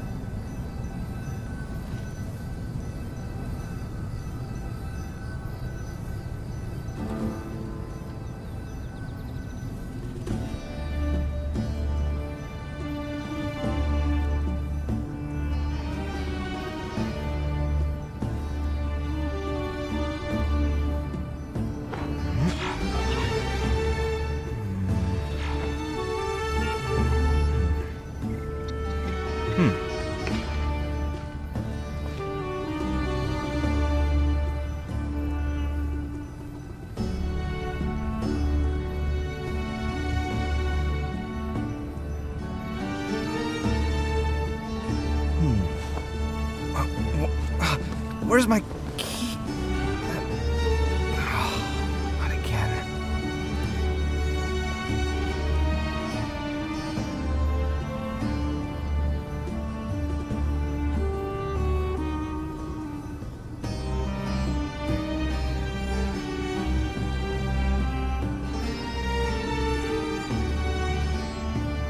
My latest design's getting there, but there's still room for improvement. Better make my finishing touches before the deadline creeps up.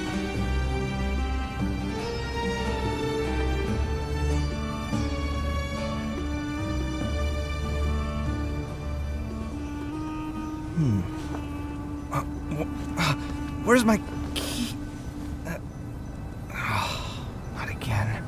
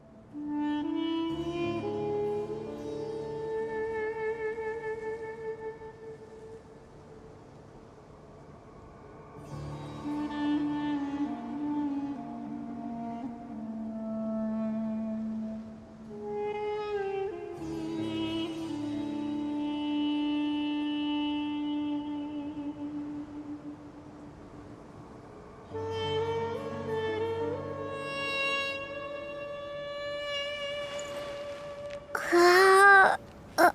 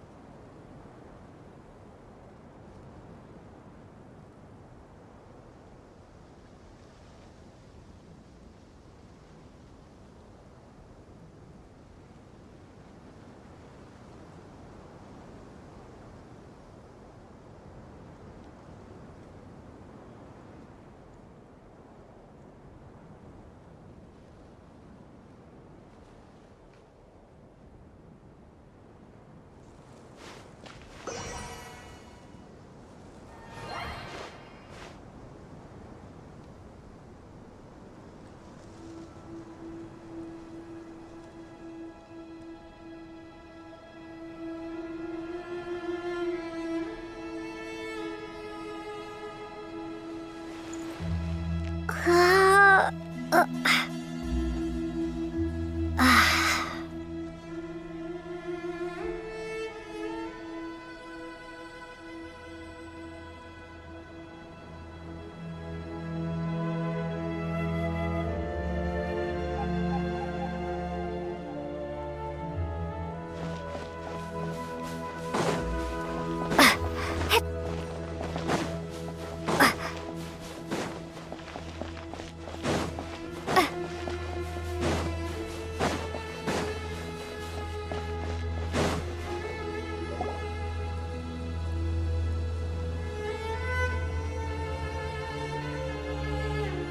Traveler from afar, do you worry for the fate of Sumeru as well?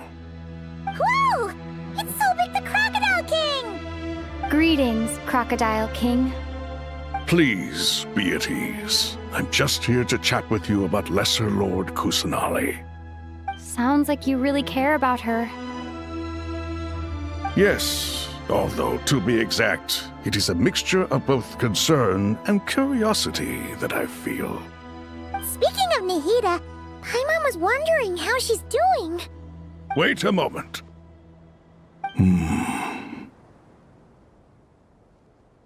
What is it?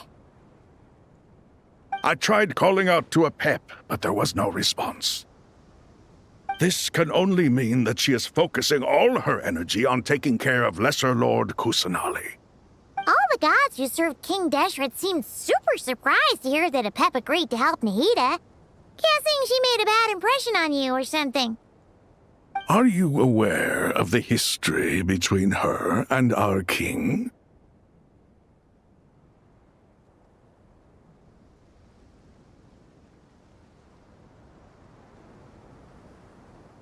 The story begins a long time ago.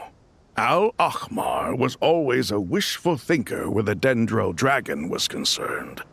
Without consulting her, he decided to list her among the 7 pillars and declared his own power to be far superior to hers. That was when our king was at the height of his power. Ibis Goti and I were no match for him, and so we chose to submit and serve as his ministers. But not a pep. No, she never thought much of him.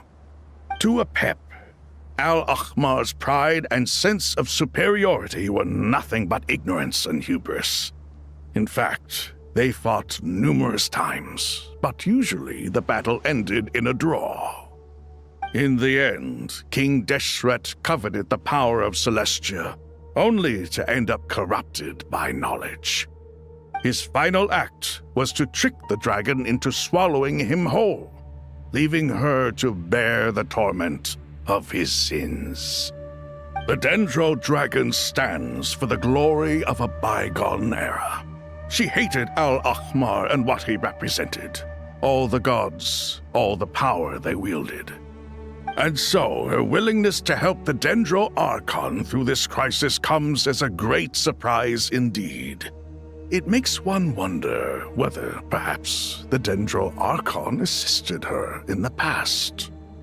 Yep, Nahida did her a huge favor.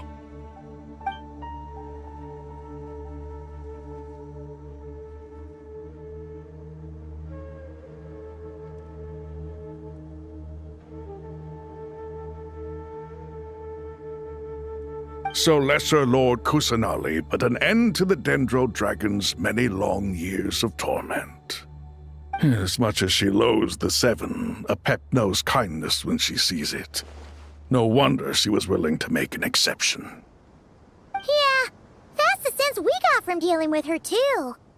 She is not incapable of coexisting with other living things. Rather, she actively chooses to avoid coexistence.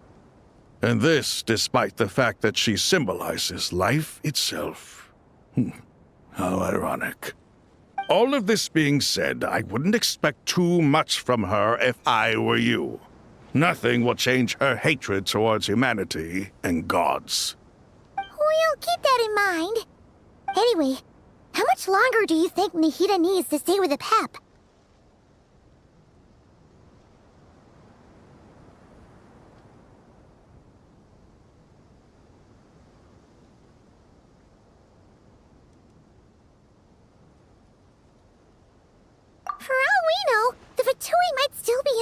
alert. Just to be on the safe side, why don't we grab anyone who isn't busy right now and go look for her? I'm alright, Paimon. Huh? Was that Nahida's voice? It seems the treatment was effective. Since when do my deeds require your evaluation?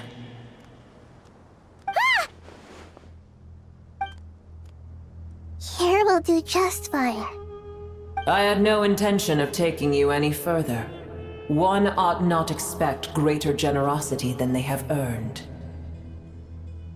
You always hide your kindness away like an oasis within a sandstorm. Only those who make it through the swirling winds can know just how beautiful that oasis is, and how much hope it brings. You dare appraise my being? No, I'm expressing my gratitude. I want to thank you for sharing your precious life force with me.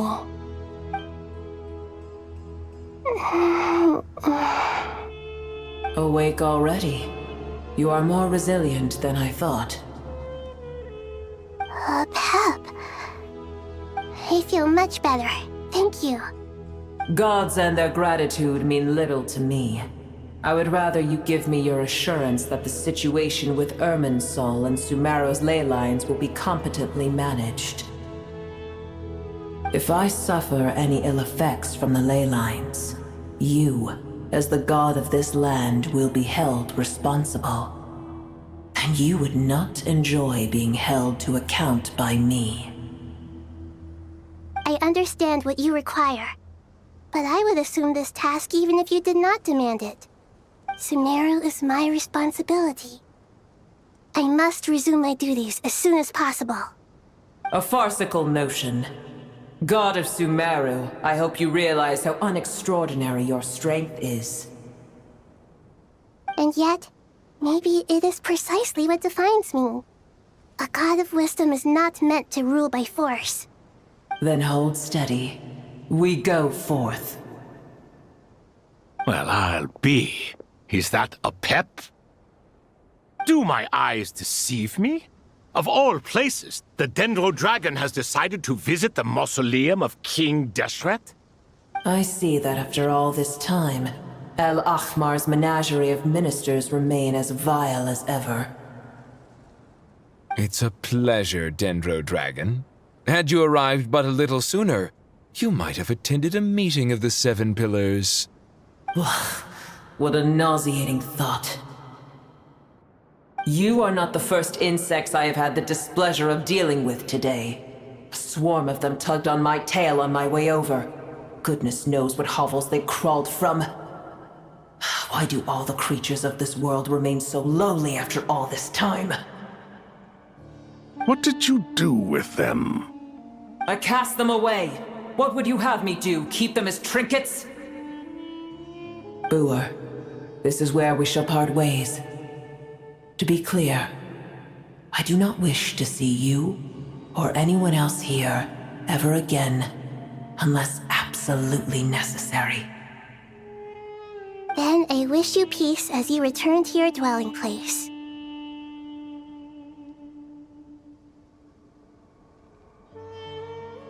It matters not to me.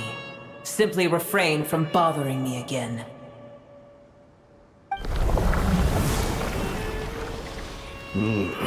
A force to be reckoned with. At times like this, I feel glad that she has no interest in any of this. Hold on, just hold on, okay? We're almost there. We made it. Huh? Wait, that voice! It's... Uh-oh, I'm gonna fall!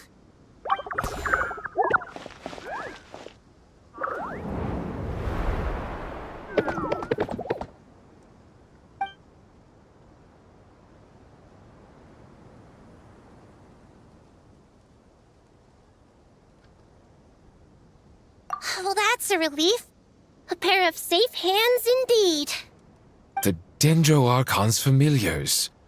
They are the last thing I expected to see here. Huh? Wait, what are the R&R doing here? Who Don't you guys hate the desert? Obviously, I was worried about the Dendro Archon.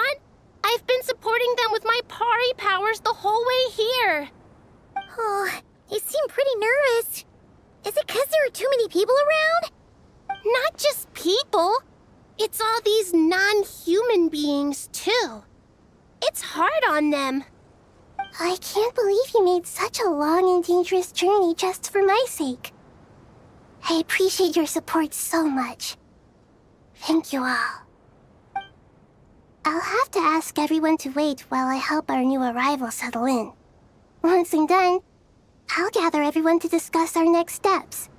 Traveler, Paimon, shall we find a place for our friends to stay?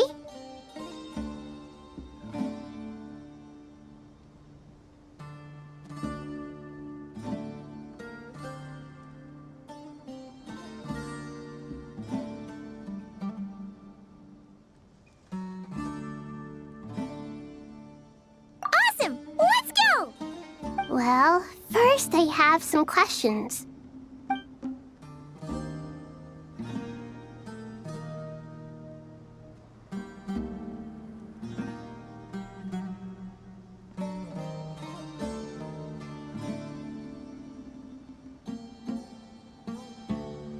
Okay, I think that covers everything.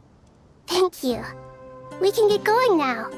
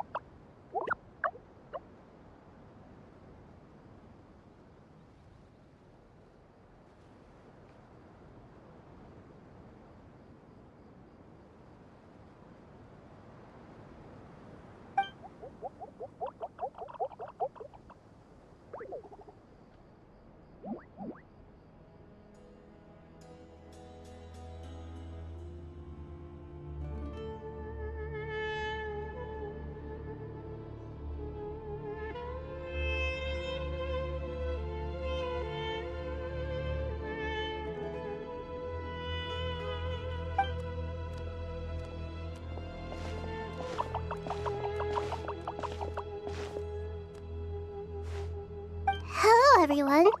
It's only us.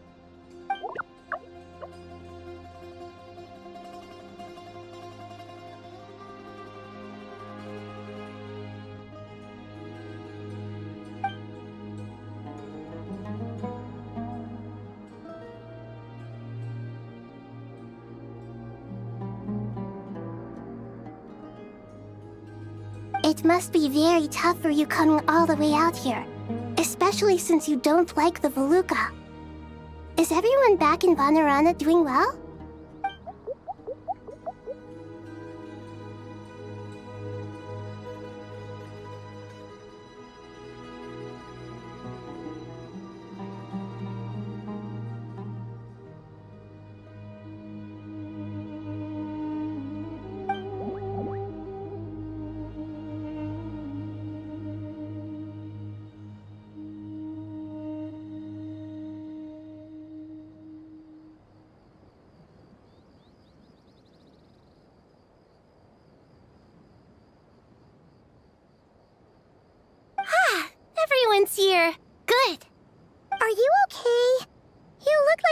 about to pass out back there.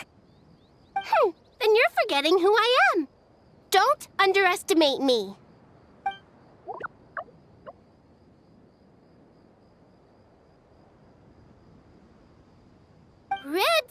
Oh, excuse me! Are you comparing me to Paimon?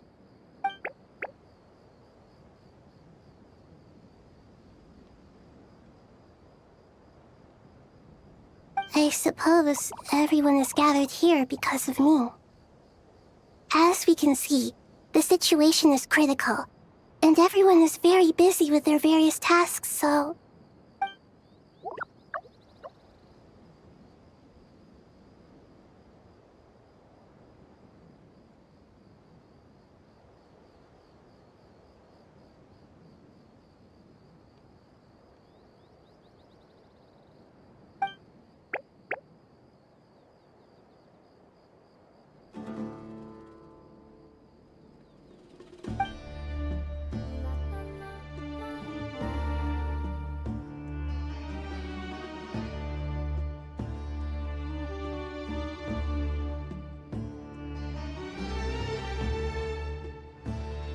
I can't thank you enough.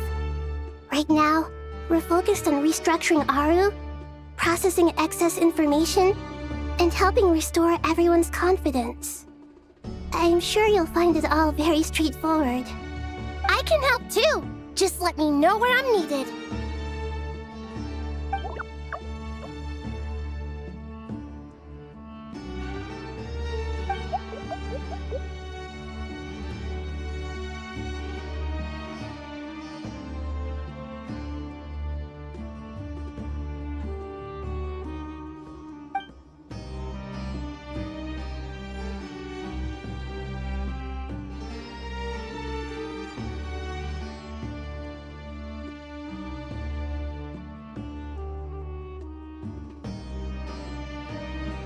Up to no good?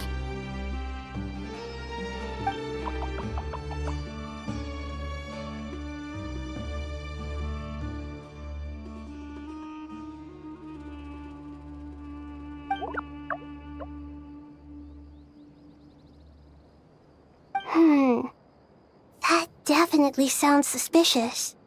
Traveler, Paimon, I have other work to attend to here that needs to take priority. Could I trouble you to investigate the situation Arabalika spoke of? No problem. Leave it to us. Thank you. I'm counting on you.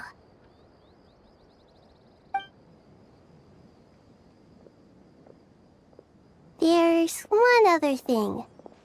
If you are to work alongside the people of Sumeru, you will need to make yourselves visible to them. Is that acceptable to everyone?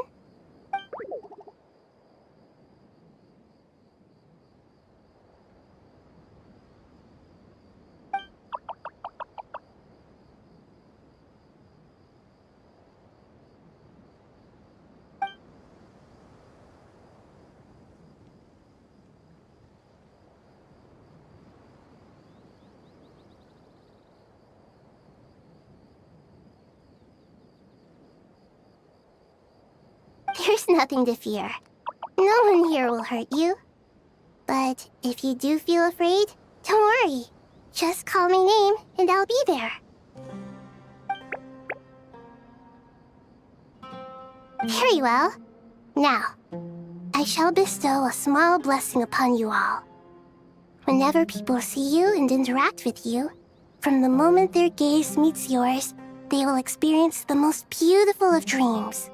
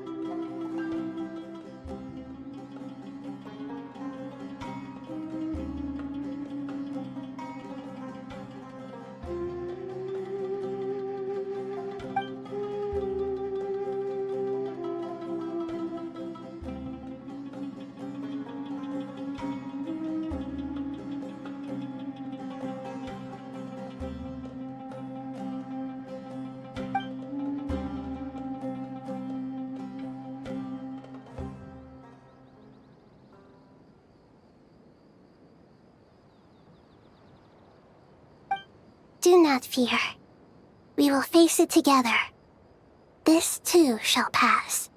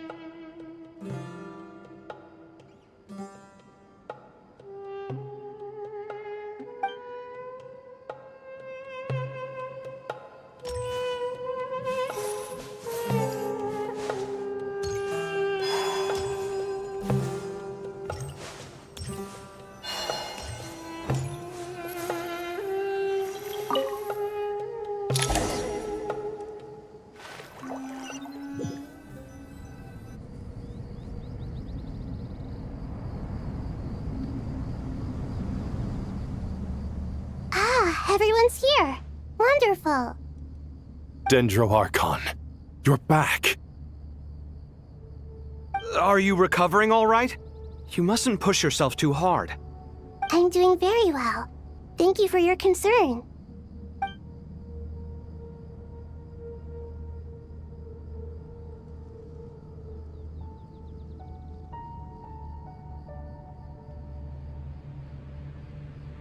I see. Using the power of Aru to reboot the Akasha and gain access to Irminsul. It's a sound plan, although... I regret to be the bearer of bad news, but with the state that Irminsul is currently in, it's impossible to access via traditional means. Even the Akasha won't change that. Alas, we had feared this may be the case. What about non-traditional means? Non-traditional means? Are you saying... Desperate times call for new measures.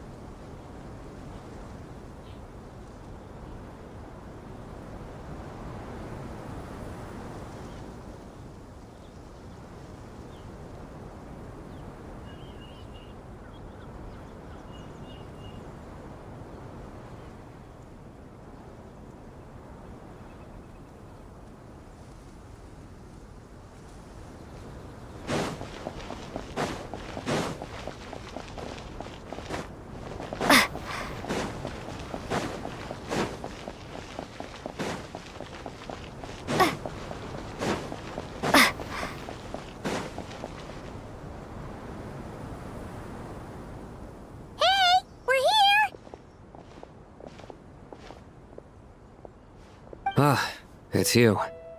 Is there a situation?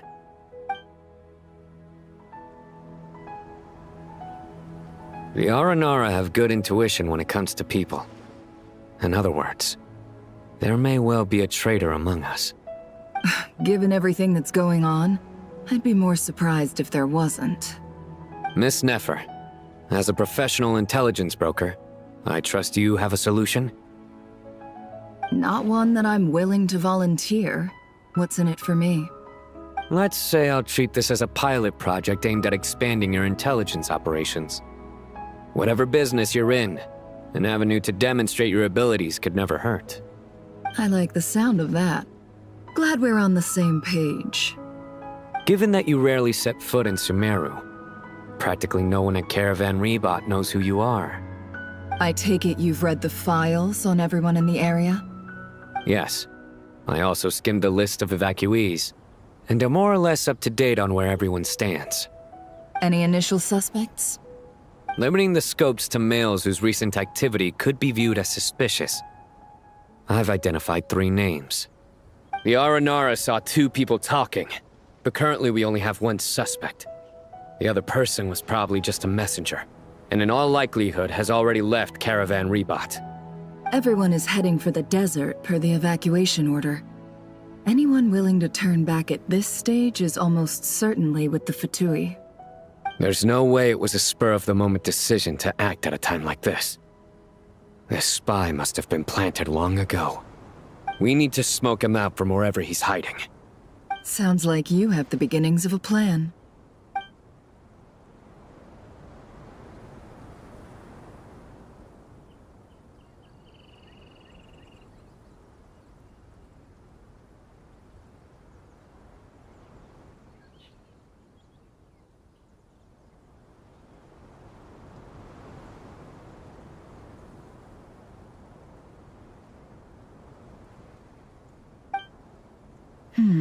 I see.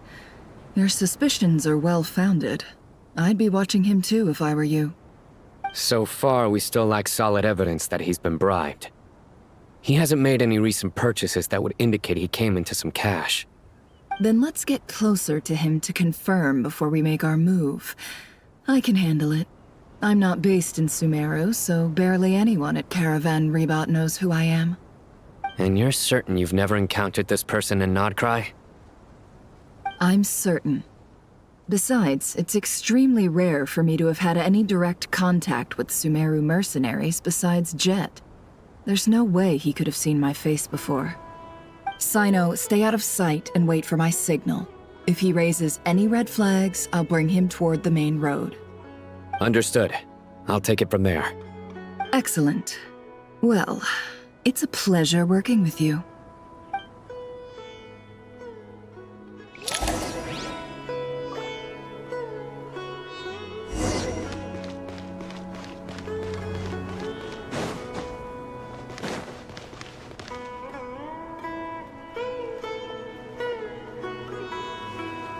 Darker skin, scars, frequents the desert and has ample combat experience. Nothing unusual about how he dresses or acts. What's that he's looking at? A coin. Interesting. Could that be how his contact paid him? Conveniently discreet for someone trying to hide any unexplained income. And yet it could be highly valuable. Sorry to bother you. Has everyone here already left? I don't suppose you happen to see a lady wearing a hat? Ma'am? What are you doing in Caravan Rebot all by yourself? The main group evacuated some time ago. Didn't you pass them on the road? My friend and I lost some of our cargo along the way. I didn't want to miss out on potential business, so I told her to go on ahead and meet the client while I retraced our steps. I didn't think it would be so late by the time I found it. And then there was a terrible sandstorm. I guess I must have taken a wrong turn, because I didn't see any large groups on my way here. Forgive me for asking, but just to be on the safe side, could you describe this friend of yours? Sure. She has blonde hair, And she was wearing a hat and a white dress. You'd definitely know if you'd seen her. Yes, I think that does ring a bell. Ah, my apologies. During this exceptional time, the Corps of 30 are under orders to be extra cautious when dealing with unknown people, whoever they might be. I understand. Well, sir, is there anything else you need to know? If not, I'd better try and catch up with them. Hey, wait! They left a good while ago now. You'll never catch up with them on your own. Why don't I give you a ride? I'm here to collect the last few people anyway. We have plenty of carts, so one more won't be a problem. That would be amazing. Traveling with a group will be much safer. I'll have to pay you for your trouble. Hey, let's not worry about the money for now. Wait here a moment. Once I'm done packing up, I'll take you to join the rest of the group. All right, thanks. Let me know if you need a hand carrying anything. No need for that. I'm strong enough for both of us. Okay. Well, I wish there was some way I could repay you. Guess it's my lucky day, running into someone who knows what they're doing here. You might have just saved my life, you know? You're not wrong there. I mean, what kind of cargo is so important that it's worth risking your life to get back? I hope for your sake that it's priceless. Actually, I suppose I can tell you, since you've been such a big help. But be sure to keep it to yourself, or we could both be in big trouble. Oh, really? Sounds mysterious. We're in the antiques business. You understand? Some of our goods aren't acquired through the most legitimate means. We have to be very discreet when we're selling them. That's why I had to go looking for the missing cargo alone. Ah, no wonder. Well, ma'am, in that case, it turns out that maybe there is something you could do for me. I'm all ears. But to be clear, our commission isn't cheap. Think carefully before you ask. We don't want to ruin our relationship before we even hit the road. I'm sure that won't be a problem. My issue is, I have something that's a little difficult to sell on as well. Take a look at this.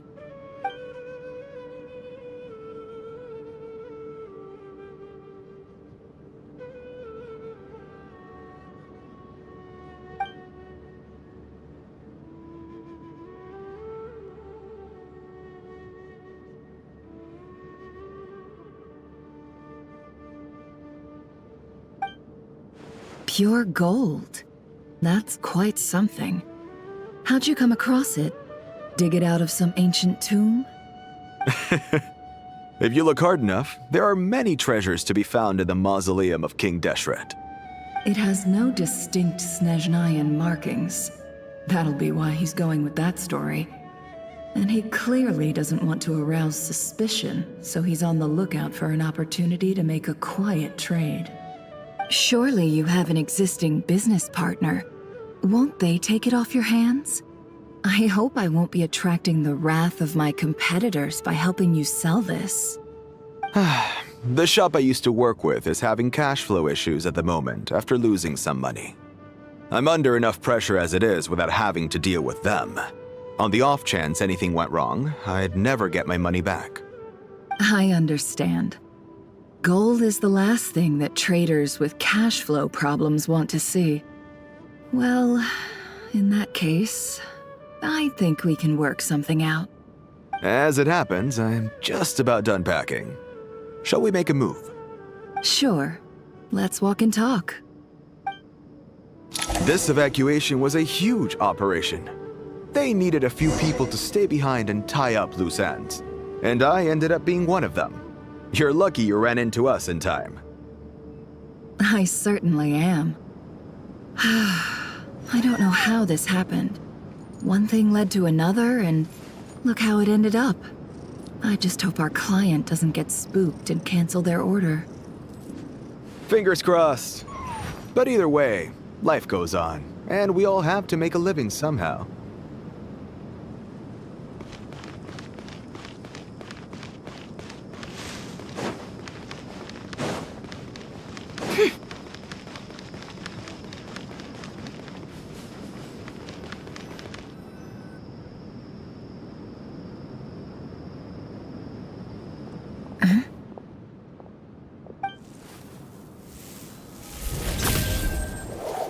Hands where I can see them.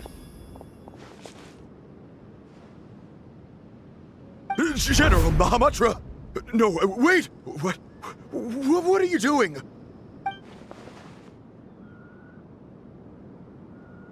This is the coin? Good. Sadly, you won't have the chance to spend it. Nicely done. Looks like Sumeru's Matra are a well-oiled machine nowadays.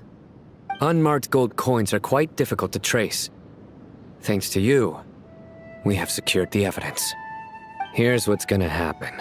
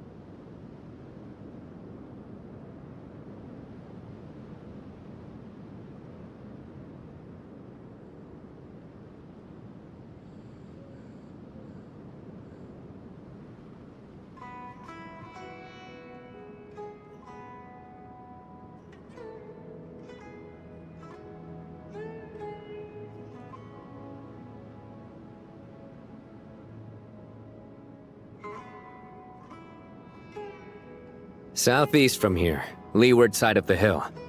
That's where he's meeting his contact. Great work. Candace tells me your interrogation skills are highly effective. Hers are quickly catching up. She's improved a lot in recent years. Looks like it's over to you for the next step. Because I'm quickest on my feet? Because you know how to trail a target. Plus, it'll be easier to monitor their activity from the air. Fine. I'll be quick. One more thing. The Traveler just brought a message from the Dendro Archon. Once you're done with this, we're to meet up at the mausoleum of King Deshret. Got it. Will do. Are you sure you'll be okay on your own? Gee, I don't know. Maybe you should come with me. Okay. Then Paimon's coming with you. Really? You do know this is a stealth operation, right? Meaning, you have to be quiet? Paimon? Are you sure about this? Well, Paimon at least wants to give it a shot. Like everyone says, if you never try, you'll never know. Besides, being the best guide in Tibet has to count for something. This should be a piece of cake. Fine. Join me if you want. But be warned, if anything goes wrong, I'll have to gag you and shove you into a bush. No need! Paimon will be super careful. Promise! Good. Then what are we waiting for? Let's go. Ah! Coming! Coming!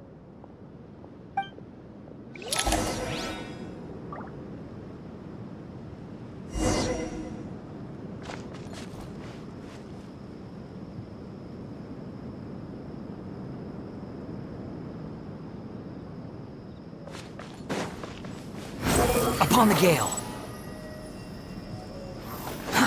Too slow. Quit following me.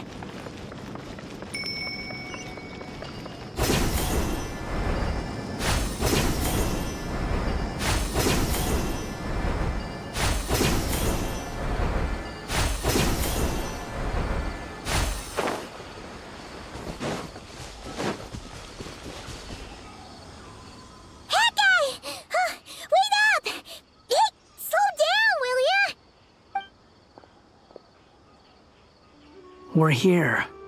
Now we wait. Okay, yeah, cool. Cool. What's on your mind, Paimon? Huh? Oh, nothing? I thought all you cared about besides being a guide was food and sleep. Why the sudden urge to go on a dangerous mission? What's that supposed to mean? Paimon's been on plenty of dangerous missions before. But never on your own. You hardly ever leave the Traveler's side.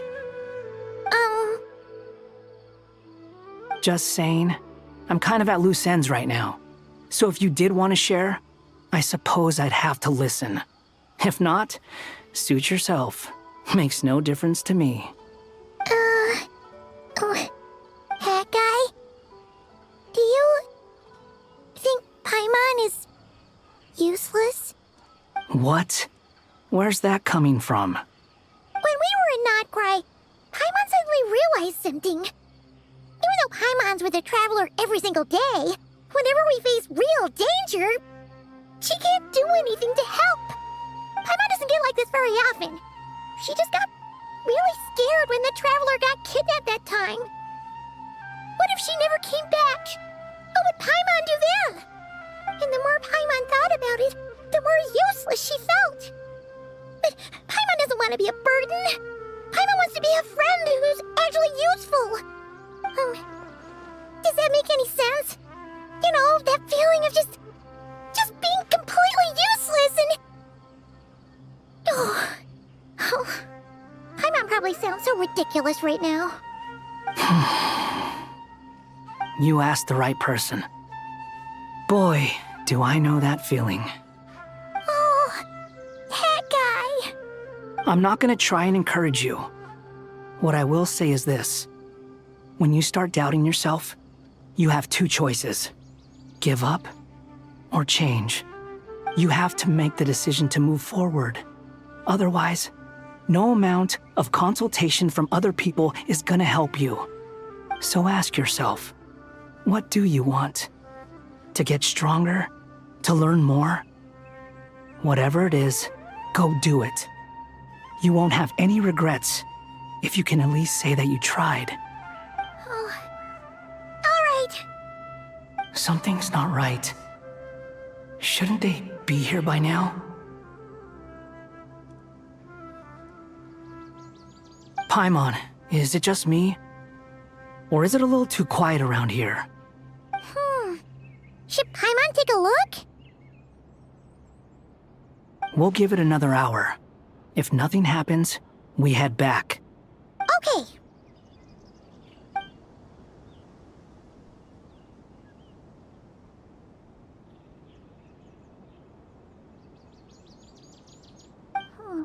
How strange. We've been here for ages. Where the heck are they? Have we been stood up? What is it? Did you think of something? Something feels off about this whole situation, but I can't quite explain why. We know for sure that the guy Sino caught had something set up, yet somehow his contact is a no-show. So, either the handler got caught, or, more likely, they decided to cut our guy loose. But how would they know to do that?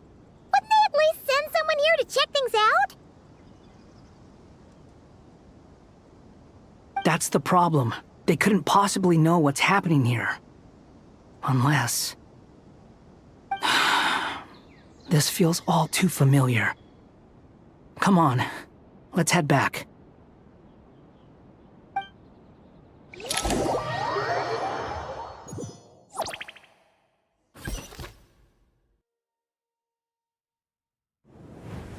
though this isn't a formal meeting, I'd still like to start by saying how grateful I am to each and every one of you. Thank you all for coming here and standing by our side. Shesibank and Bennu are currently assisting the scholars with the maintenance of Aru. Please forgive their absence. As for Hermanubis, may he rest in peace. We remember him with great fondness. There have been times when I imagined what it might be like to meet you all. Now that it's really happening, I feel quite emotional. Time has taken many things away, but that which remains is all the more resilient. I must say, there is one thing that rather surprises me. You appear to be in good spirits, Lesser Lord Kusanali. But even so, I can sense that the life force given to you by the Dendral Dragon has far from fully resolved the problem of your vitality. Oh no! So even Apep's power didn't work? Don't worry, Paimon. It worked very well indeed. The issue is how closely I am tied to Irminsul. Until the problem with it is resolved, there is no way I can fully recover. Sumeru has undergone tremendous changes during your absence. When gods pass away, inevitably, people's faith in them grows weaker. You must have sensed it already. Your power is not what it once was. Regrettably, this is true. I too have grown weaker due to the effects of Irminsul. Right now, we're all in quite a sorry state. Then what do you suggest? We take all the help we can get. Sumeru is our shared home. You and I, gods and humans alike. We must unite all our strength in this moment. Though Al-Ahmar is no longer with us, the alliance between the three gods remains in force. Regardless, as subjects of our king, we have a responsibility to support Sumeru through this catastrophe. Not to mention that it was the people of Sumeru who released us from this prison of Aru. Times have changed, and the people of today possess greater wisdom than those of the past. You really know how to give a rousing speech, Koti. Now then, let us learn more about your plan. The brightest minds of the Sumeru Academia are busy opening and renovating Aru. They claim it has something to do with Irminsul? Correct. Irminsul has existed in Teyvat since the very beginning. But during the Age of the Dragons, it did not possess the significance it holds today. After the heavenly principles arrived, the power of the Light Realm was divided into elemental energy, and Irminsul was refashioned as a device that records and preserves all information. Since then, everything in this world has been inextricably linked to it. As the Dendro Archon, I have a duty to protect Irminsul. To Sumeru, it is both a national treasure and undeniably a major threat. Teyvat has seen many upheavals in the last few years. The most recent of these was a major crisis in Notcry, which forced Sumeru to be even more vigilant than usual. I made sure to monitor all the pathways through which an outsider could potentially transmit themselves into Irminsul. But despite my efforts, a major problem still arose within. I still believe that someone has actively invaded Irminsul. But rather than taking any of the pathways I referred to, the intruder chose instead to utilize the most direct route, and the only one that cannot be protected against, by entering Irminsul through death. I see what you mean. You cannot simply stop all deceased souls from returning to the ley lines because of a potential invasion that could occur at any time. That's right. As important as it is to guard against external threats, I couldn't allow myself to stop the souls of the departed from finding peace. Please, understand how difficult this predicament was for the Dendro Archon. Defense has never been an easy task. After Irminsul was invaded, my authority was quickly restricted. Soon after that, the tree began denying access to any connections. I'm sure you feel responsible, but you are not to blame. No one can predict every possible disaster. There will always be trials and tribulations for the world to endure. But the people of Sumeru should not have to endure this. We must find a way to break through the lockdown and connect to Irminsul. And this is why you need Aru. Yes. The only thing in Sumeru capable of rivaling Irminsul in terms of overall function and performance is Al-Akhmar's legacy, Aru. All I managed to do before falling into a coma was make some minor adjustments to Irminsul. Using Aru is a last resort, and a move that comes with enormous risks. The Scholar's initial plan was to borrow Aru's power to reboot the Akasha, then use the Akasha to connect to Irminsul and investigate. Unfortunately, Irminsul has suffered far greater damage than they first thought, rendering that plan futile. To rise to the challenge, we had to resort to more extreme and far costlier means. This has led to a number of new contingency plans. To reclaim Irminsul, her brightest scholars have made further modifications to Aru with multiple goals in mind. I thank you all for giving them your blessing in this endeavor. Human wisdom has clearly improved over the millennia. You have not only our support, but that of the Jinn, the Aranara, and the Pari. Together, we will do everything in our power to save Irminsul. By the way, when you spoke earlier of an intruder, it almost sounded as if you knew who you were dealing with and what they were capable of. Well, since you ask.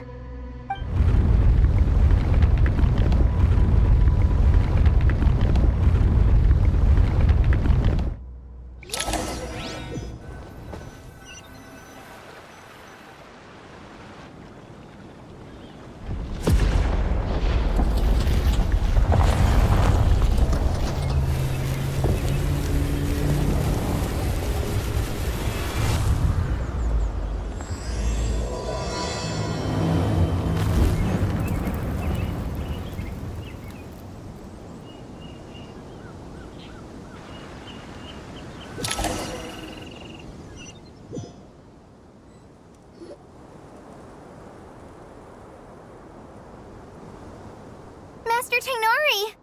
What is that? Is this Irminsul? How did this happen? What's going on inside?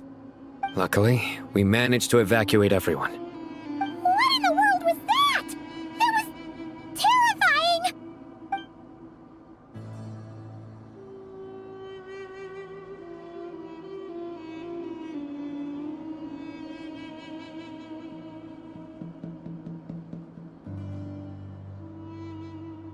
Oh my. I understand now, Dendro Archon. You make yourself quite clear indeed. Not once over the millennia has Irminsul been so terribly afflicted as this. Please continue, Dendro Archon. Irminsul's root system is what comprises the ley lines. In the past, it has always been hidden away, going unseen by the general populace. But now, an evil intruder is making it reveal itself. It has become a tree of unbridled greed. A clear sign that a deranged experiment has advanced to a new stage. Blasphemy. From where I stand, an experiment in the name of blasphemy sounds rather improper. But if we are to honor Dottores' will, this is what we must do. The birth of this tree proves to me beyond doubt that this incident is connected to him. But to explain the situation in full, there is someone I need to tell you about.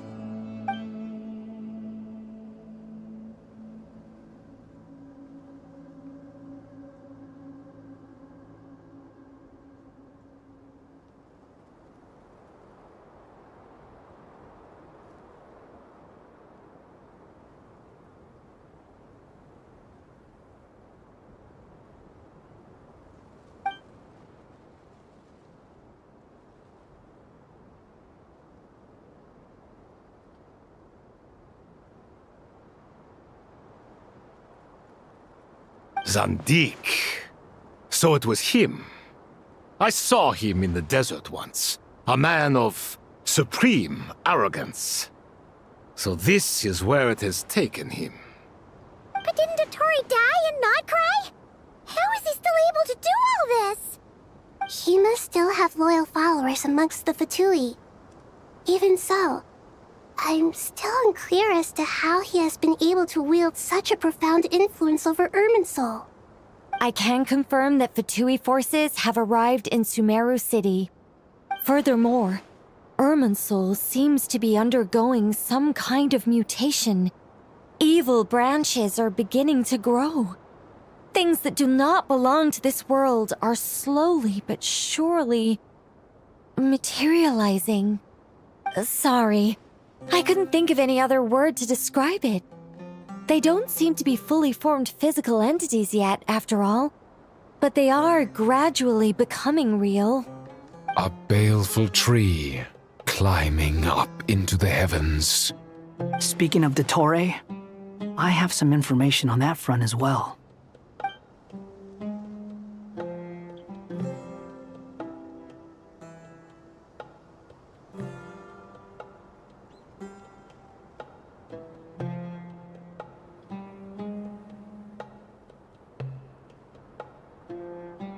I didn't think it was wise to state this out in the open. But my theory is, the mole wasn't cut off after he was caught. They wrote him off from the beginning. You mean, the Fatui never intended to follow through with him? Then why plant a mole at all? It's hardly a conventional strategy, and the rationale behind it is pretty twisted. But as it happens, I know someone who works exactly this way. And when it comes down to it, his goals are very simple. He just wants to confuse people, so they can't figure out what he's up to. He's been a collaborator of Dottore's from the outset. That fact alone confirms that Dottore is involved with this somehow.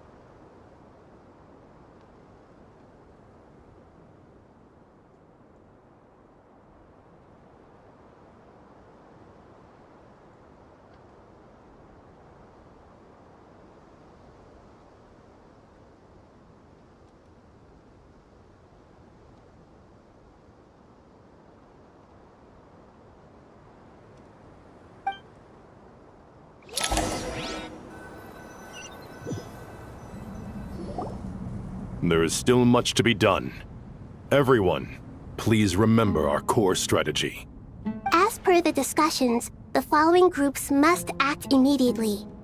Mr. Alhaitham and Mr. Kave, the next phase of the Aru renovation project must begin right away. Godspeed to you both. We'll give it everything we've got. The plan looks feasible, but the implementation will require certain resources. General Mahamatra Sino and his team will help to procure the materials required for modifying the terminal. No problem. I've already spoken with Sethos and Hat Guy, and they've agreed to assist me. This kind of thing is best left to the fleet-footed, right? Hat Guy? If it's efficiency you're after, we're the right people for the job. Following up on the elemental energy amplifier we discussed, Ms. Dory, I assume you're the one most familiar with the status of this project. Aside from the Dendro Archon, of course. Yep, that's right. Leave it to Lord Sangama Bay. Got it. Well, I'd like Madame Farazan, Kale, and Nicole to support Dory on the technical side. You can count on us. Will do. Rest assured, I'll take good care of Kale. Dia, Candace, and Nefer, you'll be in charge of negotiating between the various parties. I trust you remember our goal. You bet. We can handle it. Good. I believe that covers everything. Tainari will provide ad hoc support as needed, if that's okay. Poor Tainari. Must be tough being Nephis' student. Getting bossed around all day, every day. Hey, don't try and drive a wedge between us, you old rascal. All it says to me is that Master Nephis has faith in everyone's abilities. While I'm nominally here as backup, I doubt there will be many situations where my help is needed. Exactly. Finally, Traveler, you and I will head to the border between Sumeru and Natlan. Once that task is complete, I'll be asking some of you to accompany me to the Eternal Oasis. The Eternal Oasis? I thought that was just a legend. So it does exist after all. Regarding your trip to Natlan, under normal circumstances, a meeting between our two nations would be a far more formal affair. Unfortunately, Sumeru is all but completely cut off from the outside world at present. So regretfully, we won't be able to give the Pyro Archon Mawika the grand reception that she deserves. My apologies for the inconvenience.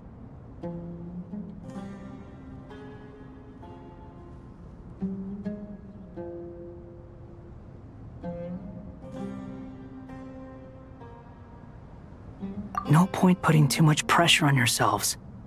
That goes for everyone. Right. Especially you, Dendro Archon. I'm sure you're still feeling quite weak. Don't worry about me. The Dendro Dragon's life force will sustain me. Plus, we'll be there every step of the way. Nahida will be just fine. Yes, I believe in myself. And I believe in every one of you. Well, time to get going.